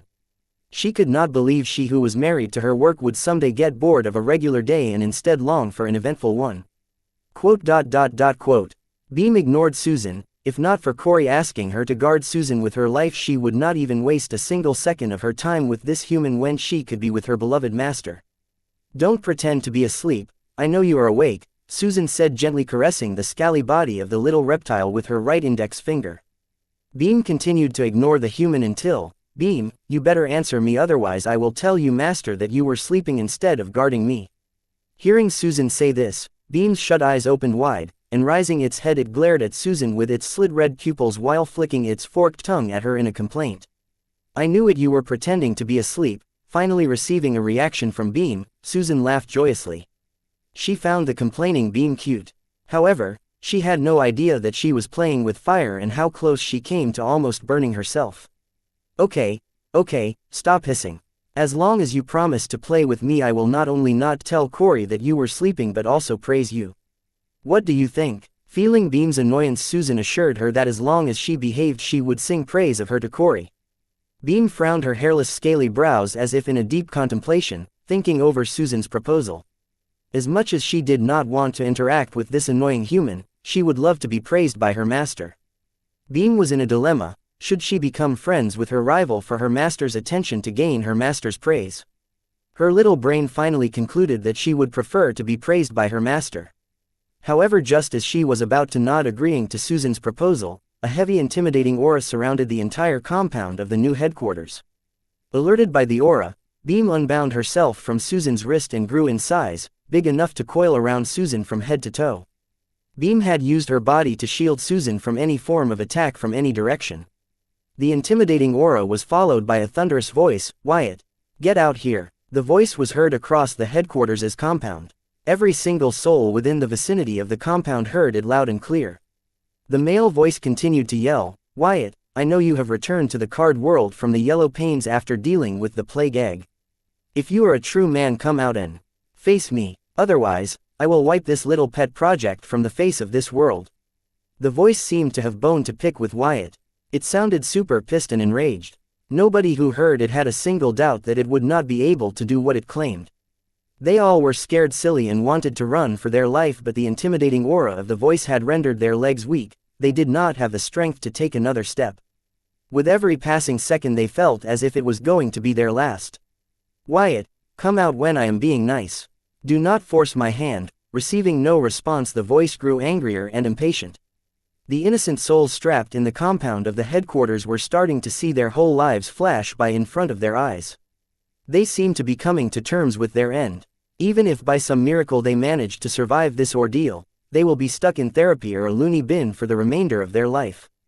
Susan was better off than the others in the compound, as Beam was not only physically shielding her but also spiritually. As a result, she was unaffected by the intimidating aura and totally fine. She was the only human in the compound except for the Calamity Daughter Gems thinking straight at this moment. While Sarah rushed to Wyatt to inform him of the incident, Susan instructed the white snake protecting her, "Beam, take me to that person before he takes extreme measures." The real reason why Susan sought to meet the voice despite knowing it was hostile was because the voice seemed to know about Wyatt. She wanted to inquire about Wyatt from him, as others were not telling her much about Wyatt except that he was fine and doing well now. This was pissing her off because she could feel something was going on, but whenever she asked about it, others made excuses to avoid answering her. It's time she got the answers she needed. Hiss. Beam did not agree with Susan. However, Susan blackmailed little Beam again. "Take me there now or I will tell Corey that you were sleeping instead of guarding me." Beam's giant forehead moved to stare at Susan with her big blood-red slit eyes, but Susan did not budge. Instead, she stared right back into them and demanded, "Take me there now." Hiss. Beam caved. She had no other choice because her master valued his human very much for some unknown reason. Date the 16th of April 2321, time 14:15, location Card World, Southern Region, Blossom District, Sky Blossom City, Blood Rock Cave Gate Dungeon, Seed World, UMHM. With Wyatt's celestial force closing her mouth, Corey could not speak. Please like, share, and follow the Cultivation Audiobooks channel to motivate me to create more videos. Thank you. No matter how hard she struggled. Ignoring her, Wyatt invited Sarah inside. Entering the Seed World, Sarah immediately transferred what she witnessed and experienced outside to Wyatt through the Hive AI, as showing Wyatt what happened was better than painting its picture with 10,000 words. Shit. Wyatt cussed going through Sarah's memories. Chapter 1745, Demigod Norley. Date the 16th of April 2321, time 14:15, location Card World, Southern Region, Blossom District, Sky Blossom City, headquarters compound. Under Susan's amazement, little Beam reduced her size and then warped itself around Susan's waist over her regular belt. Then a ginormous red ethereal spirit of a snake similar to little Beam formed with Susan in the center of the ethereal snake's head. Then the ethereal snake flew into the sky, carrying Susan, who was inside her ethereal body, toward the source of the unknown voice as she demanded. Susan had just recently become a card scholar with the help of Corey's mystic pills. When Corey heard Wyatt had helped Susan contract a silver grimoire, he did not hold back and made use of Park's knowledge of medicine and herbs to help Susan advance to the card scholar realm. As far as little Beam was concerned, Susan was fragile, hence she chose to use her ethereal spirit form to take Susan to the source of the unknown voice that sounded throughout the headquarters compound. This way she could freely use her powers while keeping Susan out of harm's way. As the ethereal snake spirit soared to the sky, the unknown voice suddenly went quiet, and the intimidating aura covering the headquarters compound also vanished. With this, the employees who were ready to meet their maker immediately left what they were doing before and ran for their lives. "Your Highness, please do not make things difficult for use," one of the 11 demigods assigned to guard the requested source of the unknown voice, a handsome middle-aged demigod dressed in casual clothes. If not for him floating 2,000 kilometers above ground, one would mistaken him for a harmless neighbor who was generous enough to tend to your lawn with his. "I have a small business with Wyatt. Once I handle it I will leave," the dashing middle-aged demigod replied calmly, even though he was surrounded by 11 demigods from the southern royal family.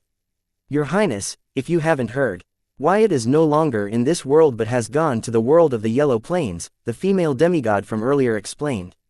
Lt. General Spencer Wright, I know Wyatt has returned from the Yellow Plains. You should know better than to lie to me. If not for the respect for you, ruler of the South, I would have already entered the compound and found that little rascal myself. Do not waste my time and go fetch him before I lose my patience." The middle-aged man seemed to know the female demigod's name and rank, which shocked all 11 demigods surrounding him. The demigods were shocked not because the female demigod's name and rank were classified, but because they could not believe someone of the middle-aged demigod status would remember a small character like the female demigod. The middle-aged demigod was only middle-aged by looks but not by age. None of the demigods present dared to guess his true age. He was one of the lesser-known founders of the current government, demigod Norley. "Your Highness Norley, you know I cannot allow that, Lieutenant," General Spencer answered, standing her ground against one of the card world's strongest beings, proving her undying loyalty towards the southern royal family in the southern region. "Sigh, why do you have to be like this? Do you not value your lives?" Demigod Norley sighed in annoyance. He was already frustrated with the matter with Wyatt. He did not have the patience to deal with these ants. Listening to Demigod Norley sigh in irritation, all 11 demigods held their breath. Each one of them was experiencing the same as what the mortal in the headquarters compound experienced. However, they did not take a step back, instead to a step forward. This move of theirs was unconscious. Their mind was blank from uncertainty, but their body was prepared to sacrifice themselves for the royal family in the southern region. It seems, however, the southern royal family was training the Southern Watch. It was proving effective. The action of the demigods to be willing to stand against one of the guys on whose shoulder the current government was built was a testament to that. "I am going to say this one last time: bring Wyatt to me while I am being nice, or else I don't mind erasing everything standing between me and Wyatt," Demigod Norley warned. His casual appearance was the clear evidence that he was restraining himself by a lot.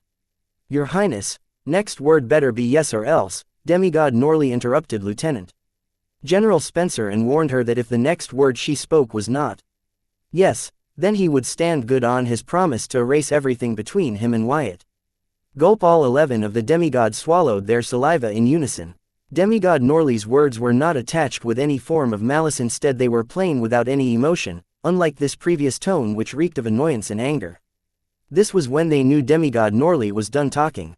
Lieutenant Governor. General Spencer's mind was paralyzed with fear. She was not in the state to make any form of judgment. However, her heart was drumming aloud to get ready for war. She wanted to rip her heart out of her chest and yell at it to shut the hell up. They were facing Demigod Norley. In front of him their numbers were nothing. Even if they were 10 times their current numbers, she would not have the courage to fight him. As she knew, no matter how many of them there were, it was only a matter of time for Demigod Norley to kill them all. However, what she was protecting was not something she could gloss over.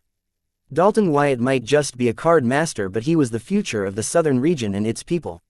She was not protecting some bratty child of the royal bloodline, but the future of the southern region.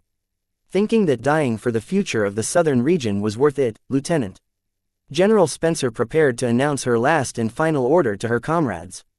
However, she paused, feeling a strong breath heading towards them from below. When she looked down to find the source of the strong breath, all she saw was bright red light flash through the clouds and rushing towards them. Demigod Norley frowned his brows, seeing the fast approaching red flash of light.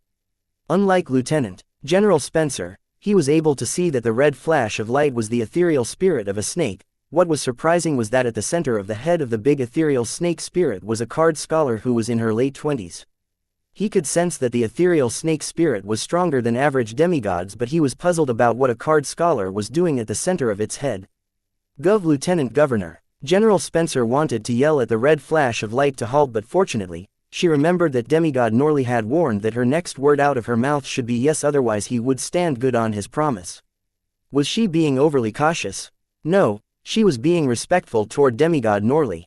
If Lieutenant General Spencer were to yell a halt, then she would be leaving Demigod Norley no choice but to come through with his words. Even if he were to change his mind by some miracle, his hands would be forced to stand good on his promise, because if did not, he would be a liar. The founders were the role models of all generations that followed. They had to lead by example. Out of respect for his noble status, Lieutenant General Spencer did not want to make a liar of Demigod Norley. Little beam slower. Go slower. The sound of Susan yelling could be heard as the red flash of light came to a stop in between Lieutenant Spencer and demigod Norley, you did it on purpose, right? Otherwise, protected by your energy, how could I feel the wind and turbulence? Susan was starting to get the feeling that Little Beam did not like her, but she did not know why. Quote. Little Beam continued to ignore Susan, and its ethereal head stared at demigod Norley, conveying to Susan that the good-looking middle-aged man was the source of the unknown voice that was terrorizing the headquarters compound with his intimidating aura. Interesting, you are not afraid of me. It seems you are not an average SSS rank monster but a devil. Know this sinister soul energy signature. What are you? Demigod Norley ignored the big ethereal snake head staring at him and stared at Susan's waist as he asked Little Beam its origin. Susan did not know what demigod Norley was talking about, but she was not deterred by the current scene. She had already resolved her mind when she blackmailed Little Beam into bringing her here. Taking a deep breath, she addressed demigod Norley. Your Highness, I am Susan Tucci, Dalton Wyatt's manager. How may I help you? Chapter 1746 Love, Sex, and Teenager. Date the 16th of April 2321. Time 14:23. Location Card World, Southern Region, Blossom District, Sky Blossom City, Headquarters Compound. Lieutenant General Spencer, who had her tongue tied because of demigod Norley's warning, was shocked to learn that the person who arrived was Dalton Wyatt's manager. According to the files she received, the manager was the priority target of their protection in the Sky Bloom City. Besides, how could a card scholar arrive here? What is the ethereal snake covering her? Both Lieutenant General Spencer and demigod Norley were demigods, but not only were their strength realms apart, but Lieutenant General Spencer's knowledge and insight showed a huge disparity to that of demigod Norley, who was not only able to recognize the ethereal snake spirit but also pinpoint its source of origin, the little white snake warped around Susan's waist. So you are the rumored manager. You got quite an intriguing pet. Demigod Norley looked at the card scholar in surprise. She was a beauty. No wonder the boy was infatuated with her. Hiss! The ethereal head of Little Beam flicked its ethereal forked tongue at demigod Norley in anger at being called a pet. Love, sex, and teenagers, demigod Norley thought in scorn as he had seen many talents fall for beauties in his entire lifespan. He too almost became one of them. Fortunately, he had a stronger will than others. Your Highness, Little Beam is not a pet, she is my friend, Susan corrected demigod Norley. No, she was not ignorant of his status but being professional. With 7 years in sales, she was used to dealing with various customers. Being honest and straightforward was always appreciated. I see. If I had not retired, I would have loved to operate on your friend. She is neither a monster nor a devil. Seeing her as itching my old habits to surface, demigod Norley responded honestly. He was here to teach the little boy, Dalton Wyatt, a lesson. But the sinister snake had ignited his curiosity as he had not seen such a being and thought it must be an unknown alien being. He was itching to cut open the snake and study it, but he controlled himself from doing so. The snake was fortunate since he had forsaken his old ways. Hiss! Little Beam once again warned the demigod Norley to stop disrespecting it. Little Beam was it. Shut up or I will rip your real forked tongue out. As demigod Norley said this, his eyes suddenly turned pitch black and his pupils were reduced to the size of a needlepoint. Under his gaze, Little Beam's ethereal body suddenly retreated a few meters backward, almost running into Lieutenant General Spencer. All 11 demigods and Susan who witnessed this were surprised as they did not understand why the ethereal snake spirit retreated in a scare, being stared at by demigod Norley. They didn't seem to see his eyes morph as Little Beam did. Hence, they were not affected by demigod Norley's stare. Also, it was the reason why they were puzzled by Little Beam's action. In her heyday, Little Beam was strong enough to make the original Belphegor fear for his life, but once she used most of her realm to help the corpse puppet created using Corey Park's corpse grow a spirit and become sentient, her strength decreased by a huge margin, as helping an SSS rank corpse puppet generate a devil rank spirit was not cheap. If it were, Belphegor would have downed it himself.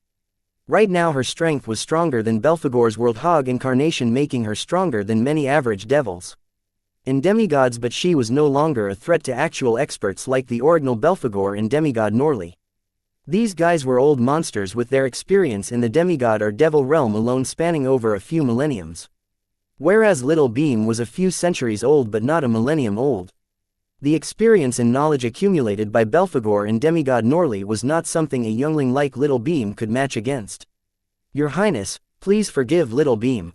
She did not mean any harm. She is still not used to being outside around people. Susan apologized to demigod Norley for Little Beam's action. Then looking at her waist she ordered, Little Beam, behave. Whatever, take me to Wyatt. Demigod Norley did not continue to bother with the snake and instead asked to meet Wyatt. About that, I have no idea where Wyatt is, Susan replied honestly. You are not lying. It was not hard for someone with Demigod Norley's level of insight to tell if a card scholar was lying to him or not. However, he was surprised to learn that Wyatt's manager had no idea where Wyatt was. What reason would I have to lie to you, Your Highness? Susan replied, waiting for an opening to ask Demigod Norley about Wyatt's information. Lt. General Spencer, you are free to speak. Is Dalton Wyatt really not here? Demigod Norley said this to determine if Wyatt was in the city or not based on her answer.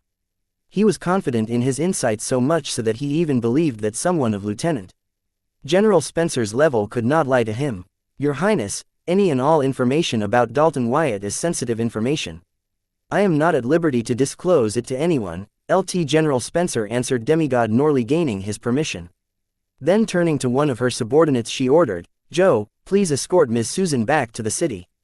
What Lieutenant General meant was for Joe to take Susan to safety. Temporarily they have avoided Demigod Norley's wrath, but she had no idea how long they could stall. She has already reported the situation here to the royal palace in the southern capital. Now all they had to do was stall until Field Marshal Heatsend arrived. She was willing to fight Demigod Norley by sacrificing her lifespan and divinity to buy the needed time, so she prioritized sending Susan to safety. Listening to Lieutenant General Spencer's orders, Susan panicked. She had yet to learn about Wyatt's whereabouts, so she resolutely yelled, No, I will not leave until I know what is happening with Wyatt. Is it true that he sacrificed himself to save the card world? Following his superior's orders, Demigod Joe flew next to the ethereal snake spirit and, ignoring Susan's demands, he said, Miss, please follow me quietly. Hiss. Little Beam's ethereal spirit glared at Demigod Joe, warning him not to get any closer. She was really pissed because of Demigod Norley, and if Demigod Joe pushed her buttons she will make him the target of her frustration. Was she not worried that she had led Susan directly to the enemy when Corey specifically asked her to keep Susan out of harm's way? Little Beam was proud of her speed, especially in ethereal form. She had full confidence to outrun Demigod Norley even if she was not a match for him in terms of strength. Leave the girl alone, I am not done talking with her, Demigod Norley ordered, finding that Lieutenant General Spencer was not giving him direct answers. Instead, she was using wordplay to avoid giving him answers. It seems she was aware of him trying to use his higher insight to deduce Wyatt's information based on her words. This, Demigod Joe paused in his track listening to Demigod Norley's words and turned to get further instruction from Lieutenant General Spencer. If she wanted him to leave here with Susan, he would not hesitate to do so. Even if it meant offending Demigod Norley, one of the founding fathers. Stand down, Lieutenant General Spencer was thrilled learning that Demigod Norley wanted to talk with Susan. She could only hope that Susan would be able to stall as much as possible. It would be best if she could hold off till Field Marshal Heatsend arrived. Demigod Joe returned to his previous position following his superior's orders. As for Demigod Norley, he looked at Susan and said, It seems the rumors are true, your relationship with Wyatt is more than that of mere colleagues. Listening to the middle-aged demigod in front of her, Susan frowned but politely answered, Your Highness, you are right. Wyatt and I are good friends out of work. Little girl, don't try to fool this old man. I have a lot of experience in this area, so trust me when I tell you a man and woman can never be friends. Demigod Norley found Susan's words funny and naive, therefore he corrected her that a man and woman can never be friends. Quote. Susan was speechless, finding the middle-aged demigod's words and actions similar to that of a hoodlum. She did not expect this from someone of his status. It seems you are the reason why the boy keeps rejecting my daughter. I wonder if I kill you he will return to my daughter. That foolish girl has been crying her eyes out ever since the incident in the southern capital. Demigod Norley's words caught all 11 demigods, Susan, and Little Beam off guard. Chapter 1747 Sinister Snake Stir Fry. Date the 16th of April 2321. Time 1419. Location Card World, Southern Region, Blossom District, Sky Blossom City, Headquarters Compound. After learning what was happening outside, he told Corey to follow him outside to fetch Susan and bring her into the seed world, where she would be safe. Leaving Sarah and Park with Dredre, Wyatt collected his clone and morphed his appearance to a hunky man in his late 20s on his way outside. Arriving outside, while Corey separated from Wyatt to search for Susan, he made use of his soul pupils to check the source of the unknown voice. "I am going to fucking stir-fry that snake and feed it to dogs," Wyatt yelled as his soul pupils found two familiar soul pathways at 2000 km up in the sky surrounded by the soul pathway of the dozen demigods. Though the range was too far for his soul pupils to tell what was actually happening, thanks to the unobstructed vision he could still vaguely tell the soul pathways apart. The familiar soul pathways belonged to Susan and Little Beam. With the help of Hive AI simulation, he learned that Susan appeared to be covered in Little Beam's ethereal spirit and surrounded by a dozen demigods. Learning this, Wyatt yelled to kill Little Beam for putting Susan in harm's way. Of the dozen demigods surrounding Susan and Little Beam, 11 of them were friendly and only one was the enemy, but the soul energy fluctuation produced by the enemy demigod was stronger than the total soul energy fluctuation of all 11 friendly demigods. To make it worse, even Little Beam was not a match for the enemy demigod. This meant that if the enemy demigod wanted to kill Susan, neither the 11 friendly demigods nor Little Beam could stop him from doing so. What happened? Corey, who was about to leave in search of Susan, paused, hearing Morphed Wyatt yell aloud in rage. "Your useless pet snake has taken Susan right to the enemy demigod who is shouting for my head," Wyatt replied, pointing at the sky, in the direction where the demigods were confronting each other. "Hey, Little Beam is not a pet, she is a friend. I bet you must have mistaken. Little Beam would not do anything to put Big Sis Susan in harm's way. I specifically asked her not to," Corey defended Little Beam without even looking at what Wyatt was pointing at. "I am not in the mood, Corey. Contact Susan this instant and ask her what is going on." Wyatt was in a dilemma right now. He would wanted to rush to Susan's rescue, but he was worried about triggering the hypnotic suggestion Handsome Fox had implanted in her. Currently, Wyatt's soul was damaged. He could barely use his 12 blood curse incarnation form. Even if he were able to, it would be meaningless as the enemy demigod was way too powerful. This meant that the only way he could rescue Susan was to meet with the enemy demigod as he had demanded.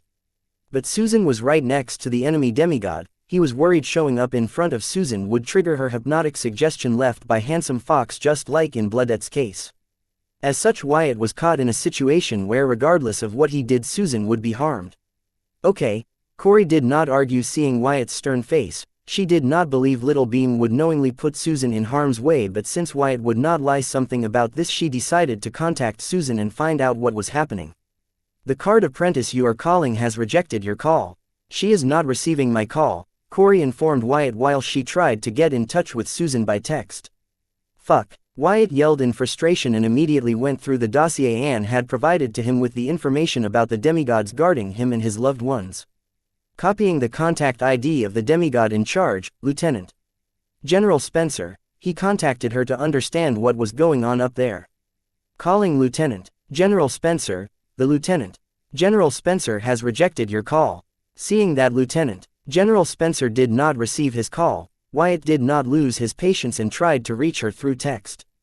Before he could send his text, he received a text from Lieutenant General Spencer. "Wyatt, we are handling the situation, but just in case, leave the city.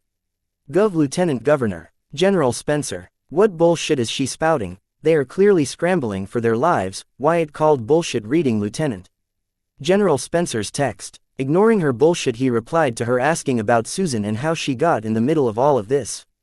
"LT General Spencer. Where are you? How do you know what is happening here? If you know what is going on here, then what are you still doing in the city?" "Wyatt, I am not leaving the city without Susan.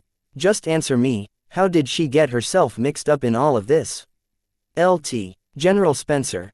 Susan came here by herself. From what she has said so far, I can only speculate that she is trying to get any information on your well-being and whereabouts by any means possible." "Wyatt, no way, Susan is not such a reckless person." Wyatt was shocked to learn that Susan herself found the enemy demigod in search of any information on him. This was unlike her. She had a good head on her shoulders and was a very cautious type. Regardless of how desperate she was to learn about his well-being and whereabouts, she would not resort to something so reckless as confronting the enemy demigod for information. "LT General Spencer. I have no reason to lie to you. Please get out of the city as fast as possible. We will protect Susan with our lives. Besides, it will not come to that as Field Marshal Hedsend is on her way over here." "Wyatt, Big Sis Susan is not replying to my text. Regardless of how busy is, she always replies to my text." "Wyatt, something is wrong. Corey finally began to believe Wyatt's words. Thinking of something, she yelled, "Fuck it, I am summoning Little Beam over." Chapter 1748. Summoning. Date the 16th of April 2321. Time 14:30. Location Card World, Southern Region, Blossom District, Sky Blossom City, Headquarters Compound. Wait, Corey, Little Beam is carrying Susan 2000 km high in the sky. If you summon her now, Susan will fall to her death. Wyatt hurriedly stopped Corey before she could do anything stupid and unknowingly harm Susan. Big Sis Susan and Little Beam are 2000 km high in the sky. Wyatt, don't lie to me. Nobody's eyesight is that good. Corey found it hard to believe that Wyatt, a card master, was able to spot Susan and Little Beam 2000 km high in the sky from down here. Corey, my origin card is Aura Sight. Without anything obstructing my sight, I can vaguely spot the aura of Susan and Little Beam up there, surrounded by 11 allied demigods and a very strong enemy demigod, Wyatt explained so that she would not act on any other stupid plans that would pop in her head. I don't know, Wyatt, 2000 km is a lot. Even if anything is not obstructing your vision. Corey did not find Wyatt's explanation believable. With Susan not replying to your text and answering your call, what option do you have but to believe in me? Wyatt tried to reason with Corey while ignoring the numerous texts from Lieutenant General Spencer asking him to leave the city and get to safety.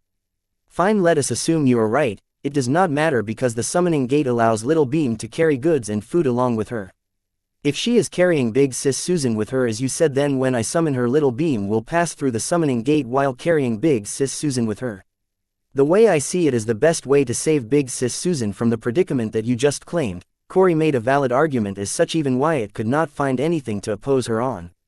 So he agreed with her plan to summon Little Beam. If what you said is possible, then you may be right. This is the best way to save Susan.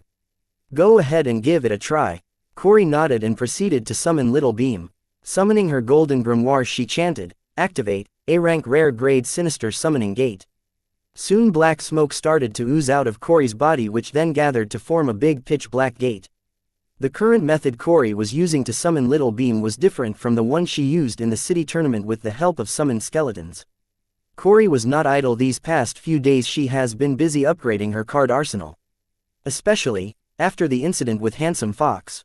Date the 16th of April 2321. Time 14:30. Location Card World, Southern Region, Blossom District, Sky Blossom City, Headquarters Compound, 2000 km up in air space. It seems you are the reason why the boy keeps rejecting my daughter.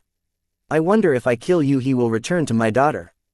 That foolish girl has been crying her eyes out ever since the incident in the southern capital. Demigod Norley's words caught all 11 demigods, Susan, and Little Beam off guard. Your Highness, you are joking, right?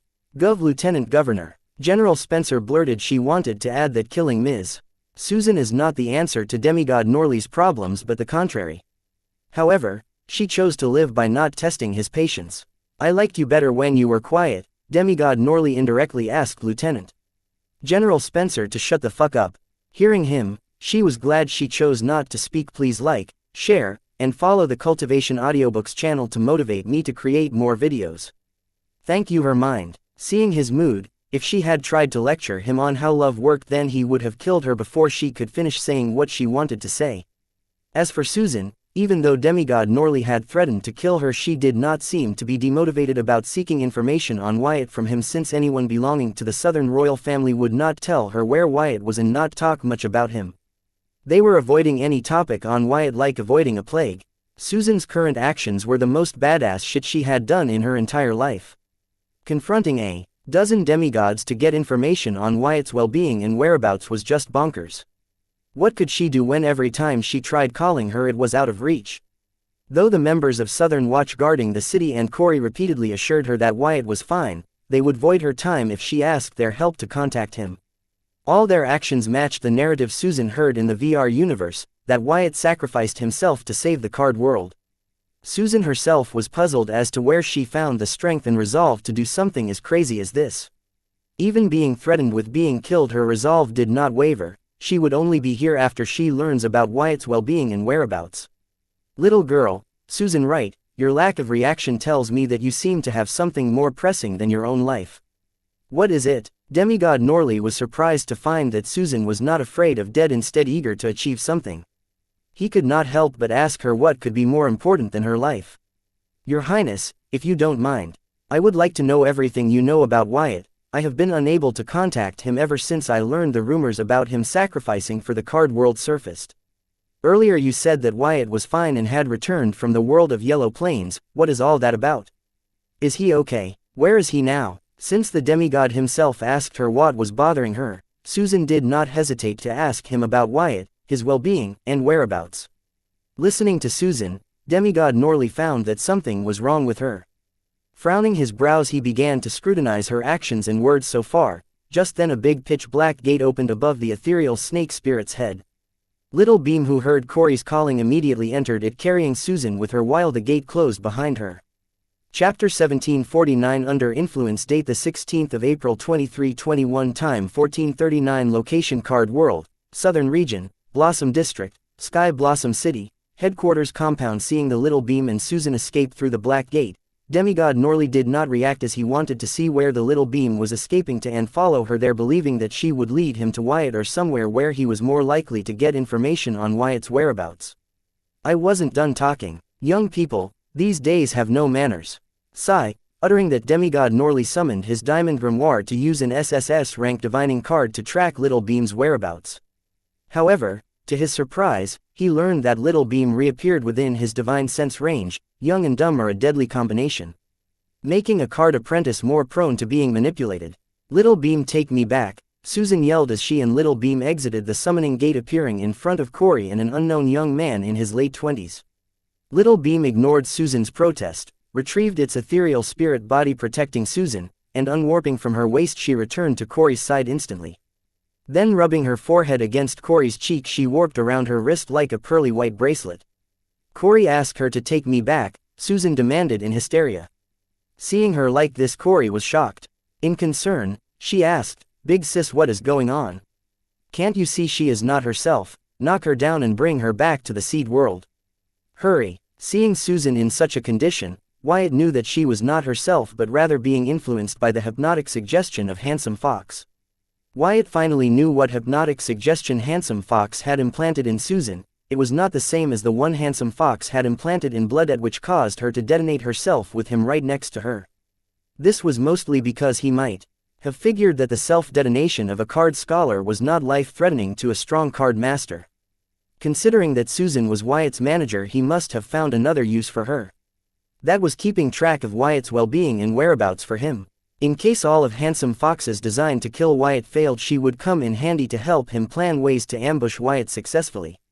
This was just Wyatt's speculation. Therefore, he did not dare to use his original form and identity in Susan's presence.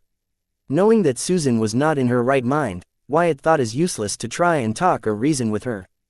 This was why he wanted to knock her out and bring her back to the seed world, but he could not act on it as though Little Beam had left Susan's side and returned to Corey. She was still watching out for both the girls. Therefore, he asked Corey to do it. What? Corey was taken aback hearing to morphed Wyatt. Before she could process that what he said was right, it was already too late. A handsome middle-aged man appeared behind Susan out of thin air. As soon as he appeared, Little Beam's large red ethereal spirit body extended out from the body and protected Susan and Corey within it. The large ethereal vertical eyes of the Little Beam's ethereal spirit body glared at the newcomer in warning. "Little girl, don't you know it is bad manners to leave in the middle of a conversation?" The dashing middle-aged man was none other than demigod Norley. Susan, who had no idea that somebody had arrived behind her, was surprised by Little Beam's power covering her again, but hearing the familiar uninterested voice, she understood what was going on. Turning around, she apologized, "Your Highness, I beg your please forgiveness for leaving unannounced."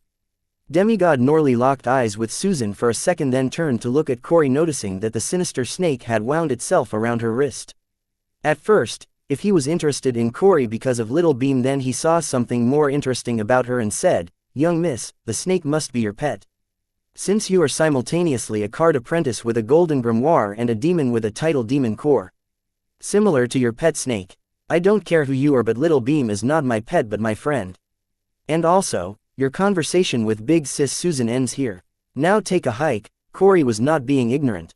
She spoke her mind, putting her faith in Little Beam. Corey shut up, apologized to Highness. Listening to Corey rudely address demigod Norley, Susan felt her heart jump out of her heart and immediately asked Corey to apologize to him, but was interrupted when he suddenly broke into wild laughter. "Ha ha ha, It has been a while since a card master talked to me like this. You are lucky that you did not meet me a few decades ago. I would have loved to cut you and your pet open and probe what exactly you two are. A demigod or a demon? Demigod Norley was talkative because of his feeling of withdrawal from his old habit, especially seeing two creatures like Corey and Little Beam whose existence itself was a miracle. Creating a power system accommodating the pros of both the Card Apprentice power system and the Demon power system was the dream project of my Card Apprentice and demons alike.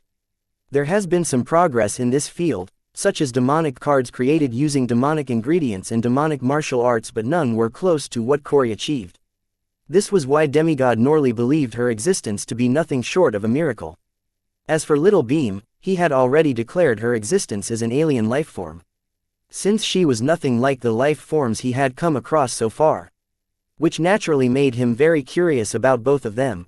Seeing that Corey was about to argue with the enemy demigod, Morphed Wyatt yelled at her, reminding her of their objective. Corey, shut the fuck. Knock Susan out and take her to safety.